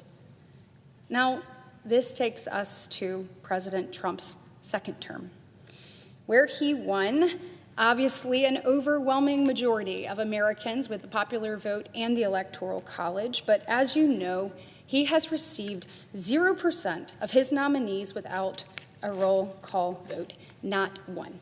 So look at this chart. This lays it out for you. You have H.W. Bush, 98%. Obama, 90%. You've got Clinton here, 98. You've got Trump 1, 65. You've got Bush again, 90. I mean, look at this. 98, 98, 90, 90, 65, 57, 0. Does this seem like people are trying to make this place work, or does it seem like they're trying to bring it to a screeching halt? For me, I came here to actually do something. So we have 120 pieces of bipartisan legislation on really incredible things that have been marked up in committee and are ready to see time on this floor. They are things like social media to protect kids online, to finally stand up to big tech and say the safety and security and mental well-being of our children comes first, not the profits in your pocket. We have bills on affordable housing, knowing that now when you look at the American dream, almost everyone's piece of that comes through owning their own home. Well, previously you would buy your first home between 26 and 28 years old. Now that number has moved to 38 or beyond. Making sure that we make that more tangible for Americans, that we figure out how to actually address that crisis is critical. And we have a bill waiting to see the floor. But yet, Senate Democrats continue to try to prolong this, to try to put every roadblock in place just to keep President Trump from getting his people in place. And look, at the end of the day, last November, the American people were actually faced with two options. And this, to me, was the most well-informed election we have ever had in American history, because they were two very known entities. You know, you knew what you were getting. You had seen Kamala Harris serve as vice president. You had already seen President Trump serve in one term. And so you knew what you were getting. And the American people overwhelmingly said, we want President Trump back in office. Kamala Harris had said she wouldn't do anything differently. I think you all remember that on The View. Anything differently than Joe Biden. So they said, this is what we want. But yet, we're not allowing him to get his people in place to actually do the things that he needs to do for the country. I understand voting against nominees that you disagree with. I even understand requiring a cloture vote on some. What I can't understand is the blocking, is the delay tactics on every single nomination. These are bipartisan nominees, many of them. The ones that we will be talking about here came out of committee with a bipartisan vote. Now, during President Biden's term, there were certainly a lot of nominees that I did not agree with, but a president deserves some deference. Give them an up or down vote and move on. Senate Democrats have given no such deference to President Trump. And just like the 2024 election, in my opinion, have failed to present the case to the American people. This is not obstructing nominees. This is a protest of an election that didn't go their way. We've spent an unreasonable amount of time just trying to confirm largely uncontroversial nominees when we could be using it to see those bills that have been marked up in a bipartisan fashion on this floor. We could be using it to work through appropriations bills, which in my opinion are so critical to the job that we do. We could be using it to continue to move the NDAA and make sure that our armed forces are the best trained, ready, and equipped across the planet. Instead, we are nearly 9 months into this administration, and President Trump has less than 12% of his positions confirmed. The Senate has worked hard these last 9 months. So we've actually held a record number of roll call votes. We have been in session a record number of days. And unfortunately, we have another record. And that is that you have 0 voice votes here for President Trump at this point in time. But it doesn't stand to reason that a historical effort is being put on us for continuing this lowest number of nominees confirmed through the Senate. President Trump is on pace to just have confirmed 426 nominees by the end of this Congress. 426. Look at this, y'all. So you have President Biden at the end of his first Congress, end of the first 2 years, 919 nominees confirmed. Now, we hear our colleagues on the other side of the aisle consistently say that we did everything possible to create an impediment for President Obama. Clearly not true when it came to letting his people have an up or down vote or giving them an opportunity to get in his cabinet. You look at President Trump, you see what they did here. 715 nominees by the end of Congress. Then you go to President Biden, 817 by the end of the first Congress. And at the current rate we're in now, and you heard my distinguished colleague from Oklahoma say that if we kept doing this, it would be 900 more hours that we would spend just in the near future. We only have 426 nominees, confirmed into his administration by the end of this Congress at the rate that we're going now. Do you know how many people serve in a cabinet, serve in an administration? Over 1,200.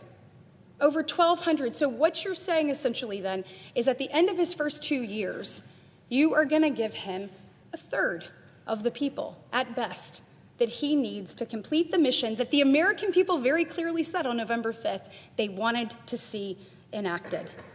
So it's not right.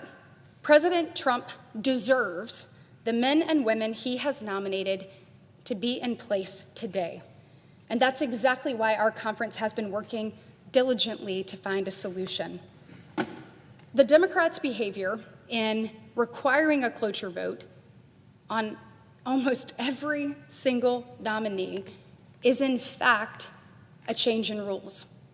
Their behavior has set a new precedent. It is one that will last with this body on and on and on and on. We want this Senate to work again. We want it to function once again. We want to be able to bring this important legislation that we've worked on in committee in a bipartisan fashion to the floor and get things done for the American people once again. And we're not going to allow the obstruction by the Senate Democrats to continue. It's important to understand that a significant number of these nominees that we will be talking about this week and next came out of their committee on a bipartisan basis. Some are individuals whom many of us have known and have worked with for years. They deserve an opportunity to serve, and I think many of my Democratic colleagues would actually agree.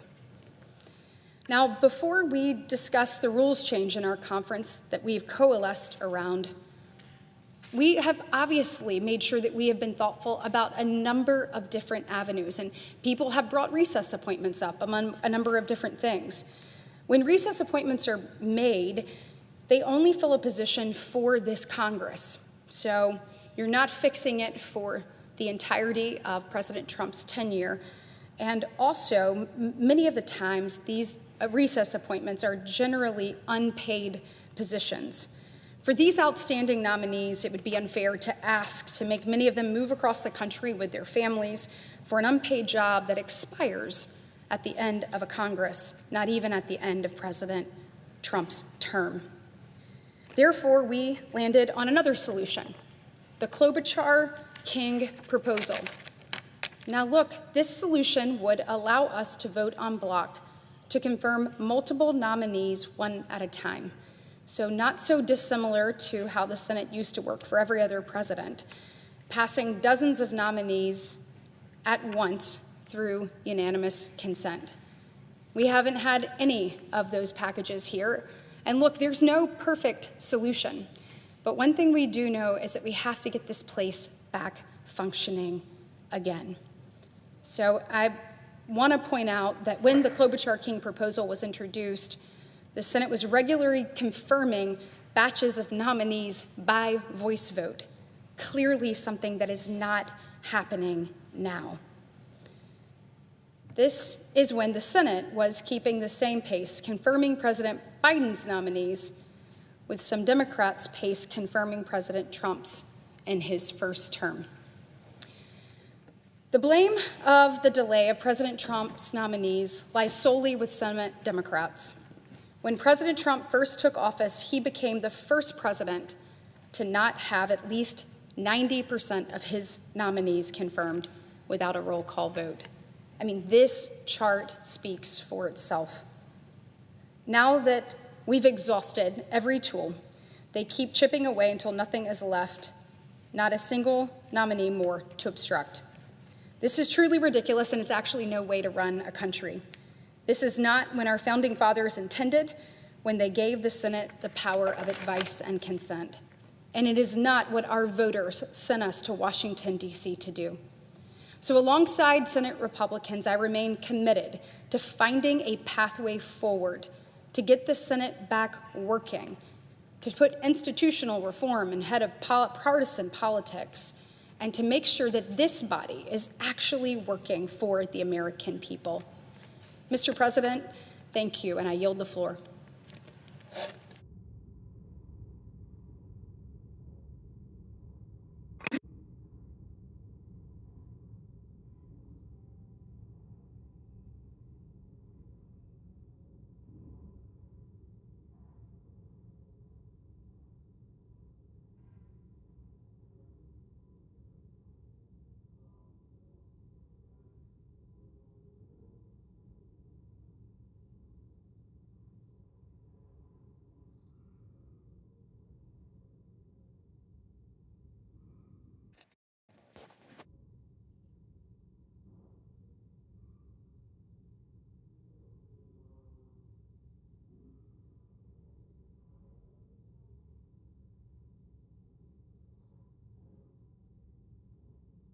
Mr. President.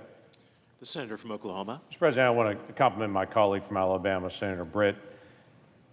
I can't begin to tell you how hard that she has worked through the August time period. There is this sense of we're just trying to be able to ram through this solution through the Senate. She spent hours on the phone talking to different Democratic senators, as I did, as multiple other members of our group did, trying to be able to find a pathway to be able to resolve this. Because that's always been the way it's been resolved. Eventually, it just gets to a point that You talk to each other enough, you figure out a way to be able to work it out, you work it out, and you figure out how to be able to do that. We reached an impasse the first days of August. Typically, that before we actually have a gap to be able to be back home in August, we'll pass dozens on what's called an en bloc vote. That didn't happen this time. We couldn't find it, that pathway to be able to actually get there. So in frustration, Senator Britt, myself, Senator Budd, Senator Cornyn, Senator Schmidt, Senator Johnson, all spent lots of time over August trying to be able to figure out how do we weave out of this. And the idea became there is a Democratic proposal that's out there that was brought to the Rules Committee in 2023. It was never voted on in the Rules Committee when Democrats actually ran and chaired the Rules Committee, but it was brought to the Rules Committee to say, let's see if we can figure out how to be able to do this in a better way. And that was to be able to put in the rules to do en bloc voting, to be able to say if they've come out of committee, they passed out of committee, we know they're going to get passed on the floor, instead of holding up these sub-cabinet individuals, and we're not talking about the cabinet level, these sub-cabinet individuals, put them all together in a group and be able to pass them. We agreed the least partisan way to be able to do this, that's fair to both Republicans and Democrats, is to be able to literally take a Democrat proposal in 2023 and say, let's finish that out. Let's actually bring that and to be able to bring it for a vote. The response we got back overwhelmingly from our Democratic colleagues are, yes, we still believe that's a good idea. Let's start it when the next president comes in place. So in other words, we want to block every single one of President Trump's nominees, but we want to make sure this doesn't happen to us. It will. So we've got to be able to fix this now. Interestingly enough, many of my Democratic colleagues that I've spoken to over the past several weeks about this, when I brought up this proposal to say this is a way to fix it that we think is the best solution for the Senate long term, they have quietly over the phone said, yeah, we need to get this fixed. We just don't want to be the people to actually fix it. You fix it for the Senate.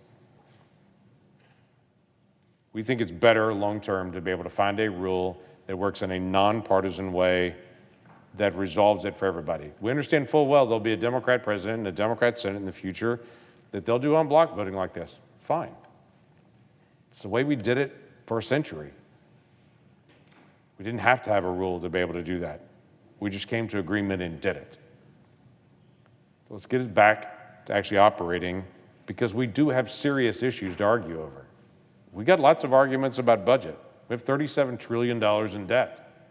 We need to spend more time arguing about that and less time arguing about who the CFO for the Energy Department is going to be when they've already passed out of committee in a large bipartisan vote.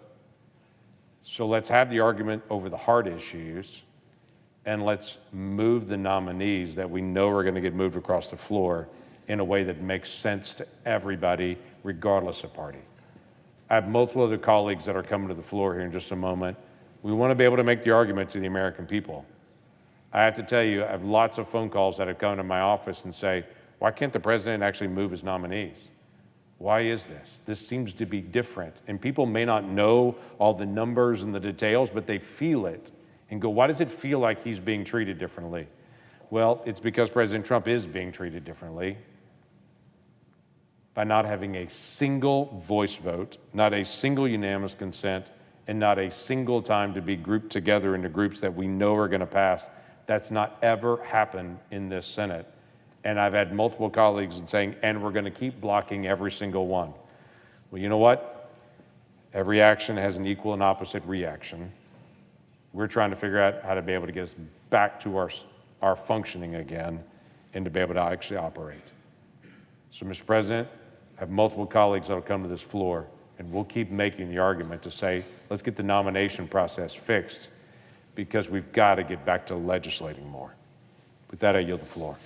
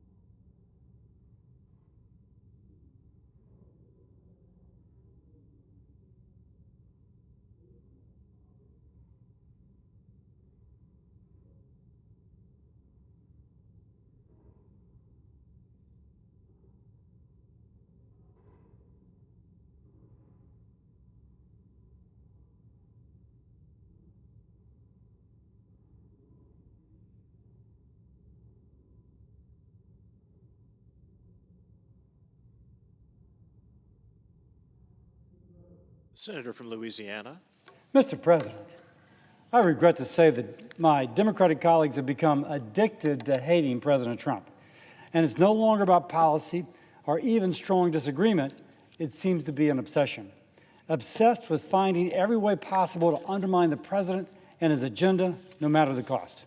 And what they've done to the nomination process in the Senate might be the height of partisanship since President Trump returned to office.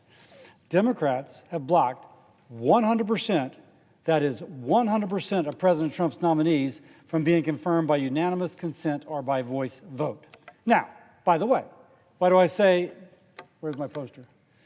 My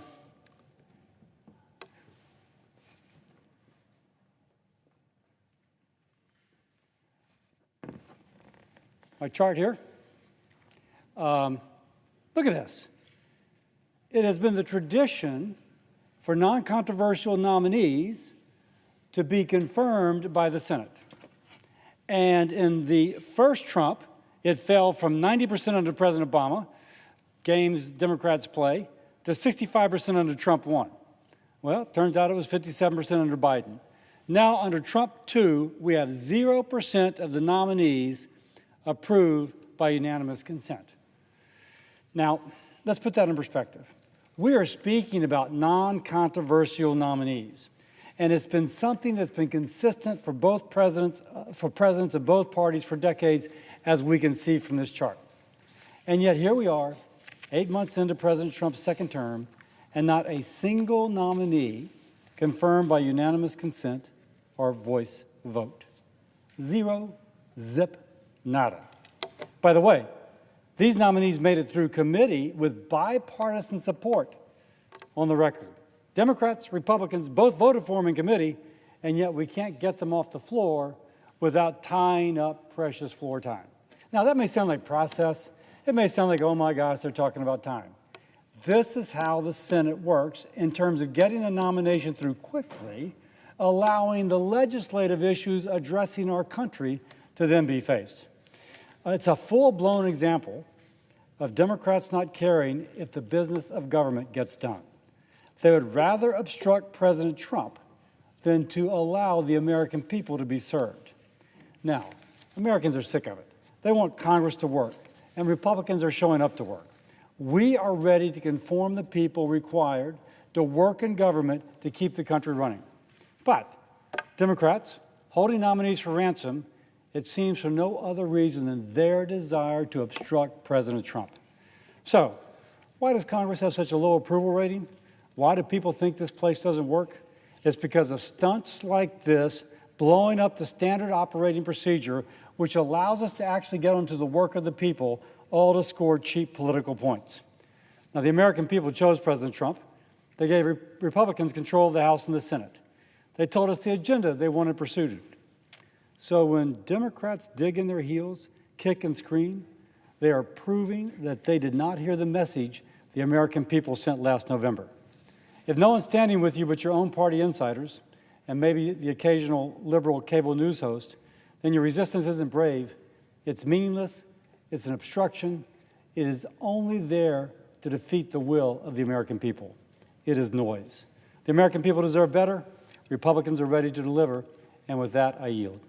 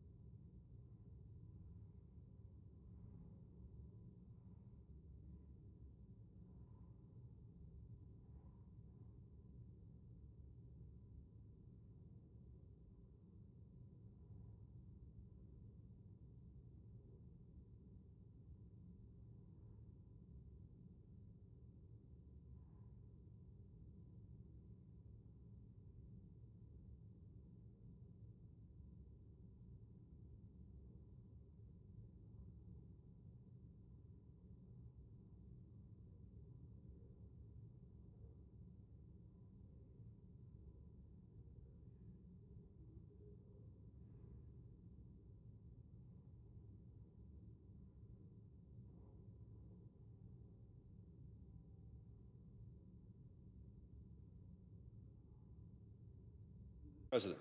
The senator from Missouri. Thank you, Mr. President. I rise to discuss the unprecedented obstruction by my Democrat colleagues, which brings us here today, and the activity we're going to see on the floor this week and next.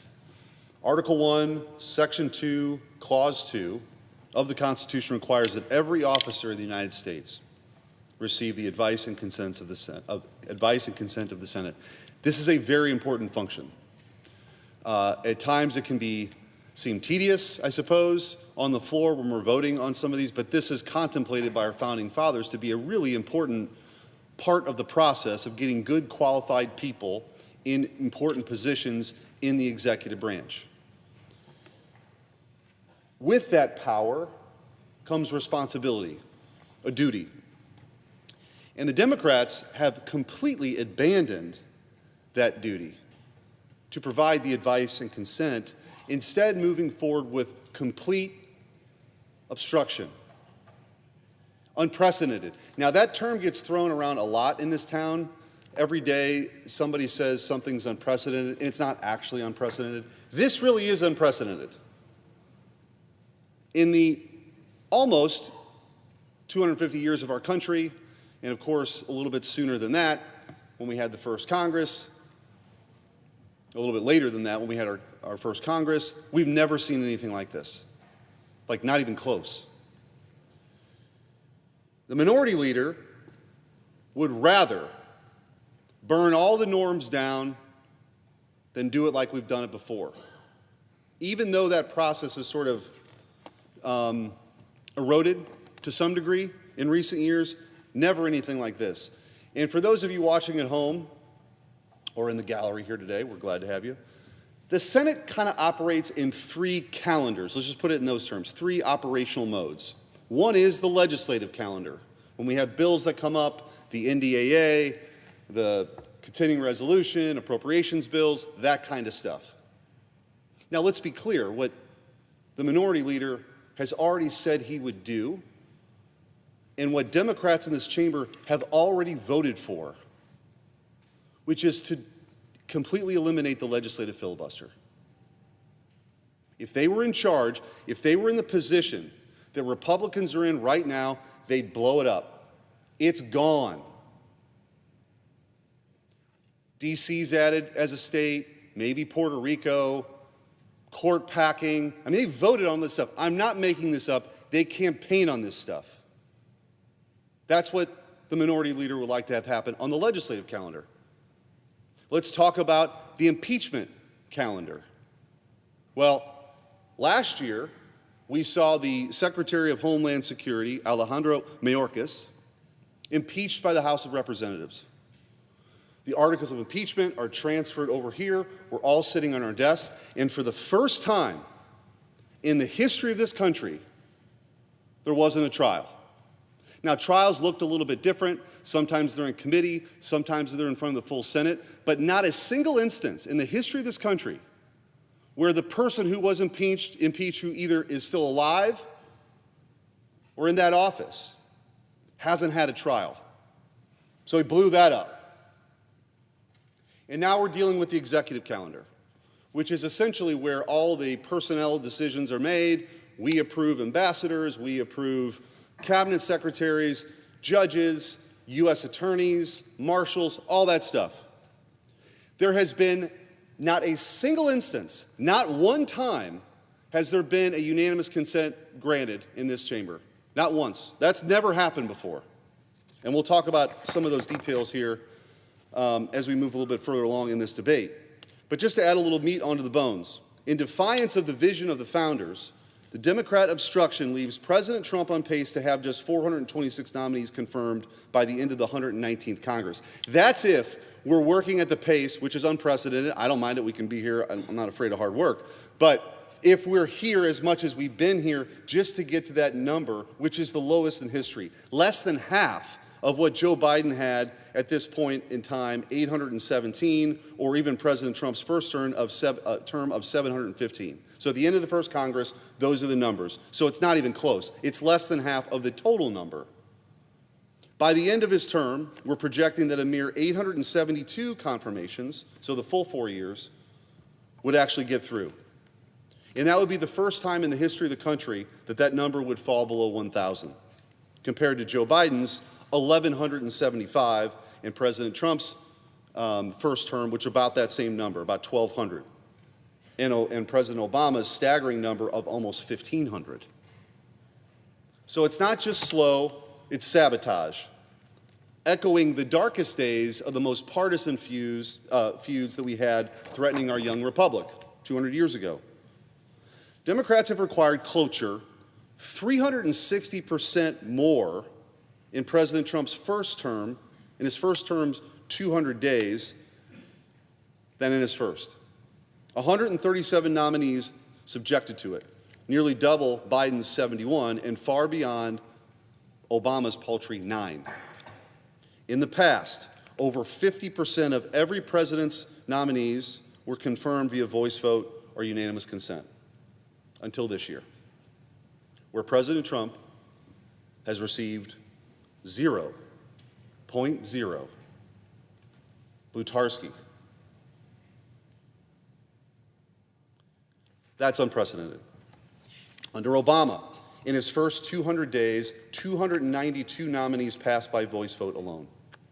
President Trump has just 135 confirmed, all via overcoming, except Marco Rubio, overcoming filibusters. Every single one, save the first one, has been filibustered. To put that in perspective, Clarence Thomas, perhaps the most controversial Supreme Court judge as far as that vote went, got 52 votes. It wasn't even filibustered. All of these are being filibustered, including the general counsel to the Department of Transportation. The average time for nomination, from nomination to confirmation, a glacial pace of 94 days. Nearly double President Trump's first term of 54, worse than Biden's 70, and a far cry from Reagan's efficient 25 days. We've shattered records with the most Senate session days and roll call votes in modern history. 126 days in the first 200, more than Biden's 121, yet the backlog swells. 139 nominees on the executive calendar, 153 in committee, 786 not yet received. This obstruction is antithetical to our constitutional design. You can have problems with nominees, you can vote no, you can even filibuster some of them. But to filibuster all of them and not have a voice vote on any of them is a symptom of something else. Trump derangement syndrome. They can't get over the fact that President Trump actually won.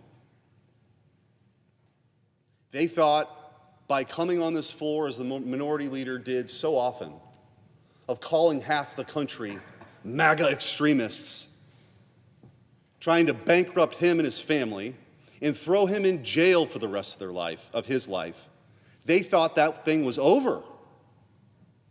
But the American people sat in their own jury box and they watched all of this nonsense unfold for the last 4 years, and they rendered their own verdict. And it was for reform. It was for the very kind of people that President Trump is putting up for these positions. So to subvert that democratic process, the sand has been thrown into the gears of our republic in a way we've never seen before, and that's what we're here to fix. The Democrats have turned the cooling saucer of the Senate into a deep freezer. But here's the good news. A great thaw is coming. The Republicans in this place are going to return the Senate back to what it was always meant to be able to do, which is to actually function and vote on confirmations. It's not that tall of an ask. But again, blinded by TDS, and quite frankly, if you talk to some of my Democrat colleagues, like I have privately, they understand that this is a real problem. They know that this is wrong. But they can't be seen by their increasingly radical base of doing anything that would be perceived as helping President Trump. So here we are. The conditions have been set, the landscape has been made, and it's time for action. I would argue that this isn't actually even a new phenomenon. This has been a slow-moving disaster 25 years in the making. After the 2000 elections, Democrats met at a private retreat to strategize how to maximally obstruct the Republicans, 25 years ago. A couple of leftist Harvard professors concocted an idea: filibuster the executive calendar. The minority leader wasn't done there. Just yesterday, he blew up our entire system on a voice vote, on voice voting in the Senate.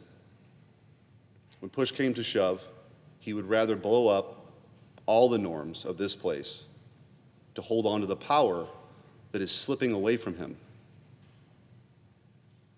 He's going to have another test when it comes to continuing resolution, but we're dealing with this right now. The decisions of the minority leader over the course of the last 25 years has led us to this place. So if anybody uses the term gone nuclear, just understand we're having to deal with the nuclear option that has already been executed on the Senate chamber, which is to say, we're filibustering everything, and there's no unanimous consent on anything. That's the nuclear option, and we have to react to it. One final note here. What we're really trying to do is restore the balance, and using a proposal that was submitted by a couple of our Democrat colleagues in the last year or two. In their words, and this is, by the way, voting in block, their words, not my words, the showdown of the confirmation, quote, the showdown of the confirmation process that we've seen in the Senate under the last several administrations is preventing key officials from taking up their positions. The in block proposal being referred to is, quote, this common sense reform will help improve efficiency and make sure we're able to fill positions that are vital to our national security, economic success, and more. When the Democrats proposed that solution very recently, 62% of Biden's nominees had already been confirmed by voice vote. So think about that.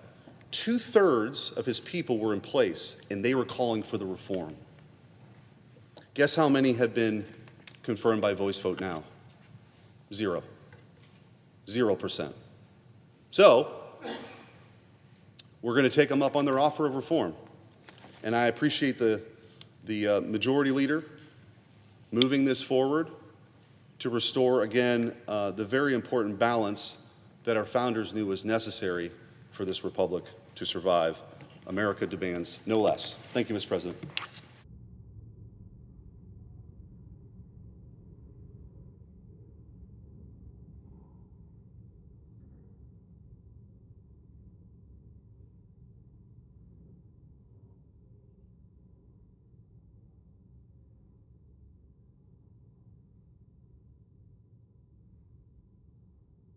President. Senator from Texas. Mr. President, I want to begin by thanking our colleagues, particularly from Oklahoma and Alabama, for leading the working group that was appointed by the majority leader to try to solve this problem. In their typical deliberative and careful and thoughtful fashion, they could have come up with a lot of ideas that would, I think, perhaps overreach. But rather than do that, they've come up with a solution that Democrats themselves have proposed, which to me strikes me as the epitome of fairness. But there are three main points I want to make before I sort of summarize where I think we are.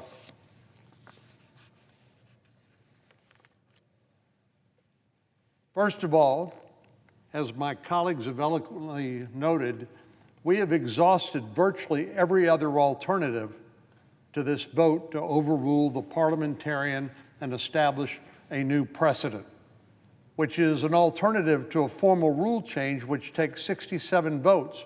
But we know our colleagues will never vote for that, leaving us no alternative but to invoke what is sometimes called the nuclear option. But as our colleague from Missouri just pointed out, this is really not so much a nuclear option as a restoration option. This is restoring the Senate to the way it used to work, not just before President Trump was reelected, but for the last couple hundred years, where we had an orderly process to consider a president's nominees, a committee process to vet them, and then a debate and a vote on the Senate floor, so that the mandate of the voters in the presidential election can be carried out by the president. So we've tried virtually everything else, but I'm going to give them one last chance here in a minute. But then as I've been thinking about it, what have we been doing while we've spent hour upon hour, day upon day, week upon week, trying to move through all these various Senate-confirmed nominees with no help, not just no help, but with active obstruction by our Democratic colleagues? I think about all the other things that we could be working on, even together, bipartisan solutions to our nation's biggest problems and challenges. Economists call that opportunity cost. In other words, when you're mired down in this mindless obstruction and blocking any nominee just because they happen to be nominated by President Trump, you're missing the opportunity to do other important things. And I know all of my colleagues, all 100 of us, came here to hopefully do important things. And that has been the source of great consternation and disappointment, I know, to many of us. But then I think about the people who have been nominated by President Trump. I've had them tell me this is an honor of a lifetime. People who've enjoyed tremendous success in business or in their professional life, to then give all that up in order to serve their country. These are patriots.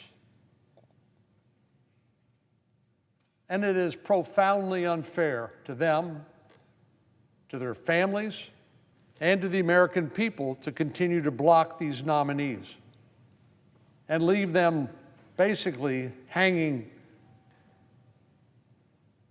in the wind. I've talked to many of them myself, these nominees, asking, Senator, when can I expect a vote on the Senate floor? I said, well, I don't know.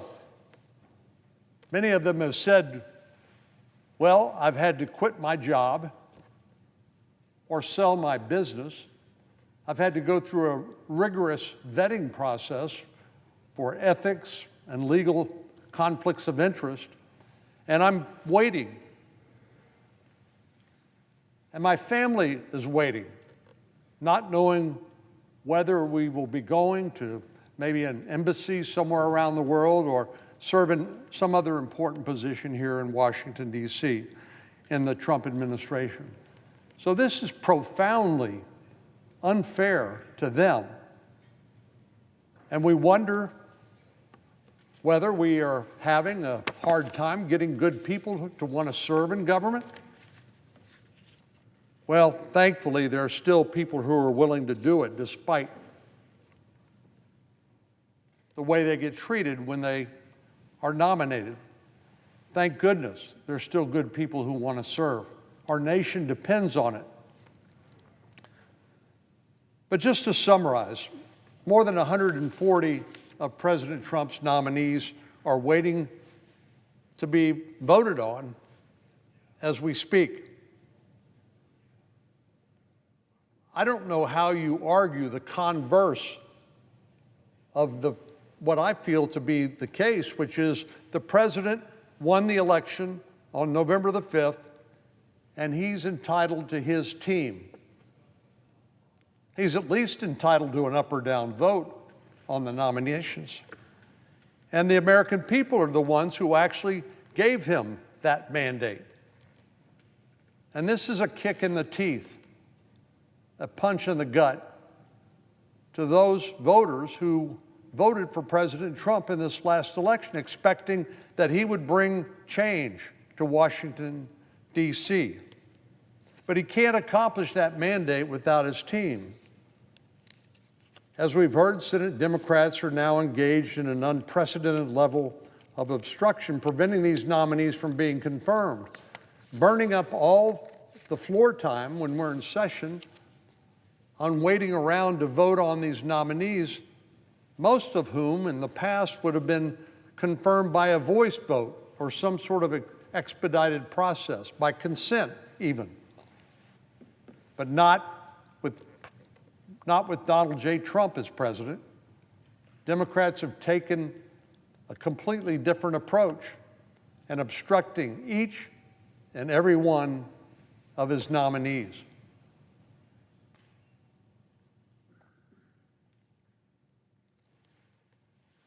Most of these individuals are uncontroversial. I remember the other day we were voting on General Counsel for Advocacy for the Small Business Administration. And I asked myself, what is that?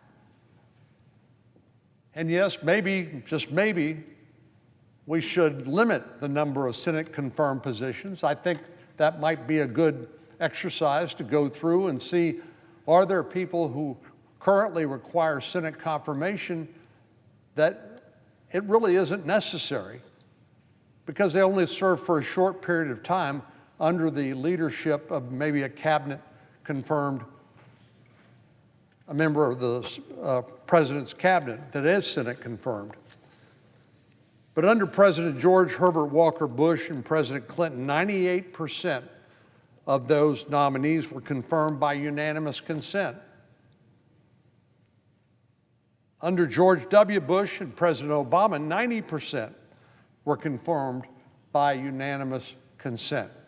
That's no debate, no argument, just a unanimous consent request without objection, so ordered. During President Trump's first term in office, only 65% were, so you can see the slide from 98 to 90 to 65, and what we've also learned is what goes around comes around. President Biden, his number was 57%. But that's a far cry from what we've seen in President Trump's second term, with zero of these non-controversial nominees, patriots who want nothing but to serve their country, being denied that opportunity out of blind partisan obstruction, mindless obstruction. And the only way it can be explained, the senator from Missouri mentioned Trump derangement syndrome, and this is it in all of its ugly manifestation. There's no other explanation. Now, changing the Senate rules is not something we do lightly, because we know what comes around, but the truth is, Republicans are more than willing to live with the change in the rules when Democrats are in the majority, when there's a Democrat president, which someday there may well be. So we are acting on behalf of all senators, of all presidents, of all nominees, and the entire American people when we say something has to change, and we are going to change it this week.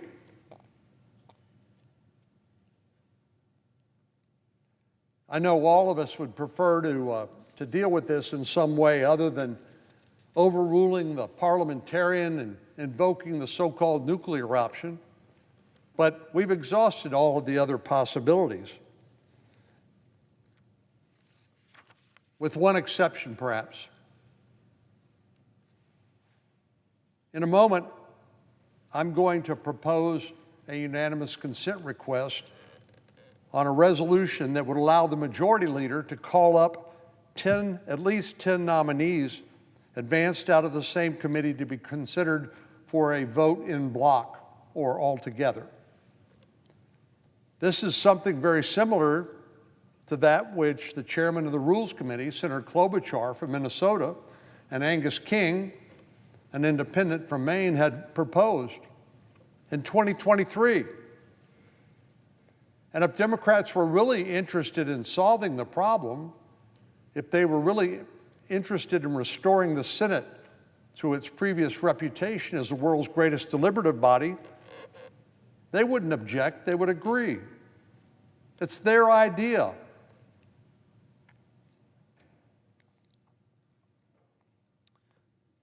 But what remains to be seen is whether Senate Democrats will agree to their own proposal. If Senate Democrats will consent to this proposal, which I will propound momentarily, which will allow en bloc consideration of nominees, then we can avoid a rule change. But if they block this resolution, they will show their true colors. They will show that this is not about deliberation. This is not about what's in the best interest of the American people. This is not about genuine oversight. This is naked, partisan obstruction. It will then be clear to all of us across the country that Democrat objections to changing the rules have nothing to do with preserving the institutional integrity of the Senate, and more to do with their crusade against President Trump and the American people who elected him last November the 5th. We'll see if Senate Democrats would prefer to continue their historic obstruction or whether they would consent to let us carry out the essential function of this chamber to provide a vote. That's all we're asking for, is a vote on the nominations. Mr. President, as if in legislative session, I ask unanimous consent the Committee on Rules and Administration be discharged from further consideration of S-Res 379 and the Senate proceed to its immediate consideration. Further, that the resolution be agreed to and that the motion to reconsider be considered made and laid upon the table with no intervening action or debate. Is there an objection? Mr. President. Senator from California. Reserving the right to object.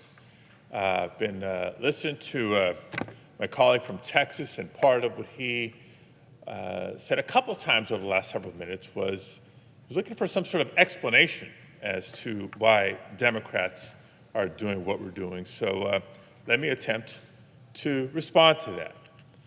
Can't help but observe that my colleague from Texas and Senate Republicans like to point out that Senate Democrats were proposing reforms to the nominations process in 2024. Yes, just last year. That's not a secret. A formal proposal was introduced. The Senate Rules Committee, of which I was a member and am now serving as ranking member this session, held a public hearing on these issues just over a year ago. There have been bipartisan discussions about these issues going back years. Senate Democrats led a bipartisan effort in 2024 for changes that would take effect in 2025. Now, why are those dates important? Because these proposals were made back when the outcome of last year's presidential election was unknown. Like, that's the ultimate fair way to do it. That's the way to get bipartisan support. These ideas are good or not good. You support them or don't support, regardless of who's president, which party is in power. But unfortunately, Senate Republicans at the time showed little interest in these reforms, not just last summer, even late into 2024. Can't help but observe that at the time they were engaging in their own unprecedented obstruction and blockades of President Biden's nominees. One Republican senator, held up routine promotions at the Department of Defense for nearly a year. Yes, I said Department of Defense, by the way. And they were planning to use these same tactics if then Vice President Harris had been elected president. But now with Donald Trump back in the White House, surprise, surprise, they're ready and set to make all these changes immediately. The truth is, we shouldn't be in this situation. On that much, I guess we do agree. But I'm not just talking about the process. Not just talking about the process. Since the beginning of the second Trump administration, this Senate has been faced with an unprecedented number of highly extreme and unqualified, unfit nominees. Many nominees whose stated goal is to dismantle the departments and agencies and programs with which they're being nominated to lead. Meanwhile, this administration is unlawfully impounding funds, firing people in droves, and abolishing agencies created by Congress. Actions that, if this Senate and Congress as a whole was living up to its responsibility as a separate but co-equal branch of government, the branch that's supposed to be providing oversight, accountability,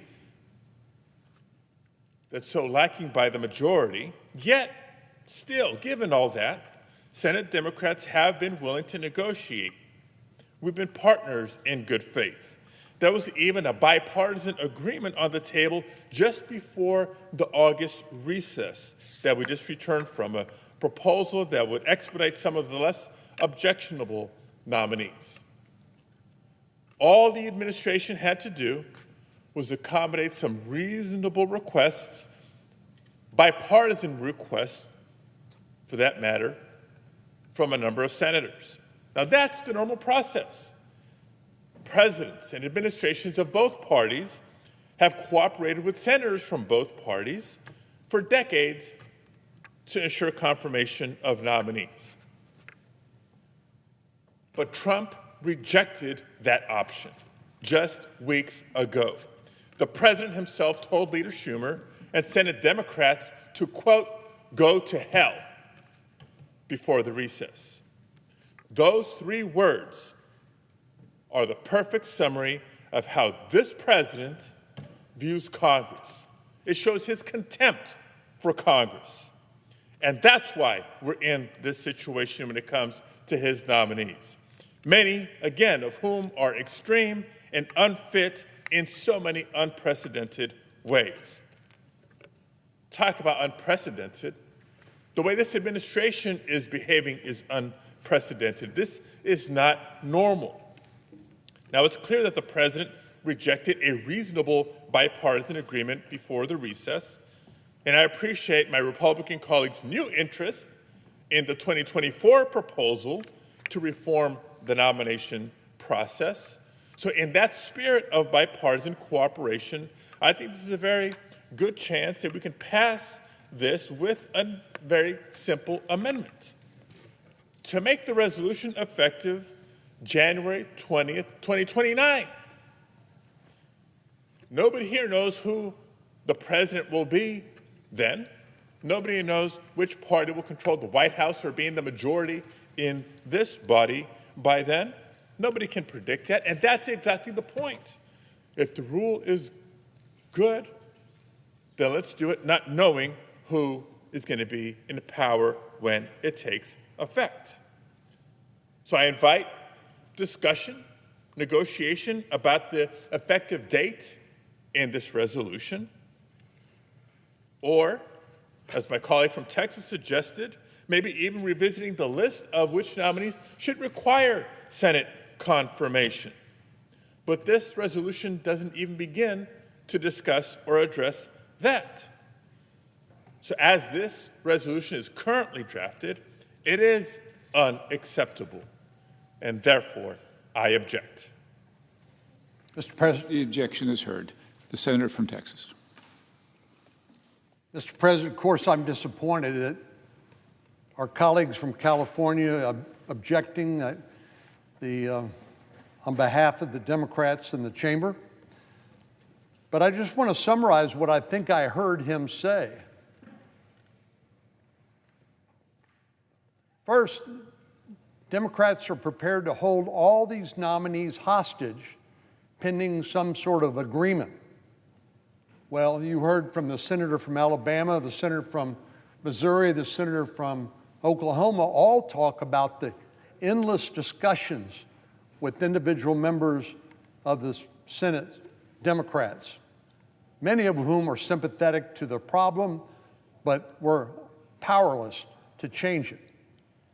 Because the leadership, the minority leader, the senator from New York, who controls that caucus, would not hear of any sort of negotiation. We're all accustomed to negotiating around here. We do it on a daily basis. But we have tried in good faith every possible permutation short of this action that we are taking today. But I have to ask, is it in good faith to say, let's wait until 2029 to change the rules? What's President Trump supposed to do over the next 3 years? Govern with one arm tied behind his back without the team he was elected, that he has selected to help him govern the country? He won the election on last November the 5th. He got a mandate. People are sick and tired of the status quo here in Washington, D.C. They want to see change. They want to see things shaken up. But now Democrats are saying you've got to wait until 2029. That's obviously unacceptable. And then finally, I would just point out, we could have offered a number of different solutions to this problem, some that perhaps would advantage Republicans and disadvantage Democrats. But we haven't done that. We said, let's take a Democratic proposal from 2023 and offer that. Surely they think that's reasonable since they themselves have proposed it in the first instance. But what we've just heard is that Democrats won't even agree to that. Their own proposal, their own idea. So to me, it's abundantly clear that we've exhausted all the opportunities for negotiation.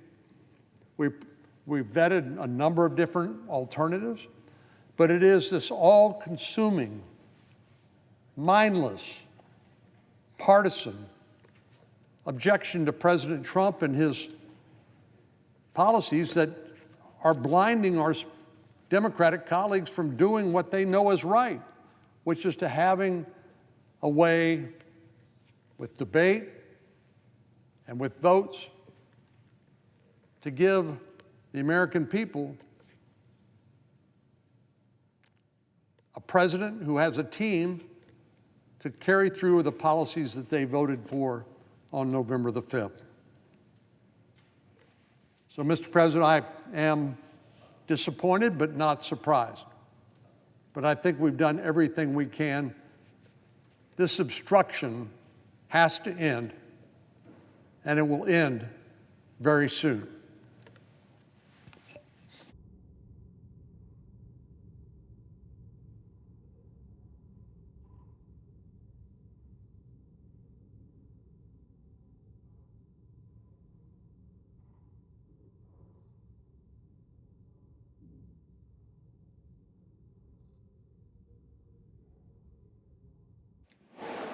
Mr. President. Senator from Wyoming. Mr. President, I know of no further debate on the nomination.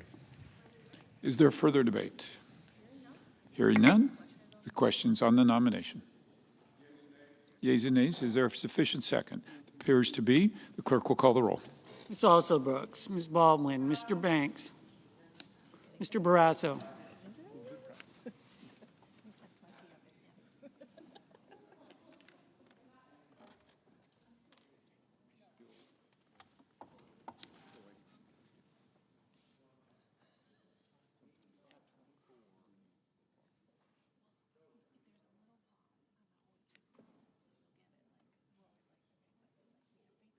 Mr. Bennett, Mrs. Blackburn, Mr. Blumenthal, Ms. Blunt Rochester,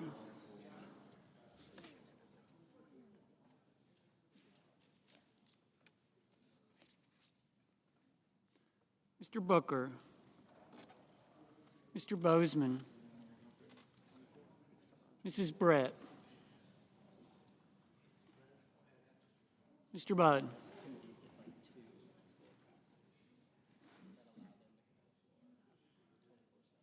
Ms. Cantwell,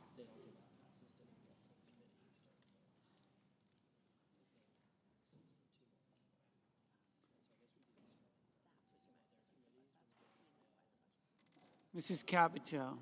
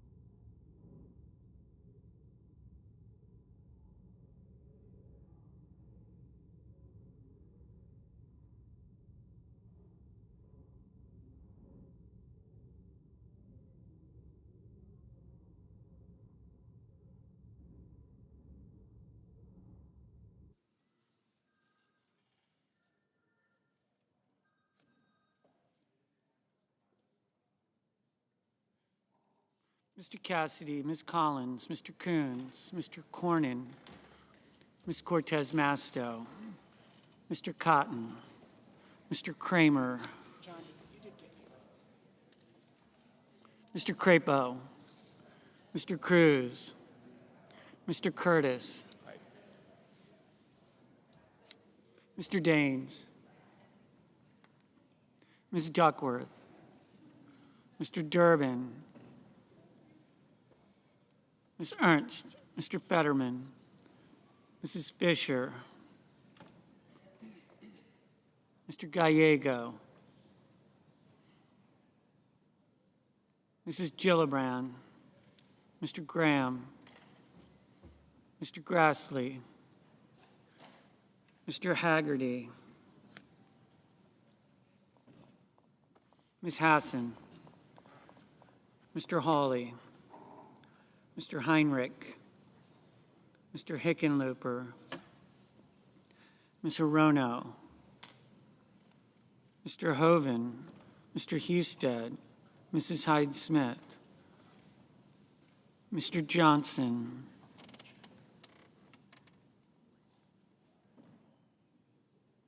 Mr. Justice, Mr. Kane, Mr. Kelly, Mr. Kennedy, Mr. Kim, Mr. King, Ms. Klobuchar, Mr. Langford, Mr. Lee, Mr. Lujan, Ms. Lummis, Mr. Markey, Mr. Marshall, Mr. McConnell,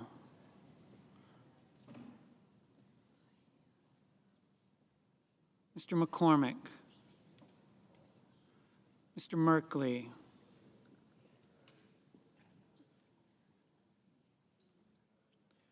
Mrs. Moody, Mr. Moran, Mr. Moreno, Mr. Mullen, Ms. Murkowski, Mr. Murphy, Mrs. Murray, Mr. Ossoff,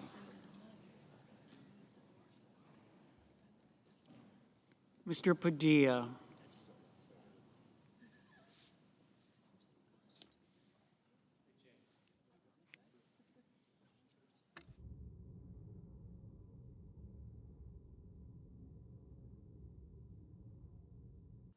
Mr. Paul, Mr. Peters, Mr. Reed, Mr. Ricketts,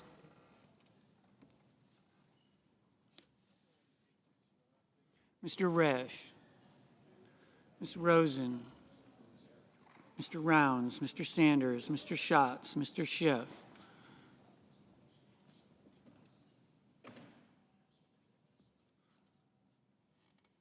Mr. Schmidt,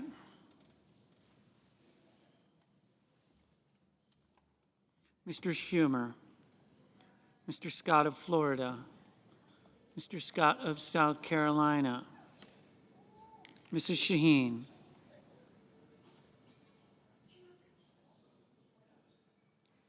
Mr. Sheehy,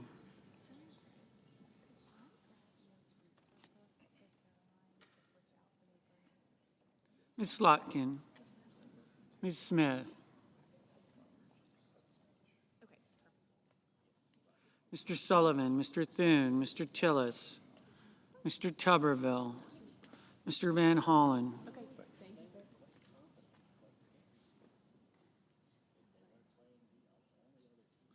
Mr. Warner, Mr. Warnock, Ms. Warren, Mr. Welch, Mr. Whitehouse, Mr. Wicker, Mr. Wyden, Mr. Young.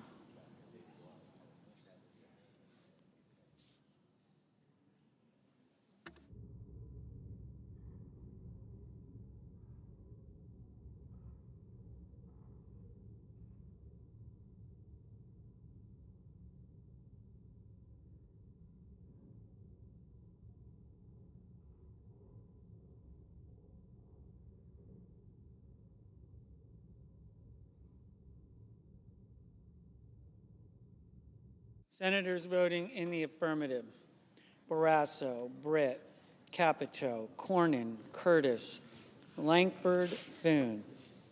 Senators voting in the negative: Baldwin, Cantwell, Coons, Cortez Masto, Duckworth, Hassan, Heinrich, Hickenlooper, Klobuchar, Lujan, Padilla, Schumer, Slotkin, Smith, Warner, Warnock, Warren.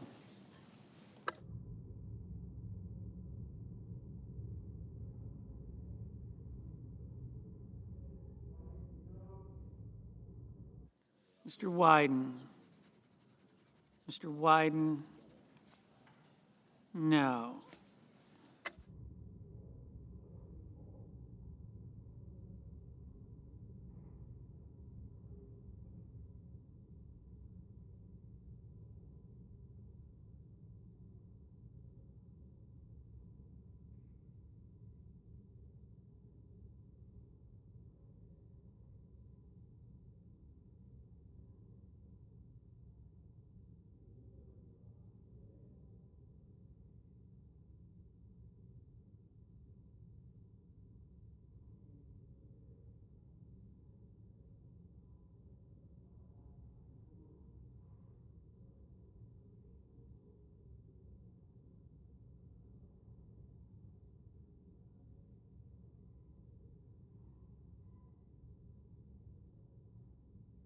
Mr. Schmidt? Mr. Schmidt? Aye.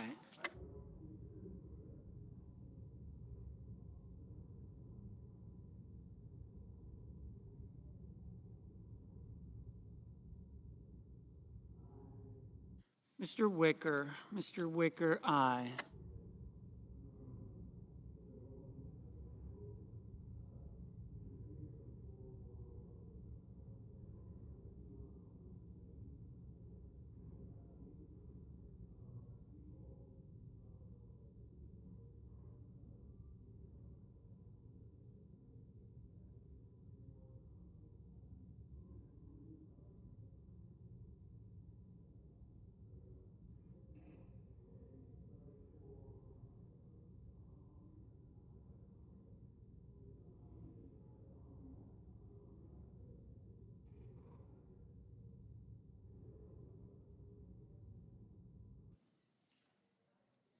Mr. Kelly? Mr. Kelly? No.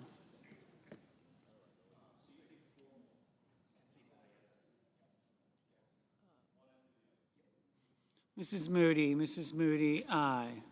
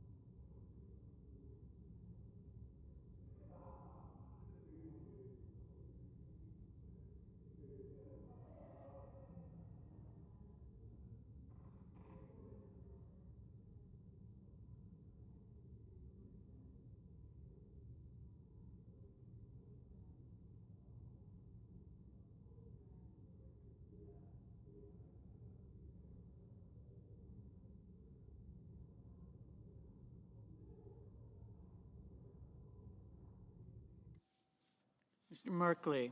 Mr. Merkley? No. Mrs. Murray? Mrs. Murray? No. Mr. Booker? Mr. Booker? No. Mrs. Hyde Smith? Mrs. Hyde Smith? Aye. Mr. Cotton? Mr. Cotton? Aye.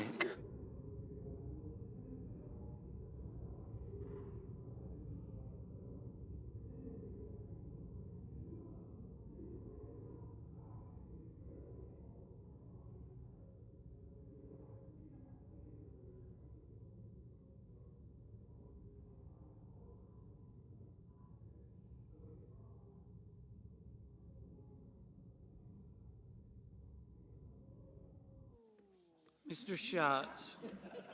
Mr. Schatz? No.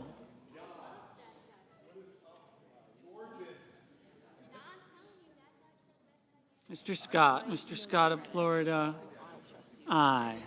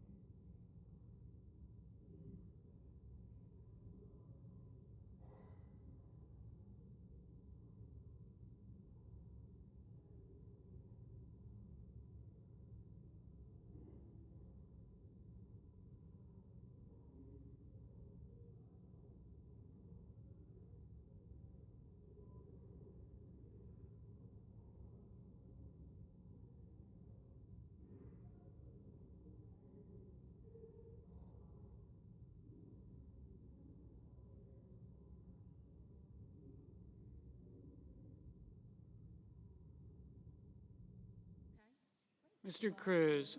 Mr. Cruz, aye. Mr. Graham. Mr. Graham, aye.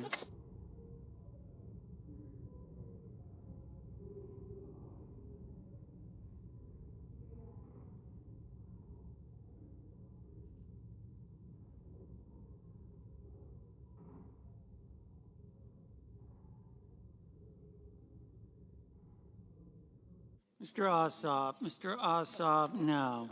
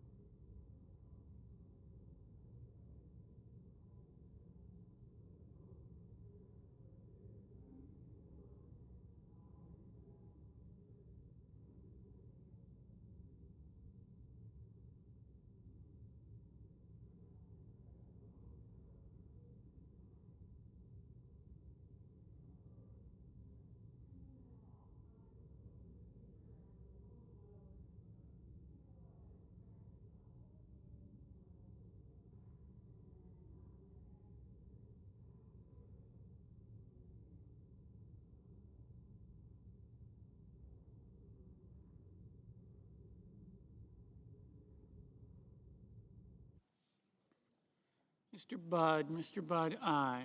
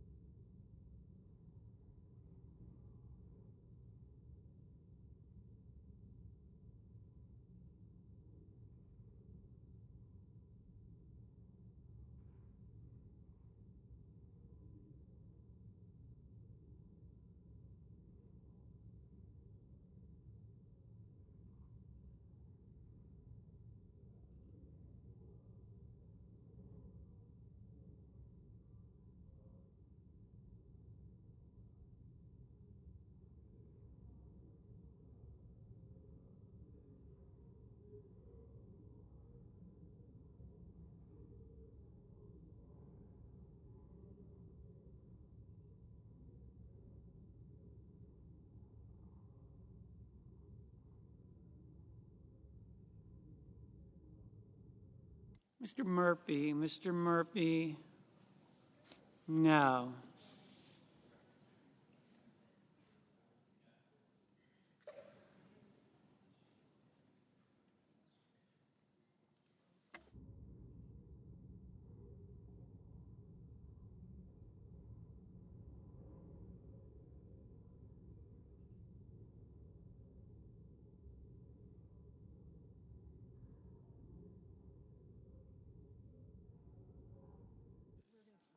Ms. Collins, aye. Mr. Kennedy, aye.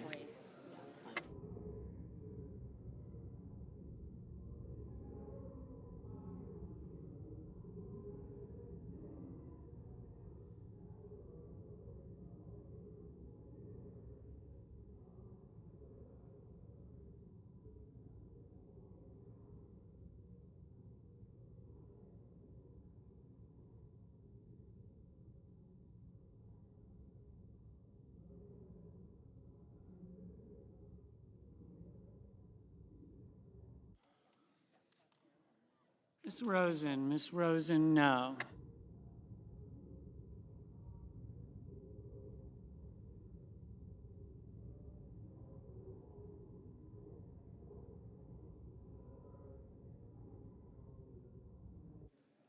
Mr. Marshall, aye. Mrs. Blackburn, aye. Mr. Bozeman, aye. Mr. Rounds, aye.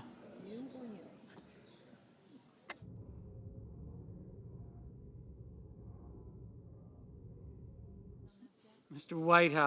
Whitehouse, no.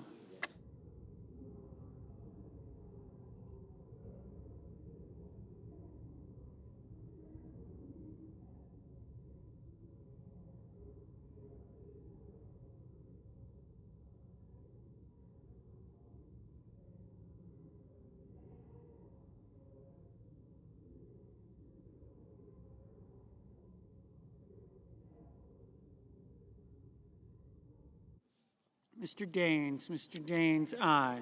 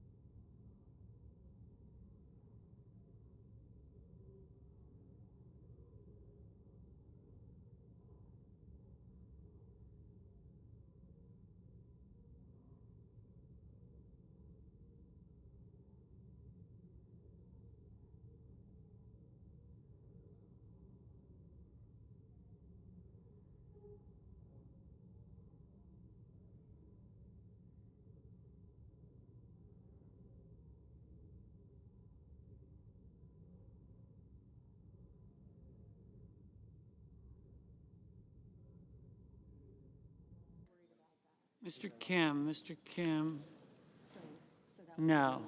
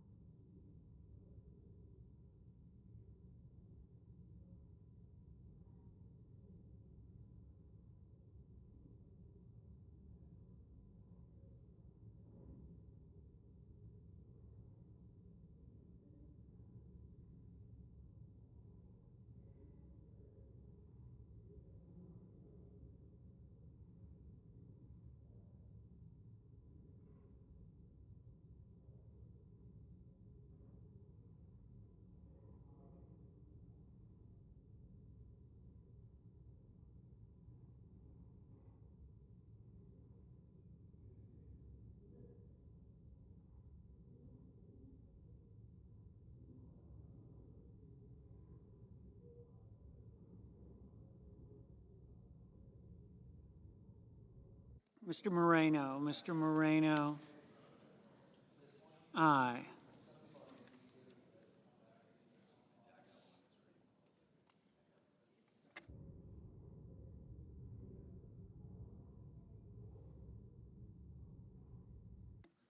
Mr. Sanders, no. Mr. Reed, no.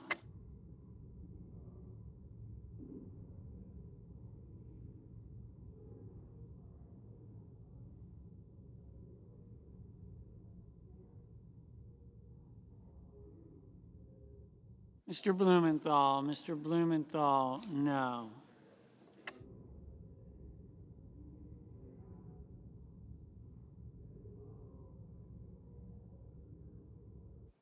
Mr. Justice, aye. Mr. Lee, aye. Ms. Blunt Rochester, no.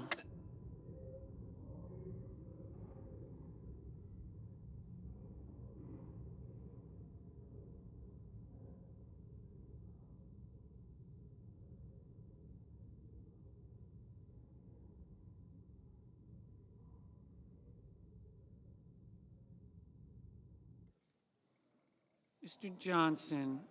Johnson, aye.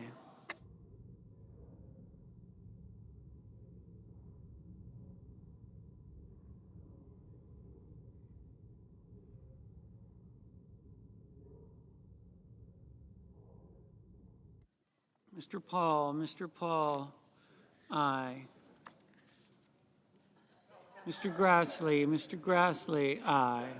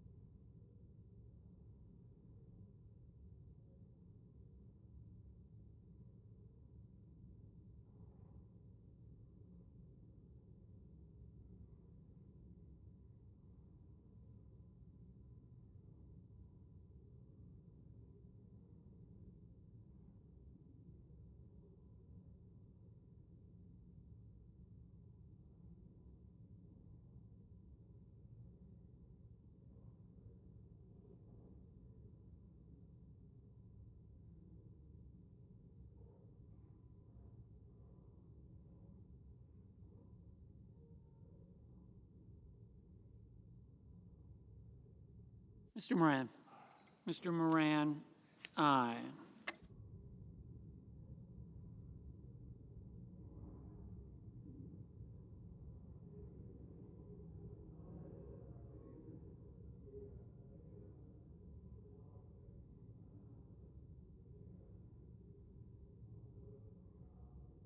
Mr. Husted, aye.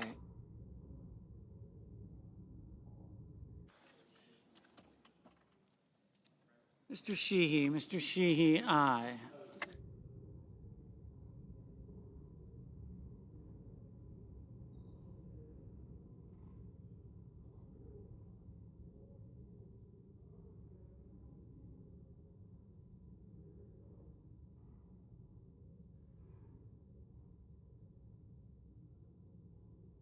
Mr. Hoven, aye.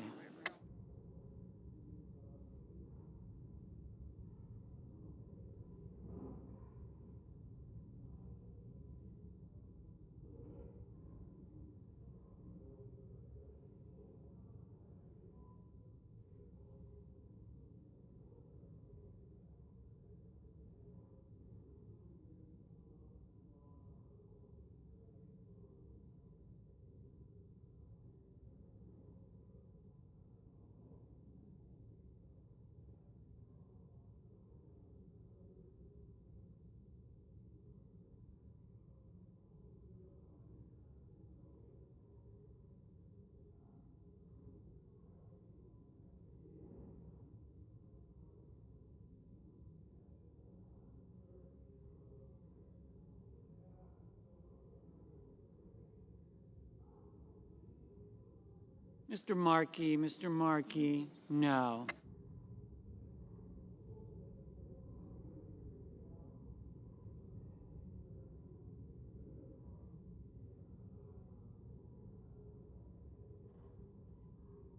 Ms. Murkowski, aye. He's going to try to look in the archive folder. Okay. What you can do is you can prep. Mrs. Fisher, aye. Ms. Brooks, no.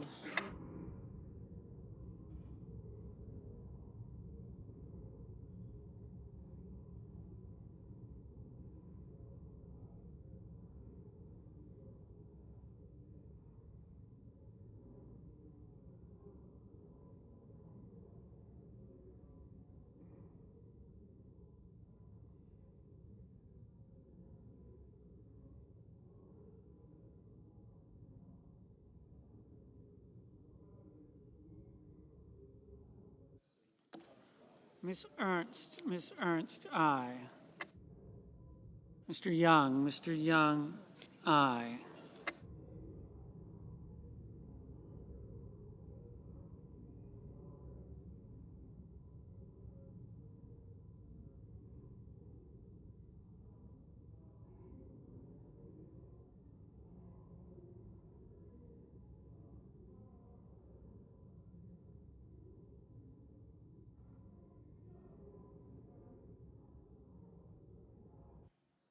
Mr. Mullen, aye. Ms. Lummis, aye.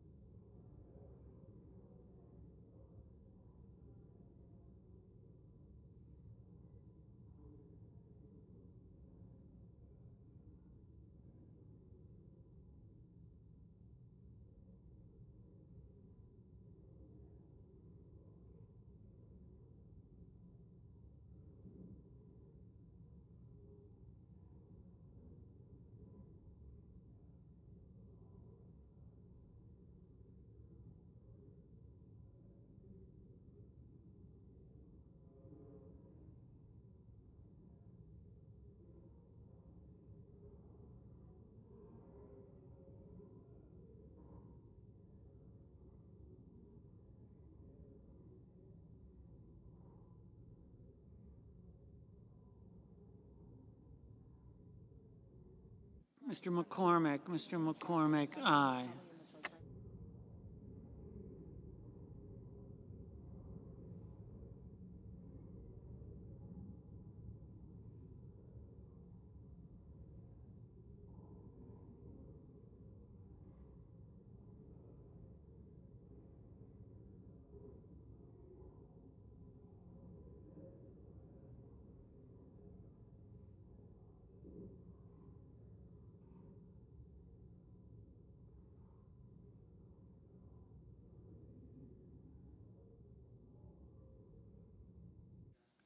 Mr. Bennett, no. Mr. Kane, no. Mrs. Shaheen,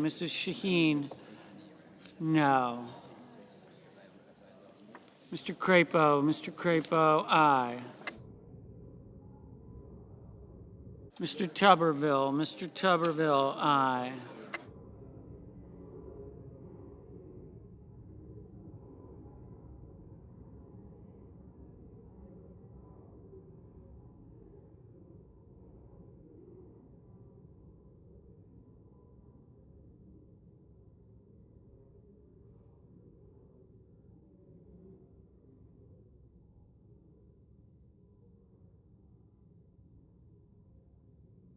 Mr. Cassidy, aye. Mr. Schiff, no. Mr. Tillis, aye. Mr. Fetterman, no.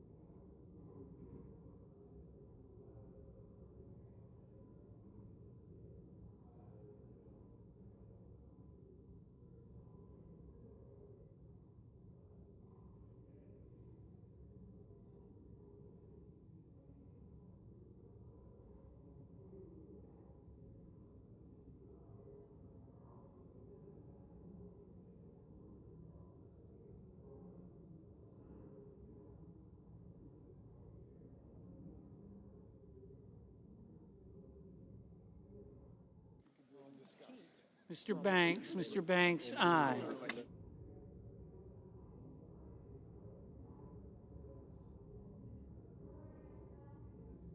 Mrs. Gillibrand, no. Mr. Durbin, aye. Mr. Scott of South Carolina, aye. Mr. Ricketts, aye. Mr. Durbin, no. And then take that copy.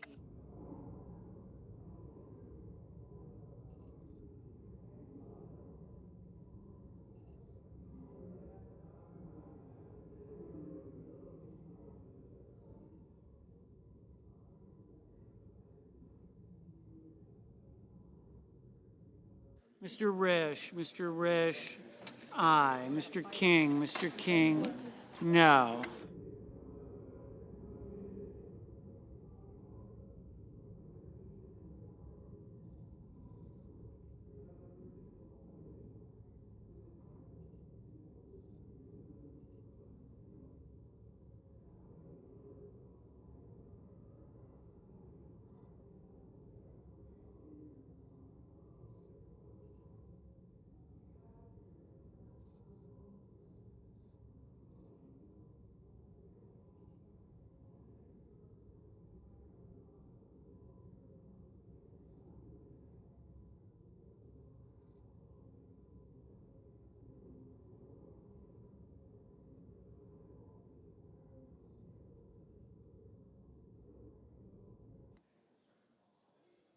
Mr. Peters, no.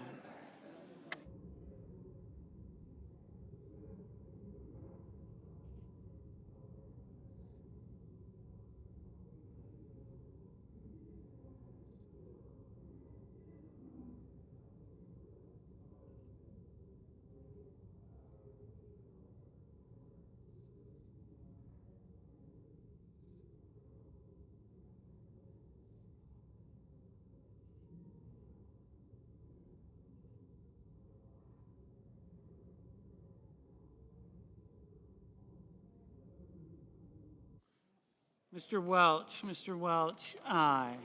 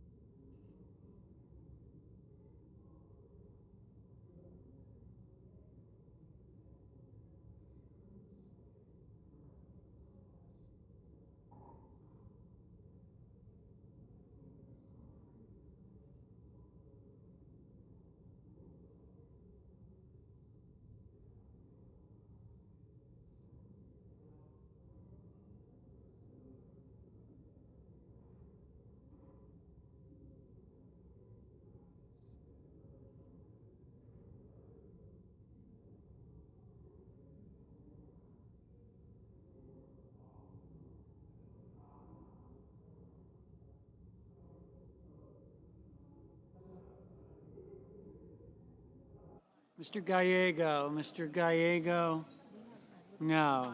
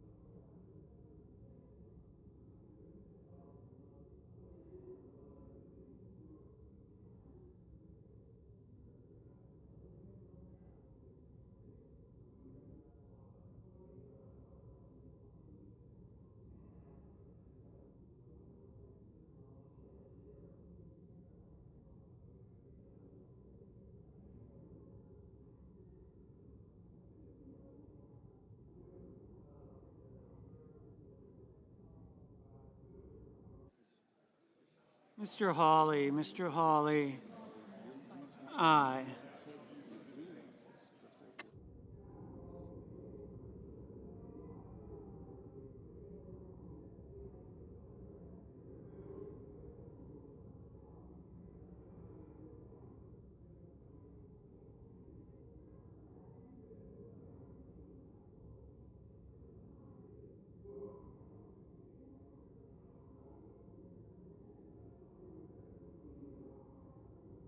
Mr. McConnell. Mr. McConnell.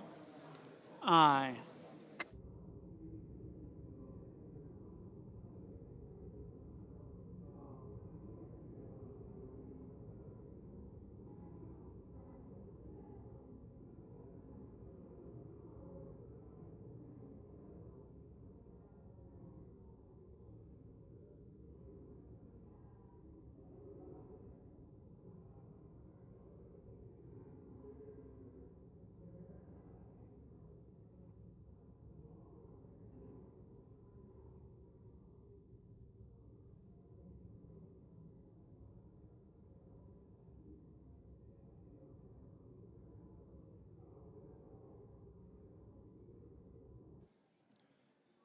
Mr. Kramer. Mr. Kramer. Aye. Ms. Hirono. Ms. Hirono. No.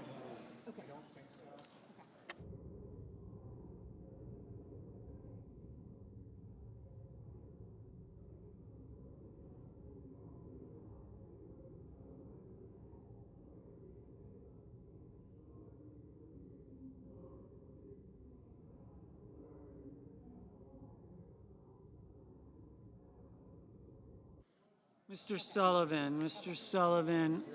Aye.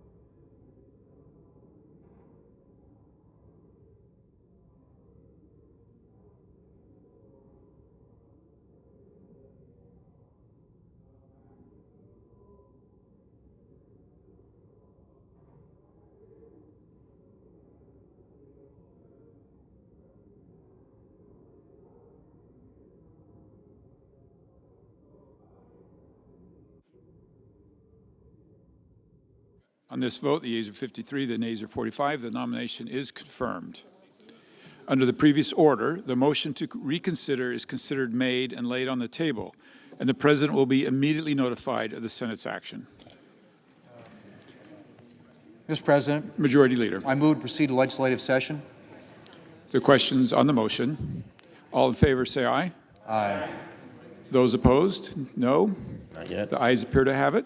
The ayes do have it. The motion is agreed to. Mr. President, I move to proceed to executive session to consider Executive Calendar Number 1, Senate Resolution 377, and I ask for the ayes and nays. Is there sufficient second? Mr. President. There appears to be. The yeas and nays are ordered. Mr. President, The Democratic leader. I make a point of order that a motion to proceed to executive calendar number 1, SRES 377, is not in order because legislation that provides for the en bloc consideration of individual nominations on the executive calendar is legislative business. Therefore, such a resolution should be required to be considered in legislative session. In the opinion of the chair, the Senate has not previously considered this question. Therefore, the chair, under the provisions of Rule 20, submits the question to the Senate for its decision. The question is a resolution for the en bloc consideration of specific nominations on the executive calendar required to be considered in legislative session? Mr. President, I move to table and ask for the yeas and nays. Is there sufficient second? There appears to be. The clerk will call the roll. Ms. Alsobrooks, Ms. Baldwin, Mr. Banks, Mr. Barrasso, Mr. Bennett, Mrs. Blackburn, Mr. Blumenthal, Ms. Blunt-Rochester. Thank you.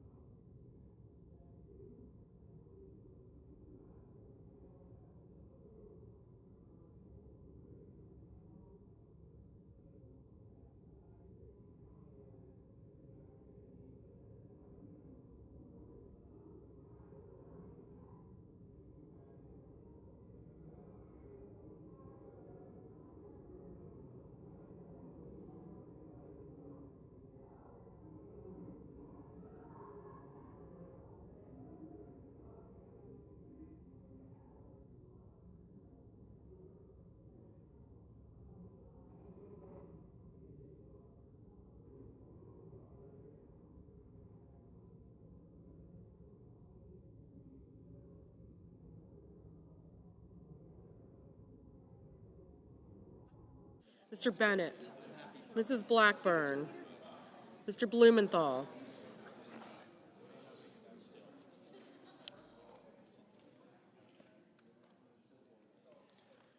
Ms. Blunt-Rochester, Mr. Booker, Mr. Bozeman, Mrs. Britt, Mr. Budd, Ms. Cantwell, Mrs. Capito, Mr. Cassidy, Ms. Collins, Mr. Coons, Mr. Cornyn, Ms. Cortez Masto,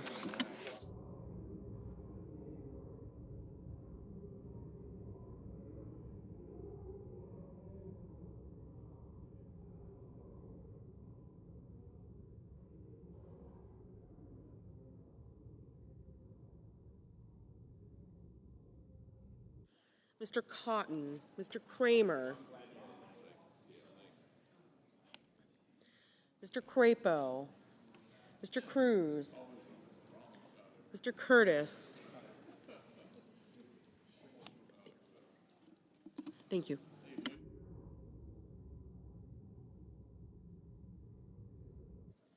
Mr. Daines, Ms. Duckworth, Mr. Durbin, Ms. Ernst, Mr. Fetterman, Mrs. Fisher, Mr. Gallego, Mrs. Gillibrand, Mr. Graham, Mr. Grassley, Mr. Haggerty, Ms. Hassan, Mr. Hawley, Mr. Heinrich, Mr. Hickenlooper, Ms. Hirono,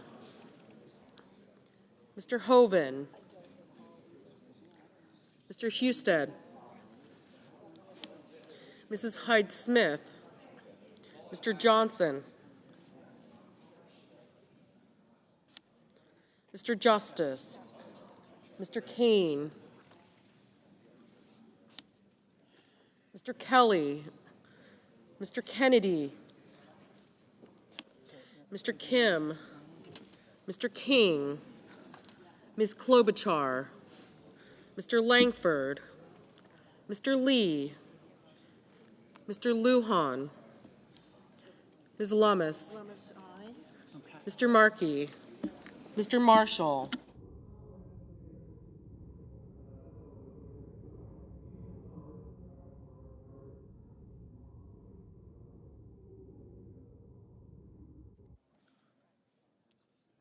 Mr. McConnell, Mr. McCormick, Mr. Merkley, Mrs. Moody, Mr. Moran, Mr. Marino, Mr. Mullen, Ms. Murkowski, Mr. Murphy, Mrs. Murray, Mr. Ossoff, Mr. Padilla, Mr. Paul, Mr. Peters, Mr. Reed, Mr. Ricketts,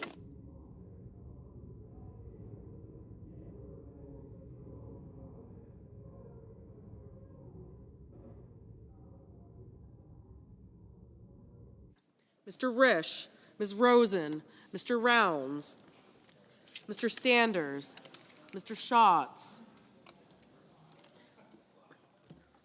Mr. Schiff, Mr. Schmidt, Mr. Schumer, Mr. Scott of Florida, Mr. Scott of South Carolina, Mrs. Shaheen, Mr. Sheehy, Ms. Slotkin, Ms. Smith, Mr. Sullivan, Mr. Thune,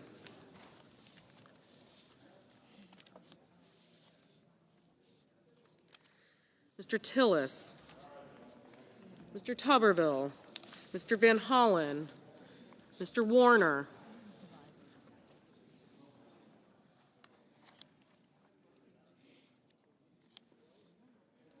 Mr. Warnock, Ms. Warren, Mr. Welch, Mr. Whitehouse, Mr. Wicker, Mr. Wyden, Mr. Young,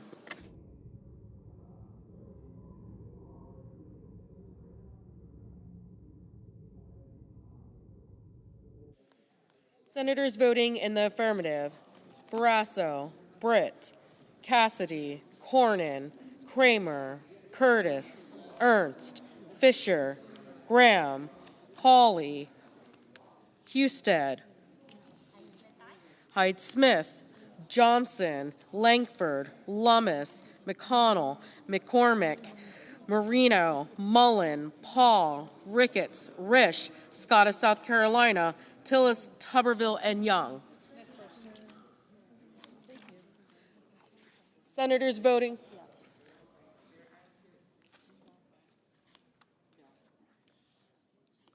Senators voting in the negative. Mr. Kennedy, aye. Senators voting in the negative: Blunt Rochester, Cortez Masto, Gallego, Gillibrand, Hirono, Kelly, King, Klobuchar, Lujan, Merkley, Murphy, Ossoff, Peters, Sanders, Schatz, Schiff, Schumer, Smith, Welch, and Whitehouse. Mr. Coons, no. Ms. Cantwell, no.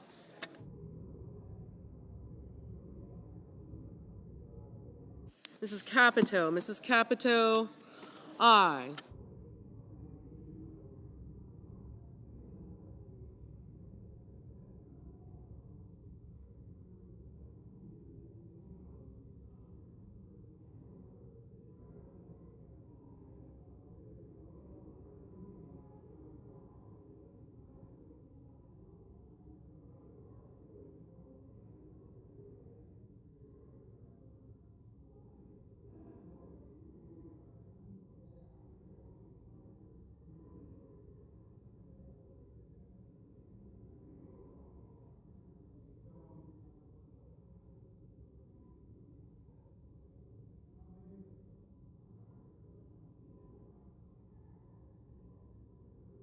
Mr. Grassley, aye. Mr. Blumenthal, no.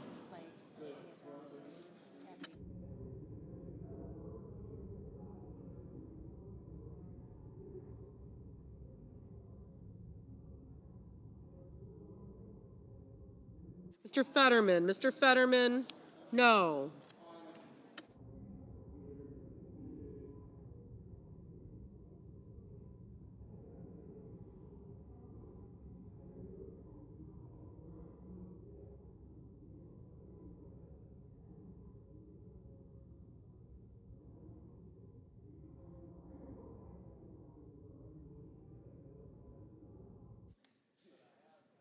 Mr. Haggerty. Mr. Haggerty, aye.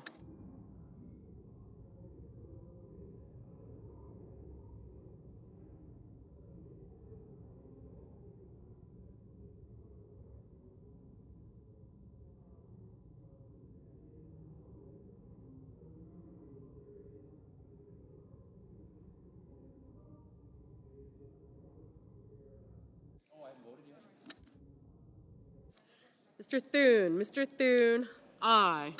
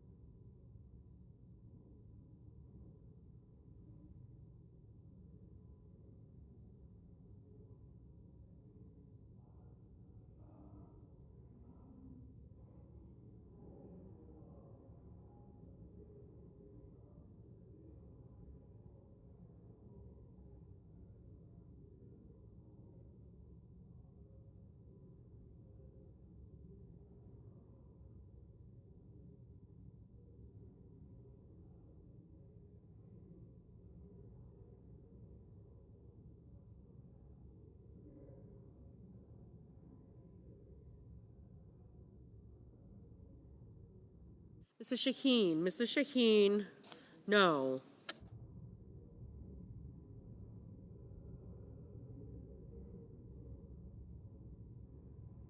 Mrs. Moody. Mrs. Moody, aye.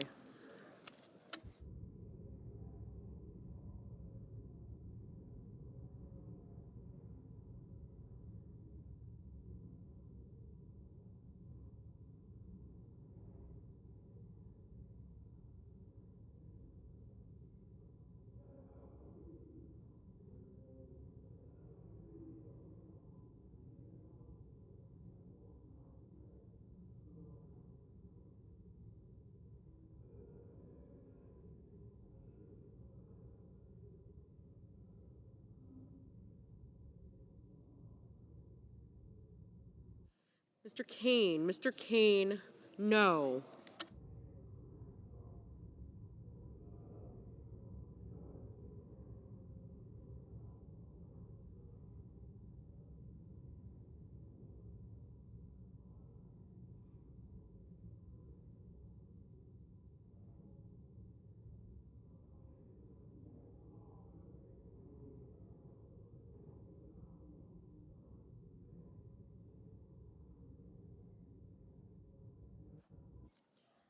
Mrs. Murray. Mrs. Murray, no.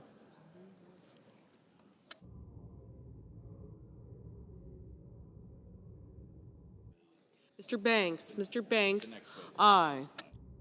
Mr. Heinrich. Mr. Heinrich, no.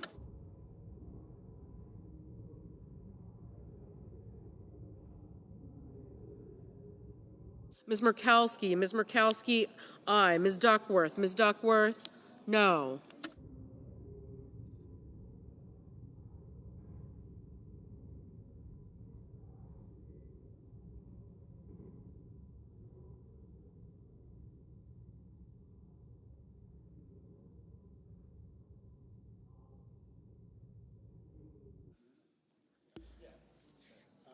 Mr. Wicker. Mr. Wicker, aye.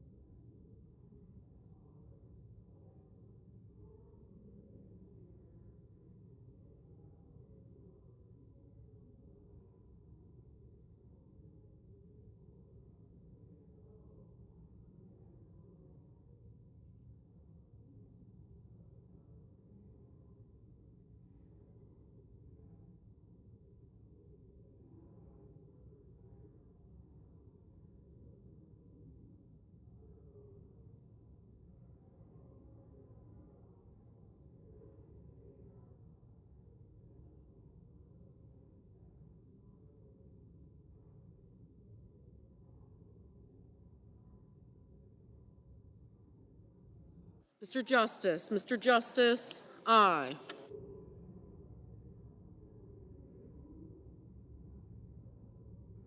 Mr. Padilla, no.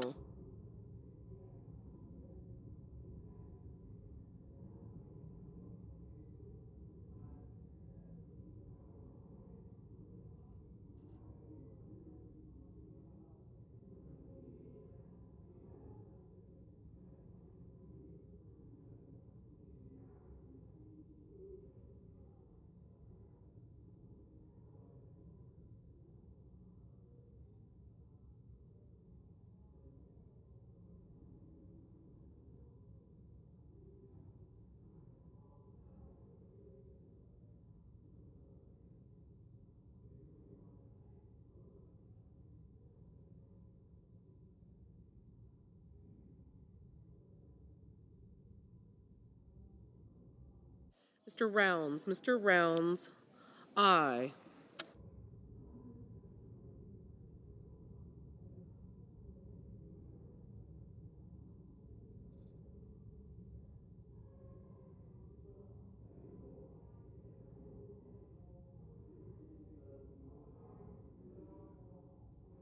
Mr. Wyden, no.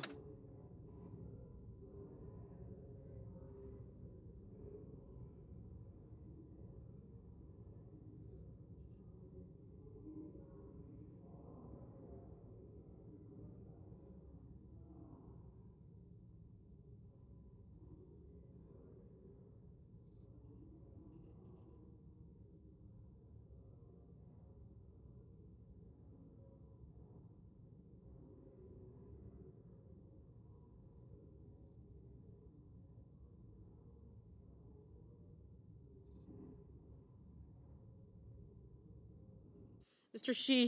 Sheehy, aye.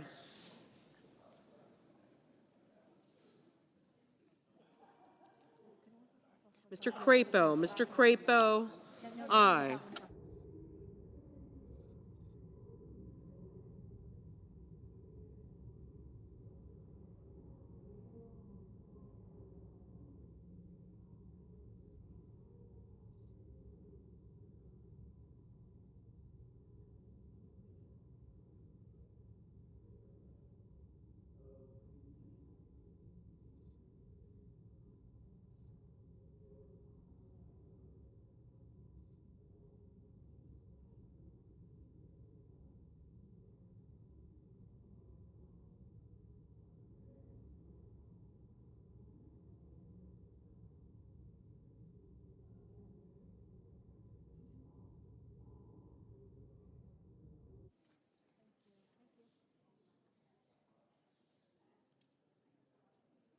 Mr. Warner, no.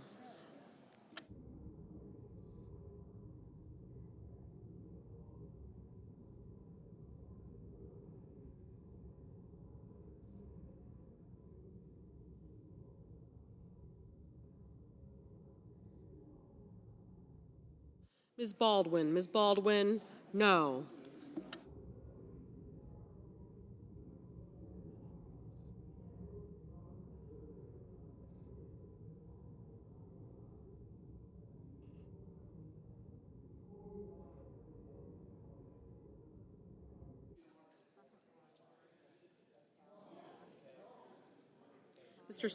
Mr. Scott of Florida, aye. Mr. Bennett, no.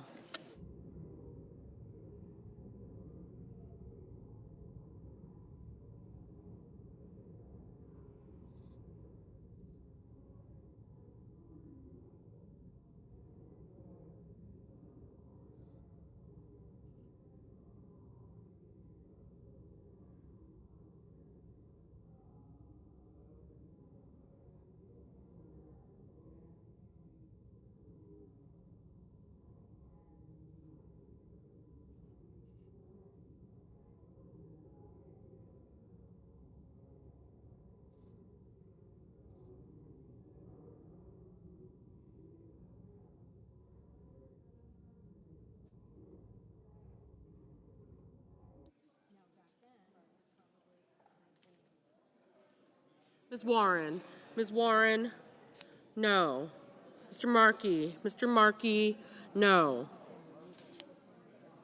Mr. Kim. Mr. Kim, no.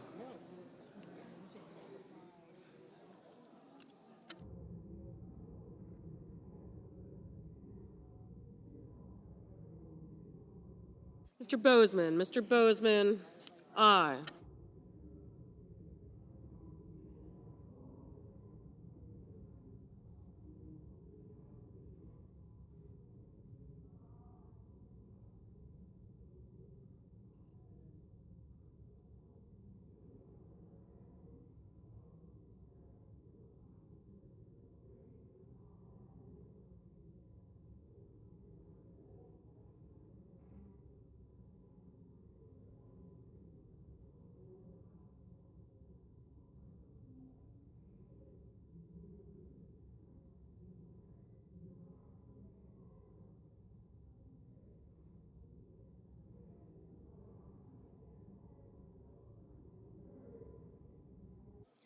Mr. Warnock. Mr. Warnock, no.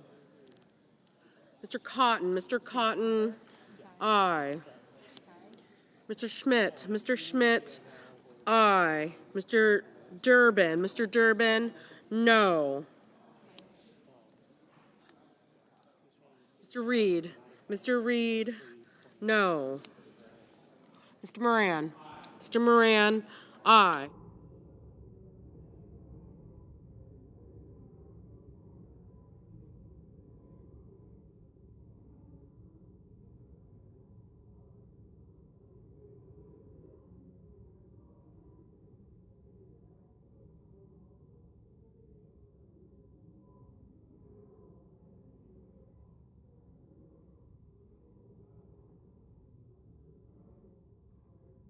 Mr. Hoven. Mr. Hoven, aye. Ms. Also Brooks. Ms. Also Brooks, no. Mr. Sullivan. Mr. Sullivan, aye.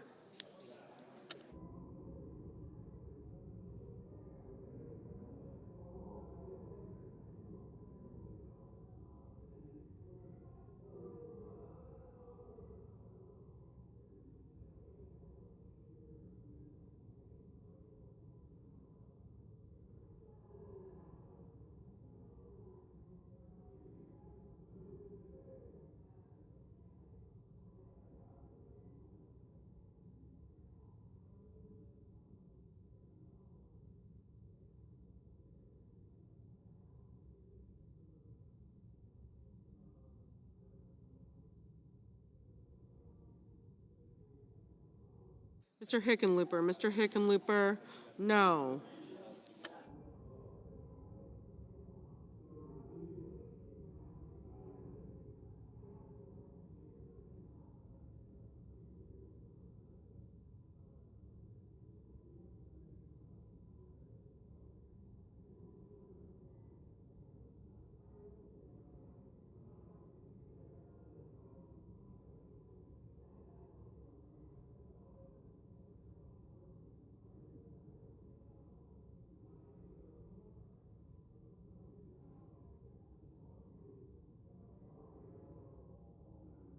Ms. Slotkin. Ms. Slotkin, no.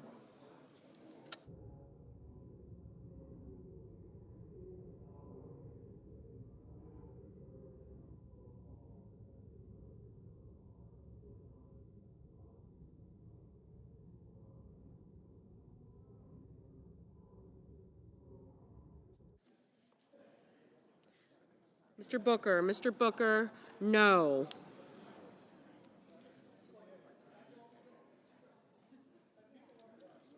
Ms. Hassan. Ms. Hassan, no. Ms. Collins. Ms. Collins, aye.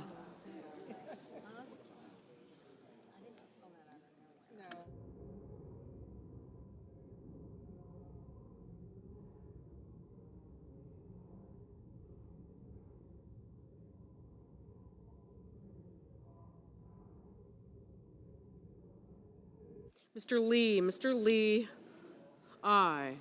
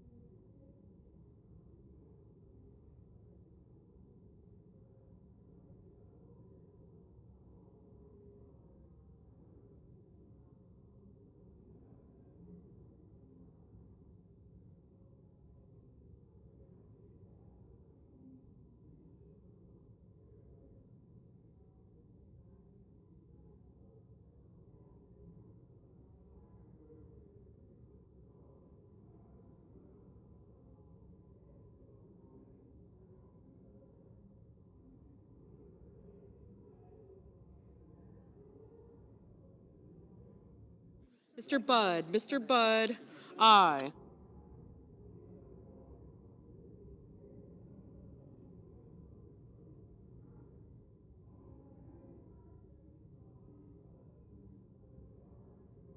Mr. Cruz. Mr. Cruz, aye.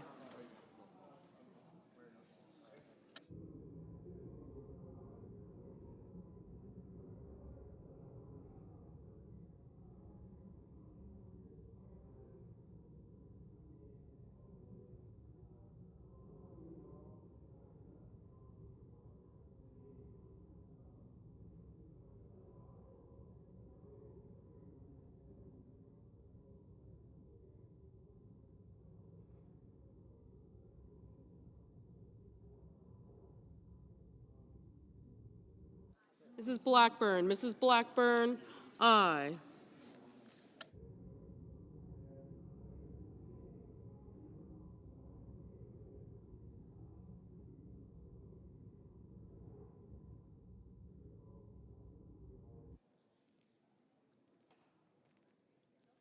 Ms. Rosen. Ms. Rosen, no.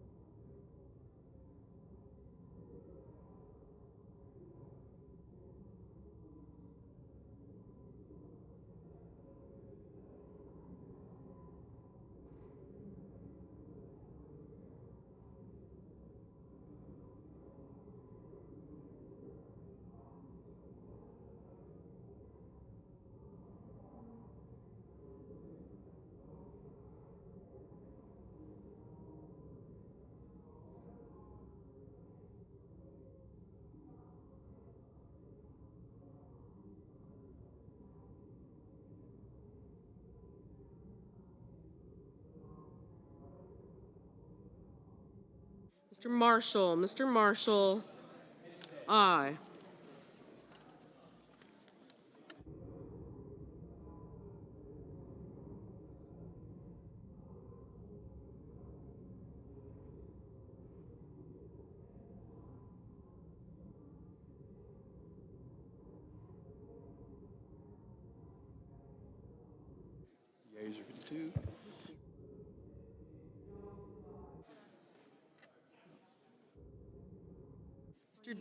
Mr. Daines, aye.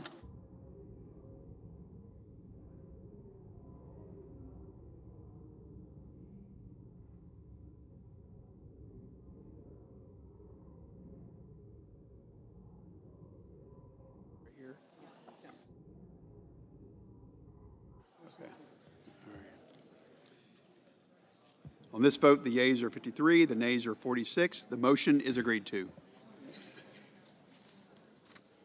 The question now occurs on the motion to proceed to executive session to consider executive calendar number 1, Senate Resolution 337. The yeas and nays were Senate Resolution 377. The yeas and nays were previously ordered. The clerk will call the roll. Ms. Ossobrooks. Ms. Baldwin. Aye. Thank you. Mr. Banks. Mr. Barrasso. Mr. Bennett. Mrs. Blackburn. Mr. Blumenthal.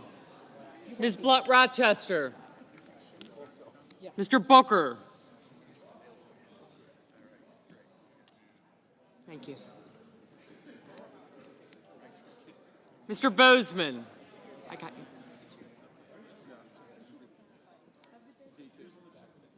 I will.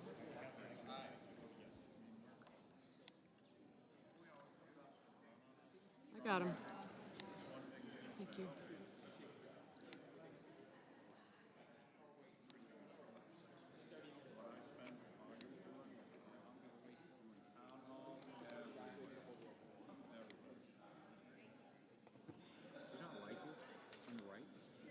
No, no.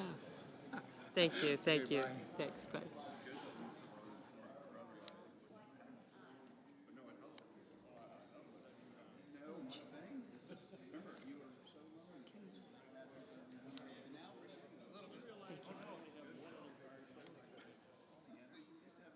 Mrs. Britt. Mr. Budd. Ms. Cantwell. Mrs. Capito.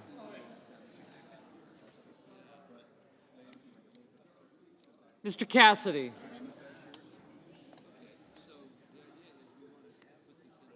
Ms. Collins. Mr. Coons.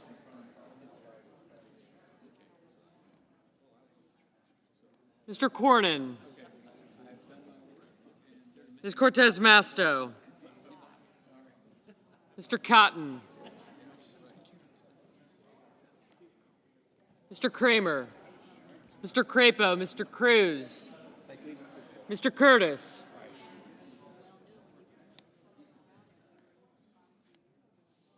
Mr. Daines. Ms. Duckworth. Mr. Durbin. Ms. Ernst. Mr. Fetterman. Mrs. Fisher.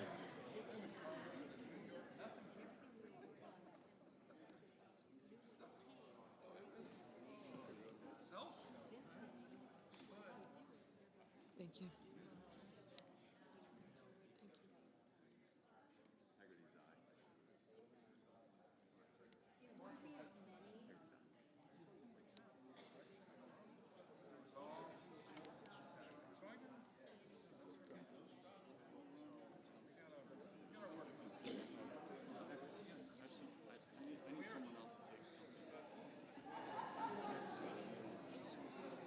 Mr. Gallego.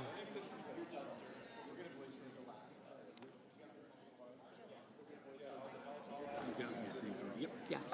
Mrs. Gillibrand. Mr. Graham. Sullivan, just in case. Mr. Grassley. Mr. Haggerty, Ms. Hassan, Mr. Hawley. Mr. Heinrich. Mr. Hickenlooper. Ms. Hirono. Mr. Hoven.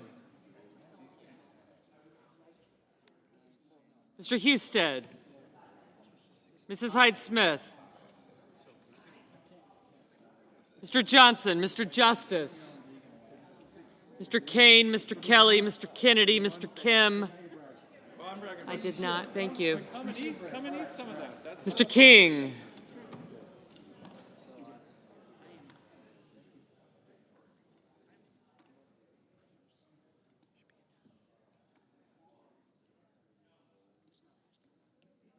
Ms. Klobuchar, Mr. Langford, Mr. Lee, Mr. Lujan, Ms. Lummis, Mr. Markey, Mr. Marshall, Mr. McConnell, Mr. McCormick, Mr. Merkley, Mrs. Moody, Mr. Moran, Mr. Marino, Mr. Mullen, Ms. Murkowski, Mr. Murphy, Mrs. Murray, Mr. Ossoff, Mr. Padilla, Mr. Paul, Mr. Peters, Mr. Reed, Mr. Ricketts, Mr. Risch, Ms. Rosen, Mr. Rounds, Mr. Sanders, Mr. Schatz, Mr. Schiff, Mr. Schmidt, Mr. Schumer, Mr. Scott of Florida, Mr. Scott of South Carolina, Mrs. Shaheen, Mr. Sheehy, Ms. Slotkin, Ms. Smith, Mr. Sullivan, Mr. Thune, Mr. Tillis, Mr. Tuberville, Mr. Van Hollen, Mr. Warner, Mr. Warnock, Ms. Warren, Mr. Welch, Mr. Whitehouse, Mr. Wicker, Mr. Wyden, Mr. Young,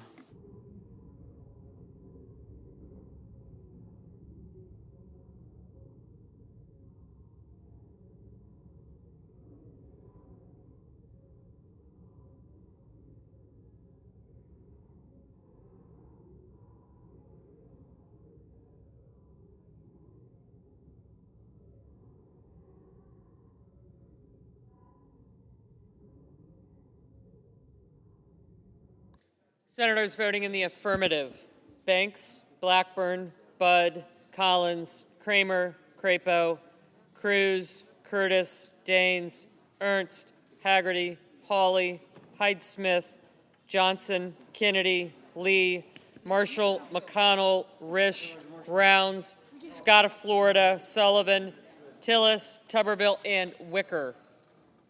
Mr. Cassidy, aye. Mr. Langford, aye. Senators voting in the negative: Baldwin, Blumenthal, Blunt Rochester, Duckworth, Durbin, Fetterman, Gallego, Gillibrand, Hassan, Heinrich, Kane, Kelly, Kim, King, Klobuchar, Lujan, Murphy, Murray, Ossoff, Reed, Rosen, Sanders, Shaheen, Slotkin, Smith, Warner, Warnock, Warren, Welch, and Whitehouse. Ms. Cantwell, no. Mrs. Capito, aye.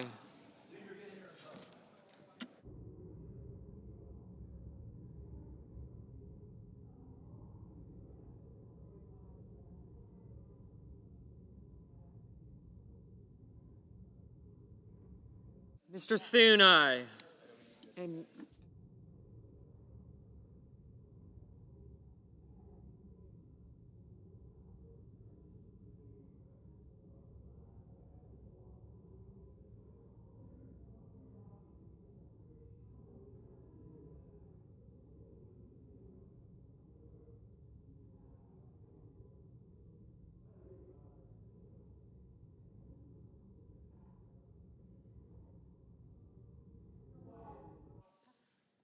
Mr. Wyden, no. Ms. Also Brooks, no. I have you.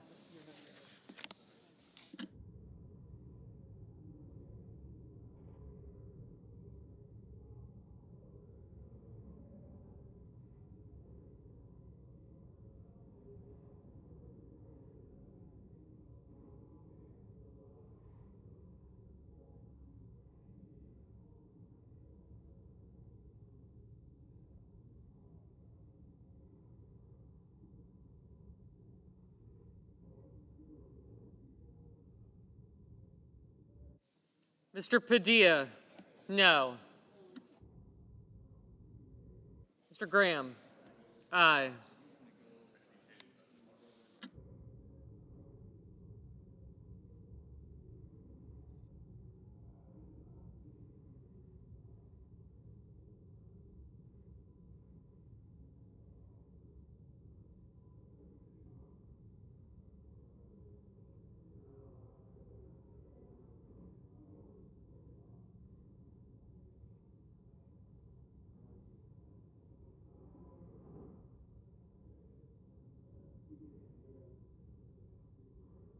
Mr. Schiff, no.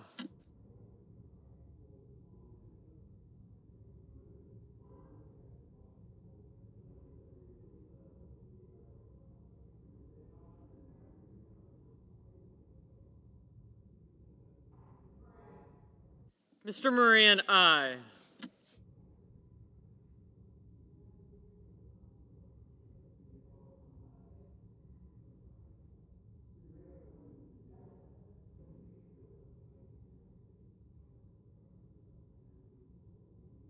Mr. Grassley, aye.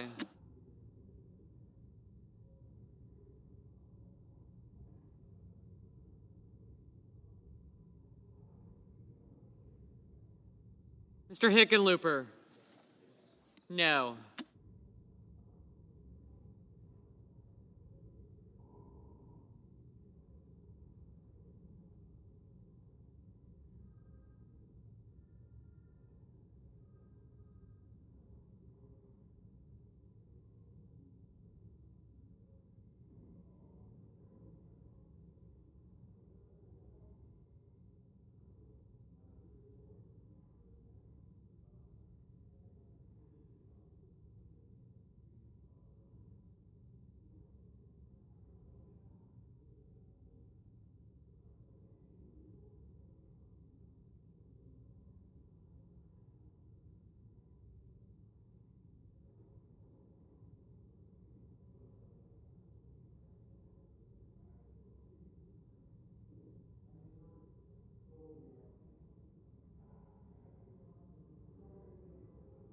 Mr. Schumer, no.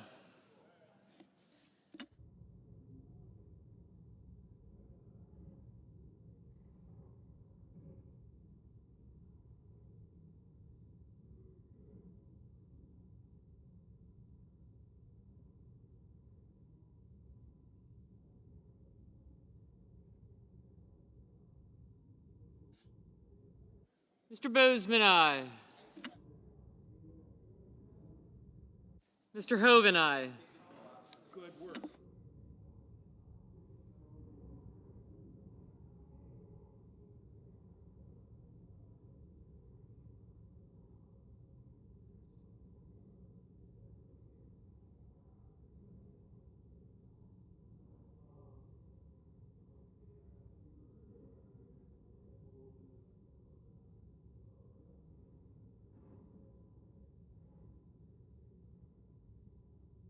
Mrs. Fisher, aye.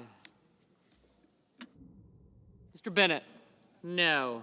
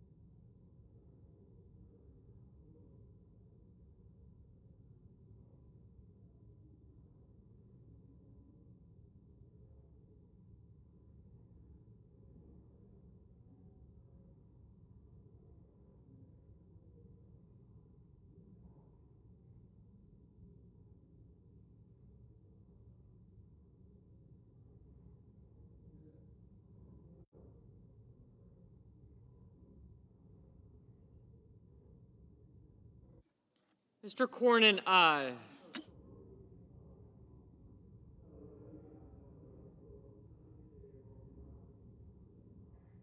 Ms. Murkowski, aye.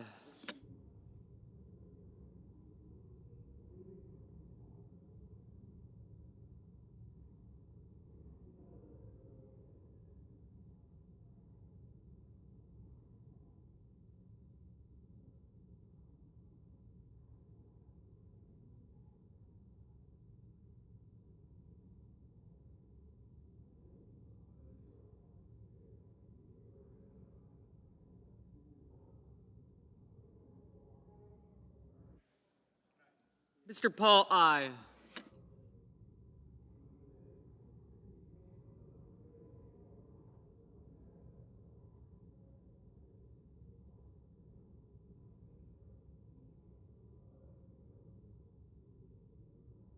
Mr. Coons, no.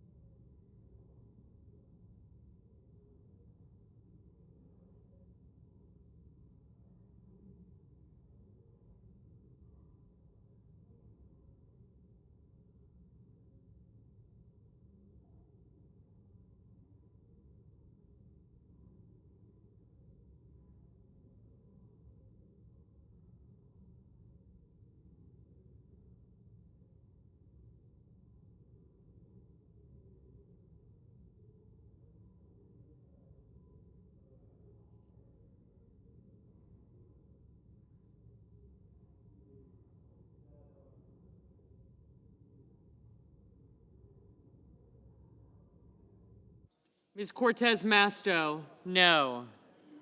Ms. Hirono, no.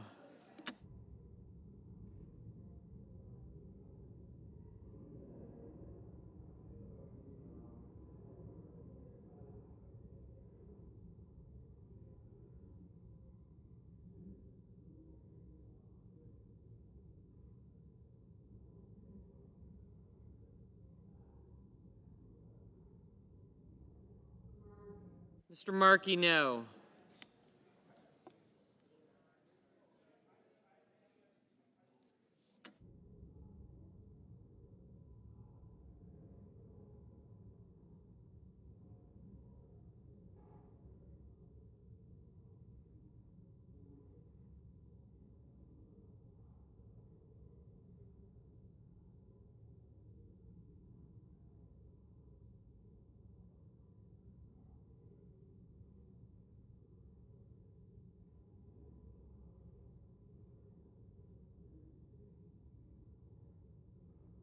Mr. Justice, aye.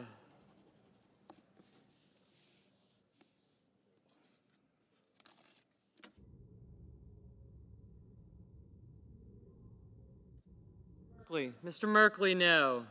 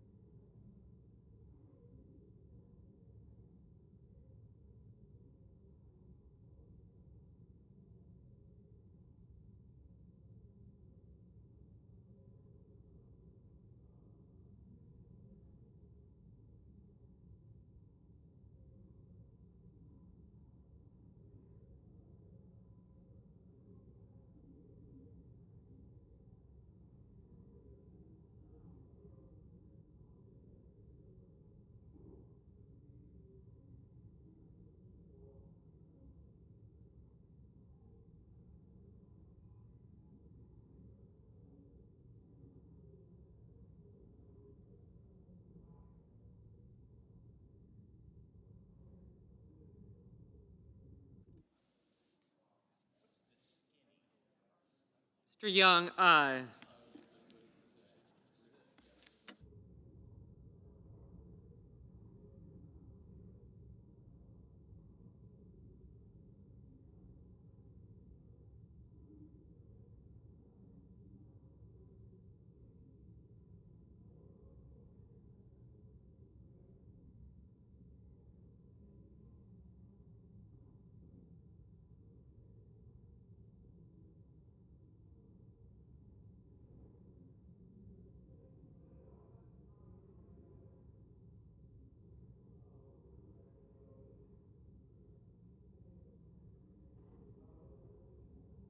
Mr. Mullen?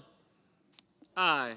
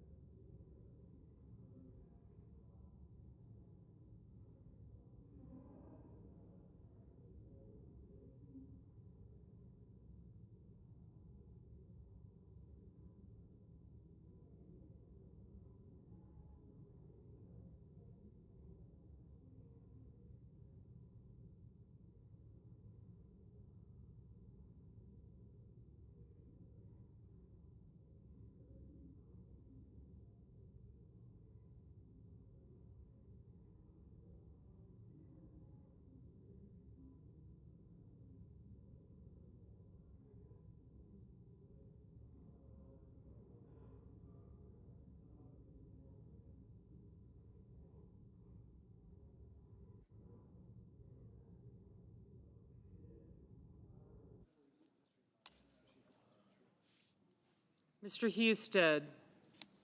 Aye. Mr. McCormick? Aye. Mr. Ricketts? Aye. Mr. Booker? No.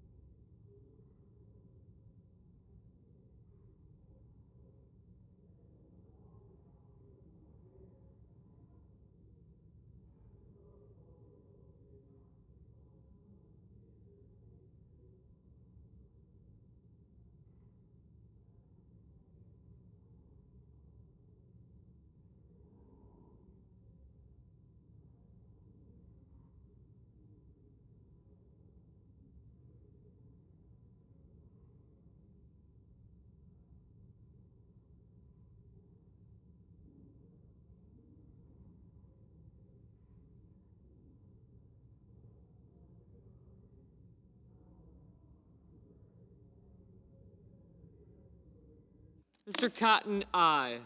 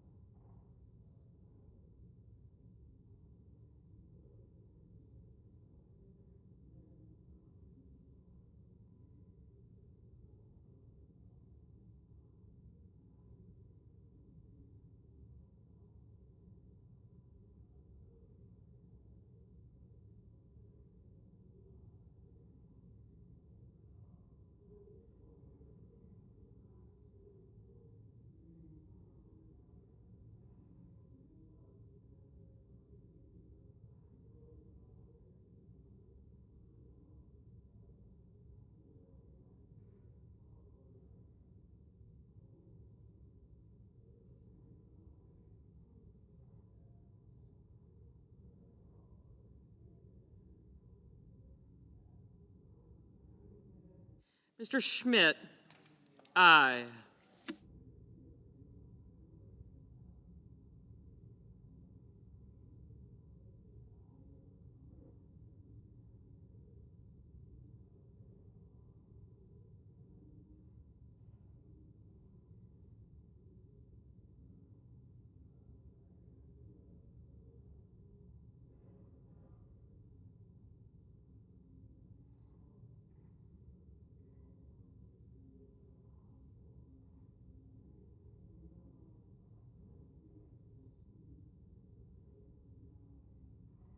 Mr. Schatz, no.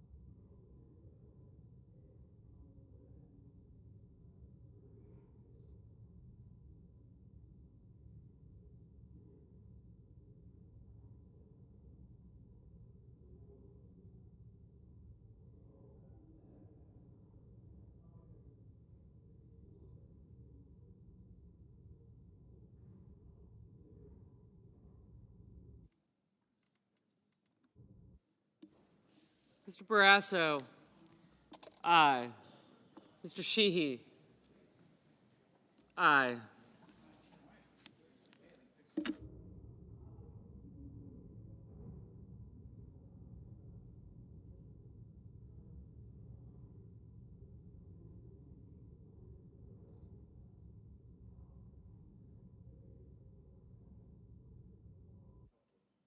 Mr. Scott of South Carolina, aye.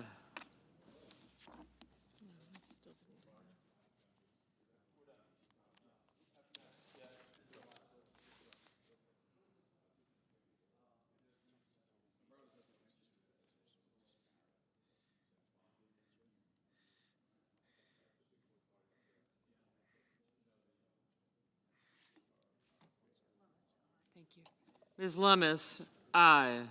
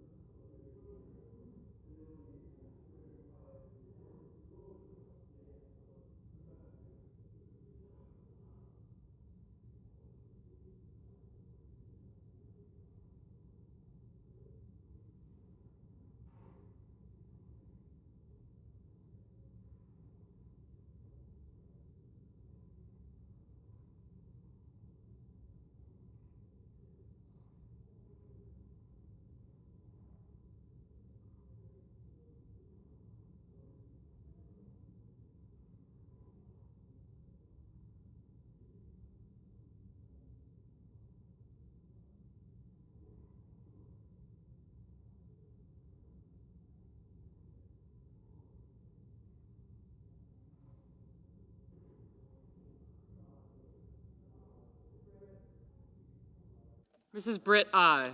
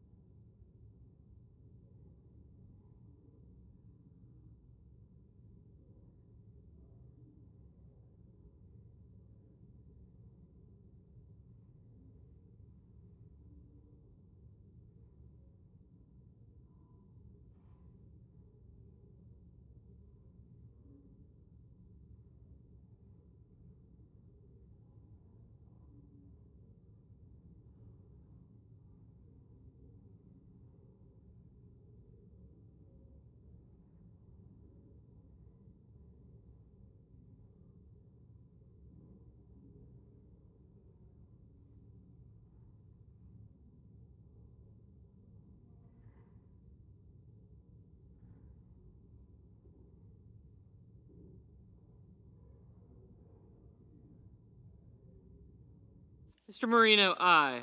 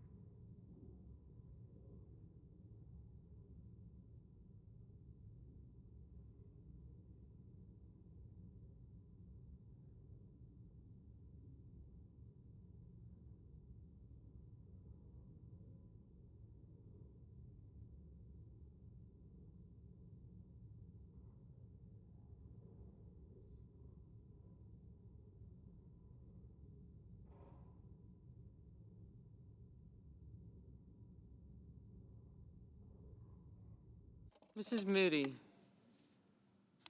aye.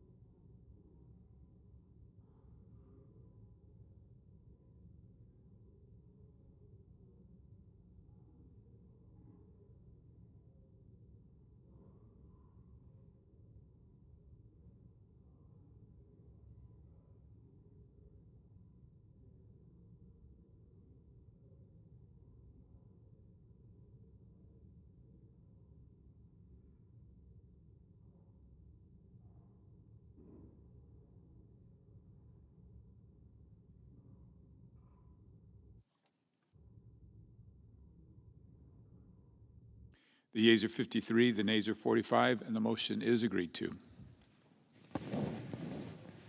The clerk will report. Executive Calendar Number 1, Senate Resolution 377, authorizing the en bloc consideration in executive session of certain nominations on the executive calendar.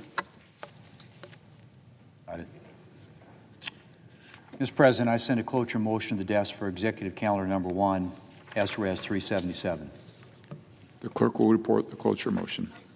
Cloture motion, we, the undersigned senators, in accordance with the provisions of Rule 22 of the Standing Rules of the Senate, do hereby move to bring to a close debate on Executive Calendar Number 1, Senate Resolution 377, an executive resolution authorizing the en bloc consideration in executive session of certain nominations on the executive calendar, signed by 17 senators as follows. Mr. President, I ask consent to reading the names be waived.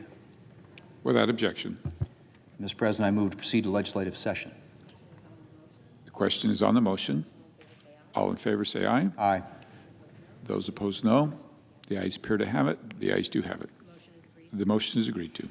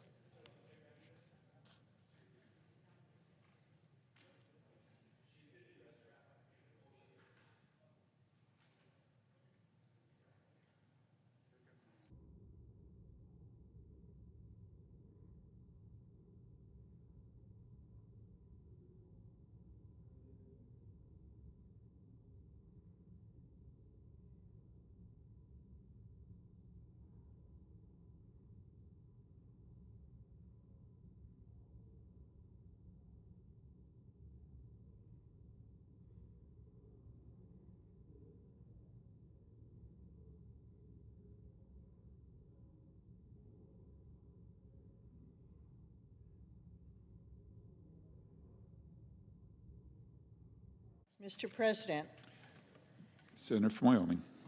I ask unanimous consent that the Senate be in a period of morning business with senators permitted to speak therein for up to 10 minutes each.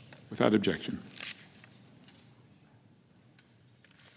As if in an executive session, I ask consent to move to proceed to Executive Calendar 101, and I make a point of order that the nomination was not properly reported. The point of order is sustained. The nomination will be returned to committee. As if in executive session, I ask consent to move to proceed to Executive Calendar 102, and I make a point of order that the nomination was not properly reported. The point of order is sustained. The nomination will be returned to committee. As if in executive session, I ask consent to move to proceed to Executive Calendar 104, and I make a point of order that the nomination was not properly reported. The point of order is sustained. The nomination will be returned to committee.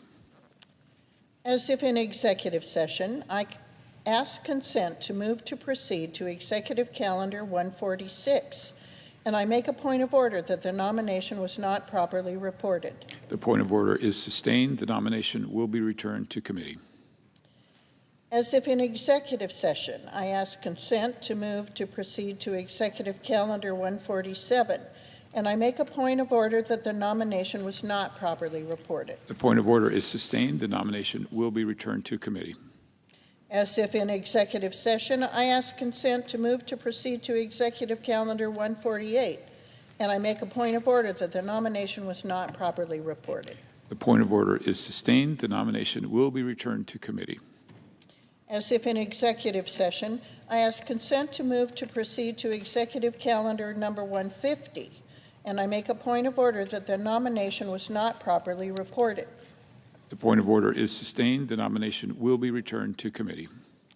As if in executive session, I ask consent to move to proceed to Executive Calendar Number 174, and I make a point of order that the nomination was not properly reported. Point of order is sustained. The nomination will be returned to committee. As if in executive session, I ask consent to move to proceed to Executive Calendar Number 175, and I make a point of order that the nomination was not properly reported. The point of order is sustained. The nomination will be returned to committee. As if in executive session, I ask consent to move to proceed to executive calendar number 187, and I make a point of order that the nomination was not properly reported. The point of order is sustained. The nomination will be returned to committee. As if in executive session, I ask consent to move to proceed to executive calendar number 188, and I make a point of order that the nomination was not properly reported. It is the opinion of the chair that the point of order is sustained, and it is the opinion of the chair the nomination will be returned to committee. Mr. President, as if in executive session, I ask consent to move to proceed to executive calendar number 189, and I make a point of order that the nomination was not properly reported. After consideration, the point of order is sustained. The nomination will be returned to committee. As if in executive session, I ask consent to move to proceed to executive calendar number 190, and I make a point of order that the nomination was not properly reported. Stunningly, the point of order is sustained, and the nomination will be returned to committee. Mr. President, as if in executive session, I ask consent to move to proceed to executive calendar number 191, and I make a point of order that the nomination was not properly reported. The chair is out of adjectives, and the point of order is sustained. The nomination will be returned to committee. As if in executive session, I ask consent to move to proceed to executive calendar number 193, and I make a point of order that the nomination was not properly reported. The point of order is sustained. The nomination will be returned to committee.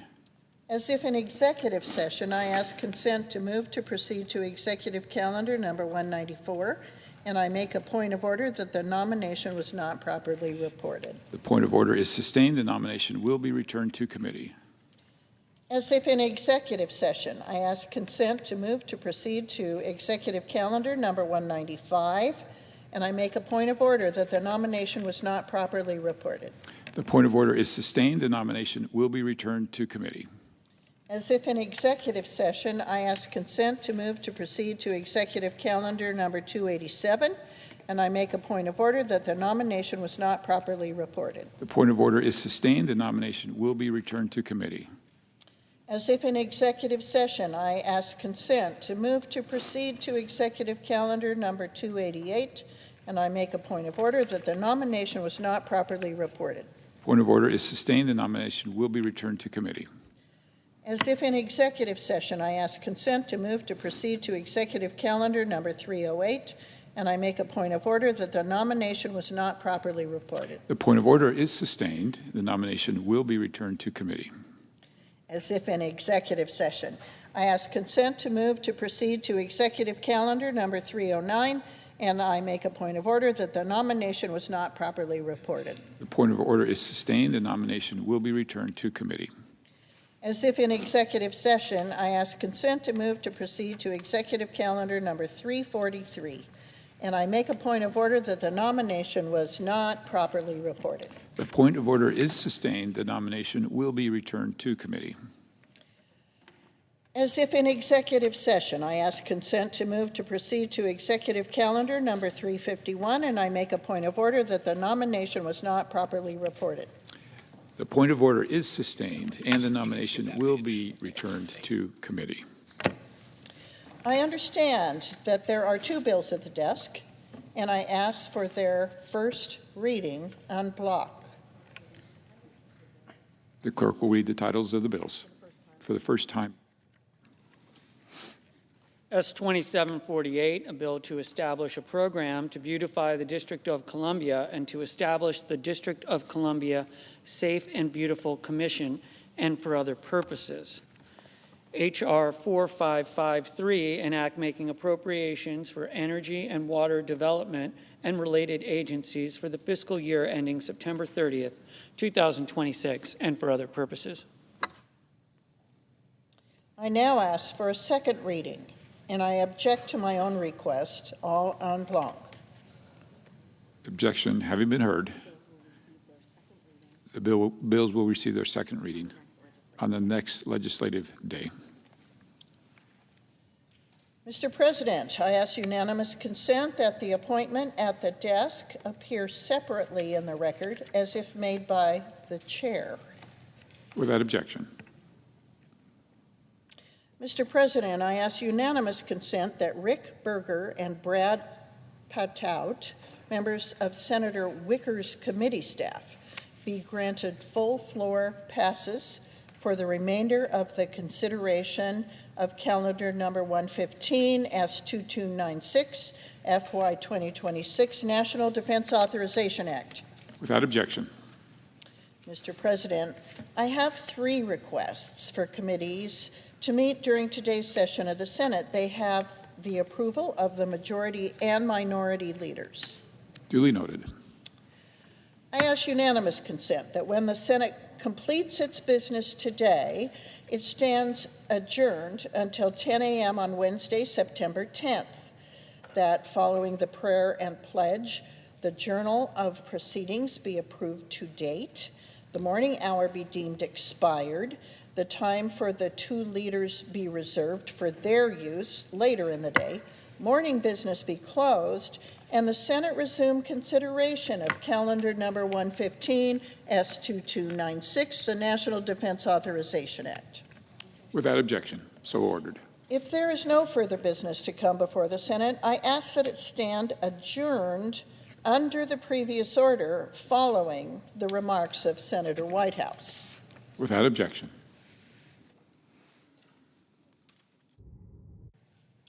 Mr. President. Senator from Rhode Island. Mr. President, sailors and pilots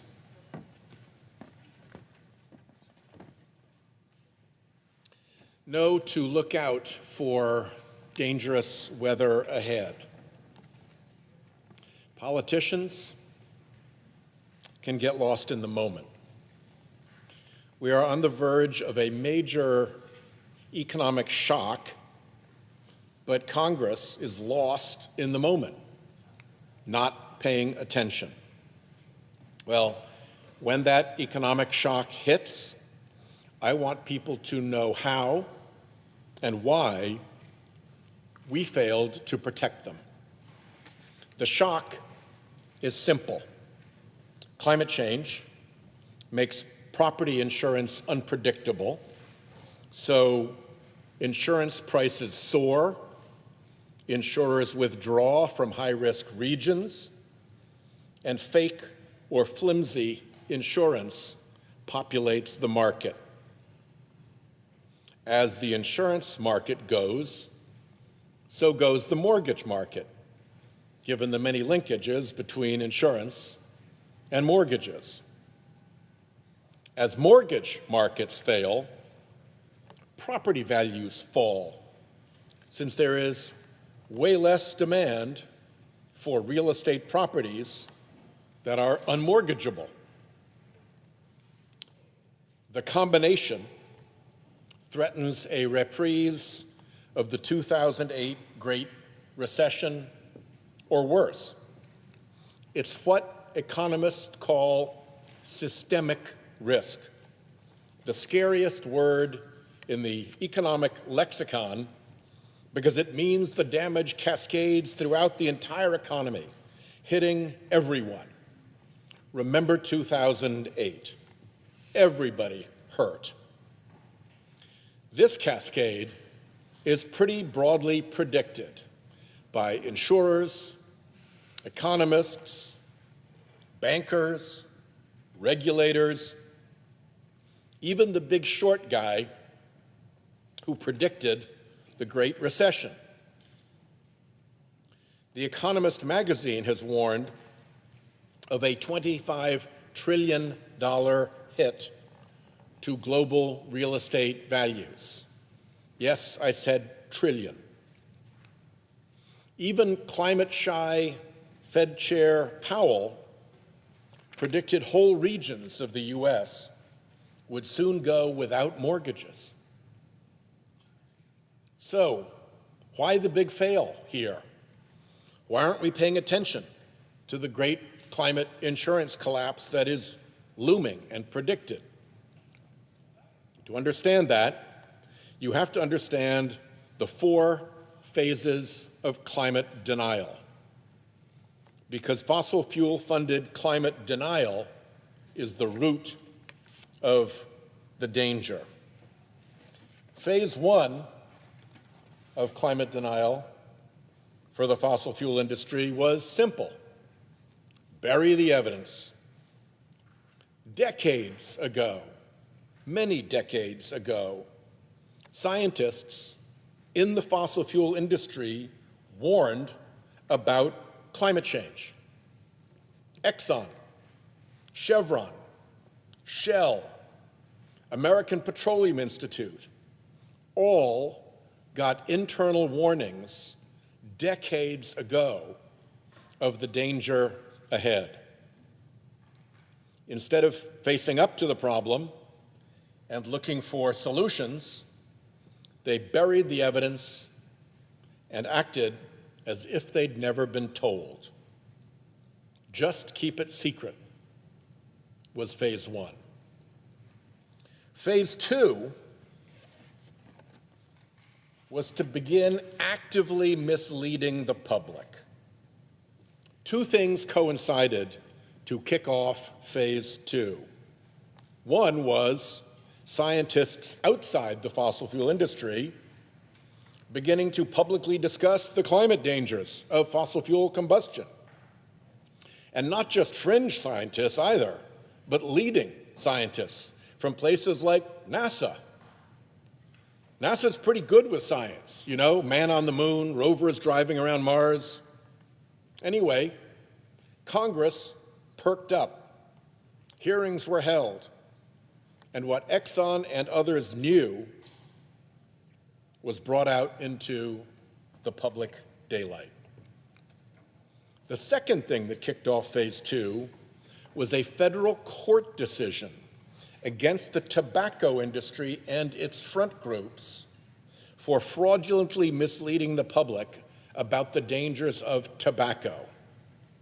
Federal Judge Gladys Kessler, God rest her soul, she passed away 2 years ago in March, put the tobacco industry and its front groups under court order to stop the lying and knock off the fraud.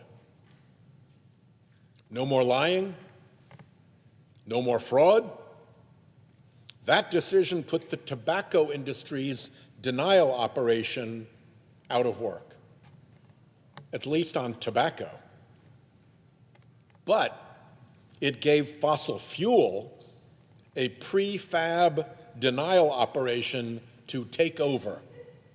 And suddenly, a lot of people and a lot of front groups who had been expert in how tobacco smoke wasn't bad for you suddenly became expert in how fossil fuel emissions wouldn't wreck the Earth's climate.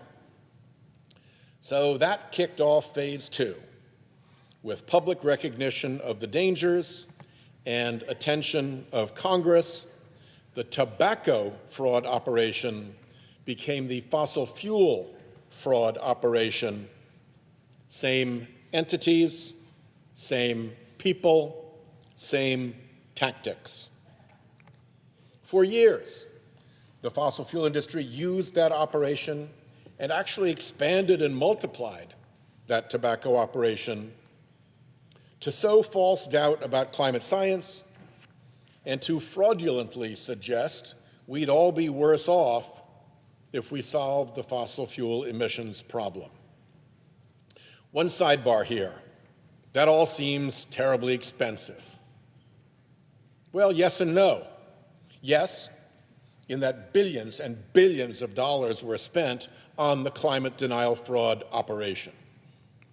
Just the work to capture the Supreme Court so it would be friendly to fossil fuel polluters has been estimated at roughly $600 million. And that work was just one aspect of the vast climate denial fraud operation. On the other hand, you have to understand what the climate denial fraud operation was protecting. The fossil fuel industry floats on the biggest economic subsidy in human history, thanks to its free-to-pollute business model.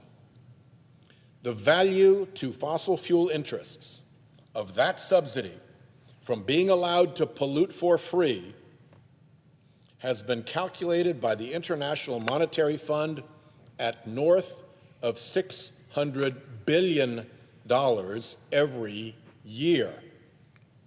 Every single year, $600+ billion worth of free pollution that we all pay for in various ways.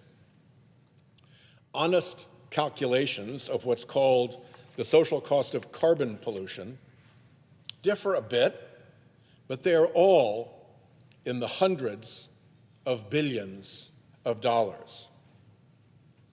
So when the fossil fuel industry picked up the tobacco fraud operation and multiplied it, cost was no object. Imagine, for example, if they spent $6 billion a year on their climate fraud operation. That pays them back over $100 every year for every single dollar spent. If they spent $60 billion a year, it's a 10-to-1 payback. It makes the climate fraud operation likely the most lucrative segment of the fossil fuel industry. So let's just say phase 2 was robust. Over 100 front groups, billions of dollars, stables of fake scientists, massive Madison Avenue propaganda campaigns, even attack goons to go after scientists and reporters. It was and is probably the biggest fraud operation in history. But a fair campaign of lies against truth, even with billions of dollars behind the lies, won't guarantee a win for the lies. So phase 2, even with all of its billions, had its limits. That brings us to phase 3, unleashed by the Citizens United decision, a truly toxic decision delivered by an all-Republican panel of 5 on the Supreme Court. That decision did 2 things. One, as a legal matter, it unleashed infinite special interest money into our political system. 2, as a practical matter, it allowed that money to be anonymous, what's called dark money, flowing into the political system through front groups that obscure the actual donor, keeping citizens in the dark about who's who in the political arena and who's behind what they're being told. Basic information to accomplish the office of citizen in this great republic denied to the citizens. The fossil fuel industry sought that decision, was prepared for that decision, and moved aggressively to flood dark money into elections. It's a whole separate speech about fossil fuels' role in that Citizens United decision. But the important thing was that they won. Dark money corruption now could buttress climate denial fraud. In the contest between truth and lies, lies now had not only billions, but an enormous new dark money thumb on the political scale. There's a famous saying that it's hard to get someone to understand something when their salary depends on them not understanding it. Thank you, Upton Sinclair. Well, right away, the Republican Party came to depend on that fossil fuel money. And no surprise, its understanding of climate change vanished. It wasn't always like this. It was not always like this.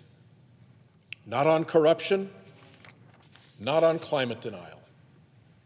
Super PACs didn't even used to exist.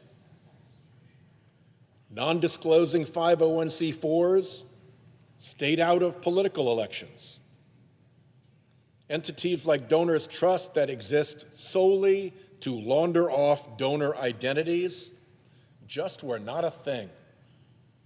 Shadowy political front groups and shell corporations weren't even worth setting up until secret political spending could surge into the billions. That whole new, corrupting, toxic political ecosystem has developed to enable dark money power. It's all new, and it all stinks. Climate denial is the same. In the 3 years after I came to the Senate and before the toxic decision in Citizens United, big, beautiful, bipartisan Senate climate bills were common. I can think of 4 offhand, real ones that would have really reduced emissions. And Republican presidential candidate John McCain ran in 2008 on a perfectly decent climate platform. No denial, no fraud. Please remember, it once was that way. Then, Citizens United was decided in January of 2010, and since that day, there has not been a single serious bipartisan climate bill in the Senate. Not one. The echocardiogram of bipartisan Senate climate action blipped and flatlined. Now, for over 15 years, the combination of the fossil fuel industry's massive climate denial fraud operation and the fossil fuel industry's massive dark money political corruption operation was a deadly combination. It was lethal. Just as the fossil fuel industry intended, these crooked, semi-covert operations protected its annual $600+ billion freedom to pollute subsidy. And the pollution spewed and spewed and spewed. The legendary political wheeler-dealer Mark Hanna said, "There are 2 things that are important in politics. The first is money, and I can't remember what the second one is." Historian John Barry observed, "When you mix politics and science, you get politics." Up against that kind of money in politics, science never stood a chance against fossil fuels' lies. Now, we're in phase 4. The phase where an increasingly desperate fossil fuel operation switches from defense to offense, burying the evidence, running the climate denial fraud operation, and corrupting politics with dark money. All were essentially defense. At all costs, protect that free to pollute $600+ billion annual subsidy. Phase 4 is different. Phase 4 is fossil fuel on offense, using the power of government to crush fossil fuels' clean energy competition. Phase 4 kicked off with Trump. Fossil fuel may be an evil industry in its politics, but it's not a stupid one. It knows it's losing. It sees the clean energy cost trends. It knows free, clean fuels like the sun and wind must inevitably win. It knows that a commodity's price set by a foreign cartel will sooner or later blow up in its face. It knows that polluting for free, contrary to moral as well as economic and environmental principles, can only be protected for so long. It knows that last year, 95% of new power coming onto the grid in the United States was clean power: wind, solar, and battery storage. Fossil fuel knows its days are numbered. So, it has infiltrated the Trump administration and is running the United States government for its own benefit from the inside. There's a kind of wasp, a wasp that injects its larvae into another bug. And its larvae then take over the command and control systems of that unfortunate bug from the inside. The larvae drive the bug around like you or I might drive a car around, except that the larvae are eating it from the inside at the same time. That's a good image to keep in mind about the corrupt Trump regime and who's driving it. Under Trump, the government of the United States is being driven by those fossil fuel larvae to attack cheaper, cleaner, less subsidized energy competitors that are winning against polluting fossil fuel. There was a time when Republicans used to say, government shouldn't pick winners and losers. Like so many vanishing Republican principles, what a laugh that one now is. Trump asked this industry for $1 billion in campaign cash. And who knows what he got, but it was provably hundreds of millions.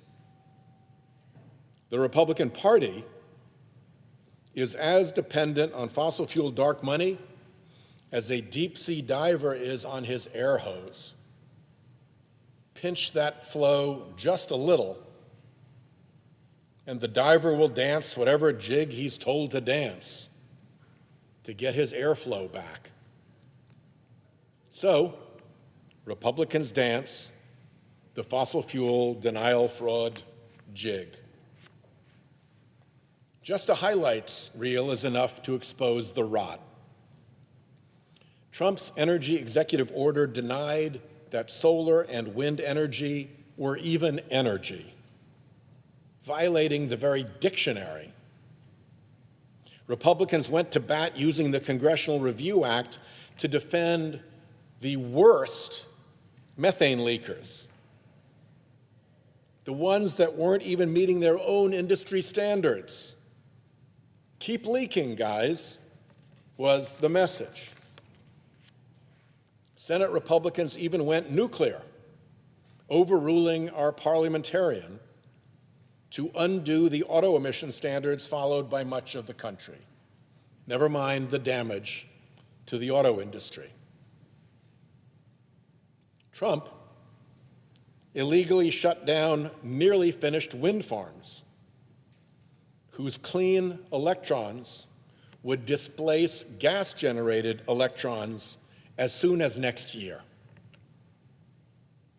Those clean electrons also save consumers tens of millions.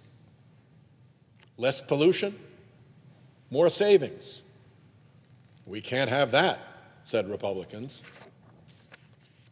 They've even undone the social cost of carbon rules, as if the pollution wasn't real, and are trying to undo the endangerment finding, as if the pollution isn't a danger. It's all a pack of lies and nonsense, but it has a purpose: crush America's clean energy industry. It's a separate speech what economic damage that does to America in international competition as the rest of the world moves to clean energy and we get left behind. So where are we? Thanks to fossil fuels' massive climate denial fraud and dark money political corruption, storm clouds loom ahead. Florida is our preview of coming attractions. An insurance market in grave distress, mortgage markets beginning to tremble, middle-class families finding it hard to sell homes. The chief economist of Freddie Mac some years ago predicted this cascade from insurance to mortgages to property values to what he then called a coastal property values crash that would hit the entire economy like the 2008 Great Recession. Note that word coastal. Well, it's not just coastal anymore. Wildfire now matches coastal as an added threat that can trigger that economic cascade into collapse. On top of that looms the long-predicted carbon bubble. What's the carbon bubble? That's when the fossil fuel industry collapses in a sudden and disorderly fashion because we were irresponsible about a gradual and reliable energy transition. And by the way, it's not coastal or wildfire or carbon bubble collapse. All three could happen. Each collapse making the others faster and more deep and dangerous and painful. Remember Hemingway's notorious line that you go broke gradually and then all at once. What could provoke this already gradual collapse to suddenly go all at once? Well, there are a lot of ways this could happen. One is related to OPEC. Say a low-cost oil and gas producer like Saudi Arabia decides to sell fuel at cost rather than at the OPEC cartel price. When they see it's time to make the move for the exits and sell what they can while they still can. When they do that, the American fossil fuel industry rapidly collapses because our fossil fuel industry can no longer compete. It's only profitable at puffed up OPEC cartel prices, not at the prices Saudi Arabia could bring to the market if it chose to. So instant crash.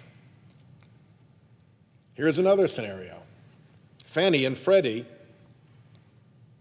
the mortgage giants, stop accepting mortgages insured by Florida's flimsy pop-up property insurance companies, over a dozen of which have already gone bust since Hurricane Irma in 2017. It is a huge taxpayer liability for Freddie and Fannie to assume all that risk without credible insurance. Local Florida banks won't hold those mortgages because the 30-year risk to a bank is not survivable.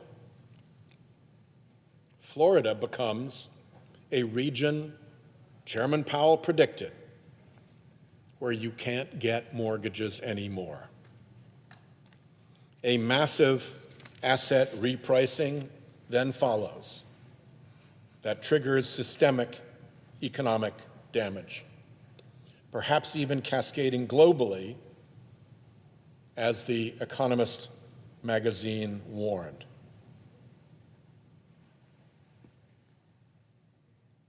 The trusty sign that I've worked with all these years through hundreds of speeches is time to wake up. I'm not sure we can save ourselves any longer. We've blown so many chances. The remaining pathway to climate safety is steep and narrowing, and the climate chasm deepens by the day. The evil forces that put us in this danger are more powerful, desperate, and malevolent than ever. The massive economic shock so many foresee could come next week, next month, or next year. It may now be too late to prevent it. It may now be too late to wake up. I hope we can pull this off, but our chances have really slimmed. So I'm here because I for damn sure want people to know why we got to this dangerous precipice and who is to blame. Chalk it up to a massive, semi-covert operation of industrial-scale disinformation and dark money influence run against our country from within by a polluting industry fighting to pollute for free, and by the politicians who enabled it for money. Madam President, I yield the floor.